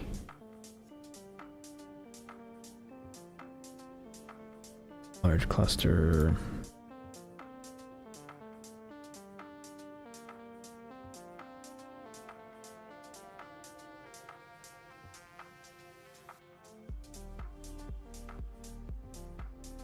Small cluster.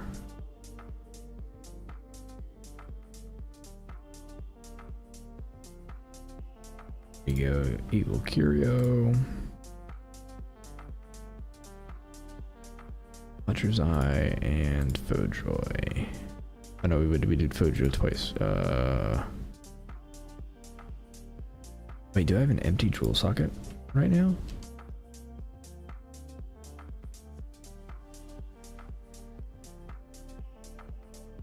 No, I don't.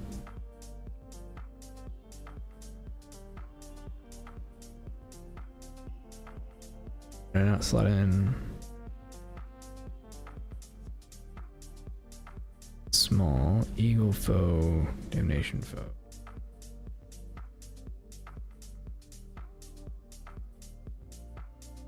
Oh, Fojoy is the large cluster and also Cobalt Jewel. Okay. Got it. Configuration. Is the enemy chilled? Is the enemy shocked? 10 seconds of chill.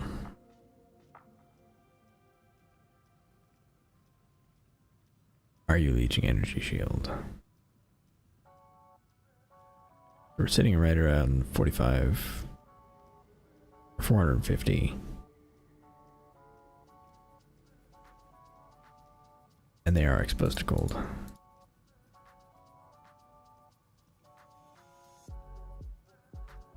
I think it's it.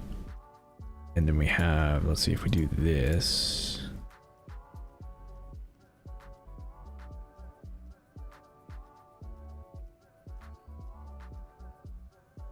Getting it a much better DPS.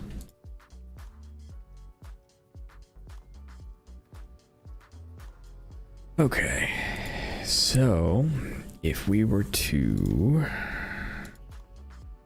be able to do, let's say, Dual Cobalt is fine, create, and then we do ES.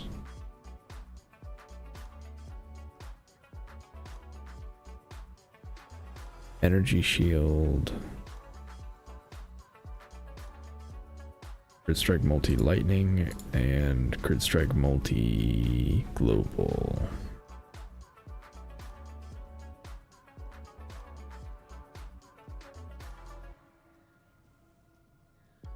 Or crit strike multi elemental. We do that and replace essentially all of these.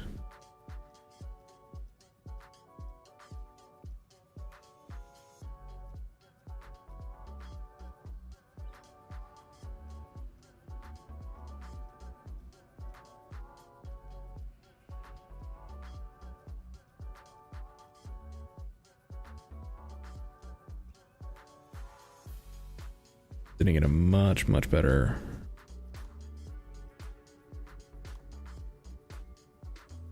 that's actually not that much of a damage increase for Herald of Thunder alone.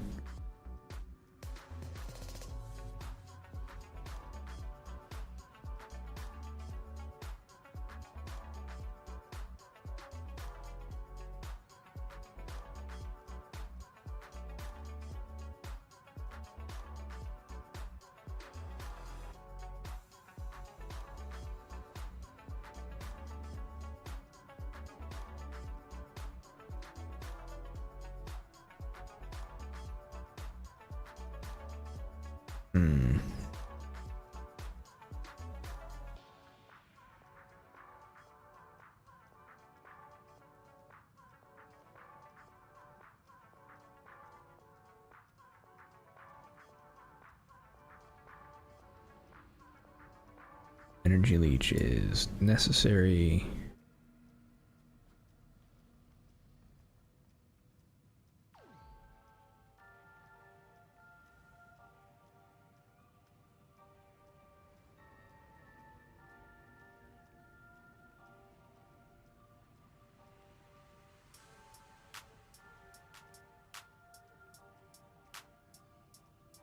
I guess we do cold pen.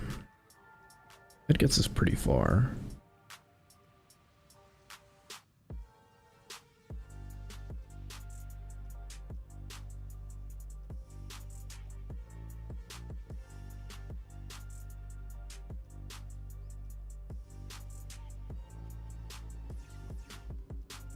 Then we do, let's see, we need to anoint this.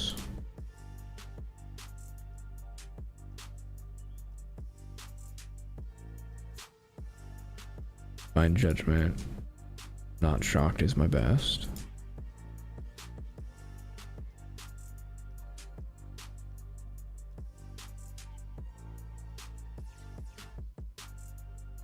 What else? I mean, I guess Storm Secret is really the other thing. Because if we do this, we get another big chunk of damage.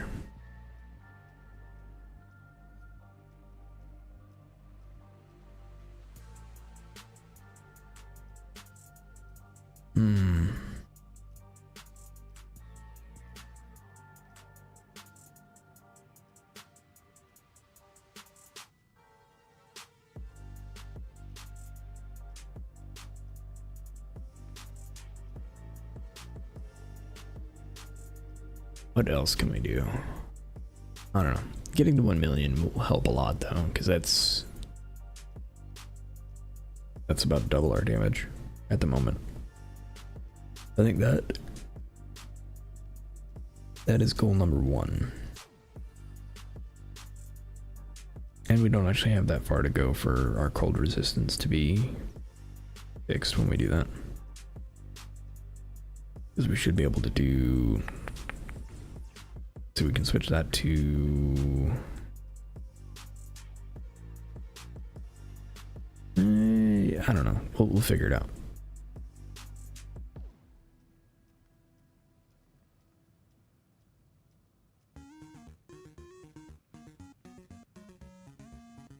Should be doable though, especially if we get any resistances on our helmet.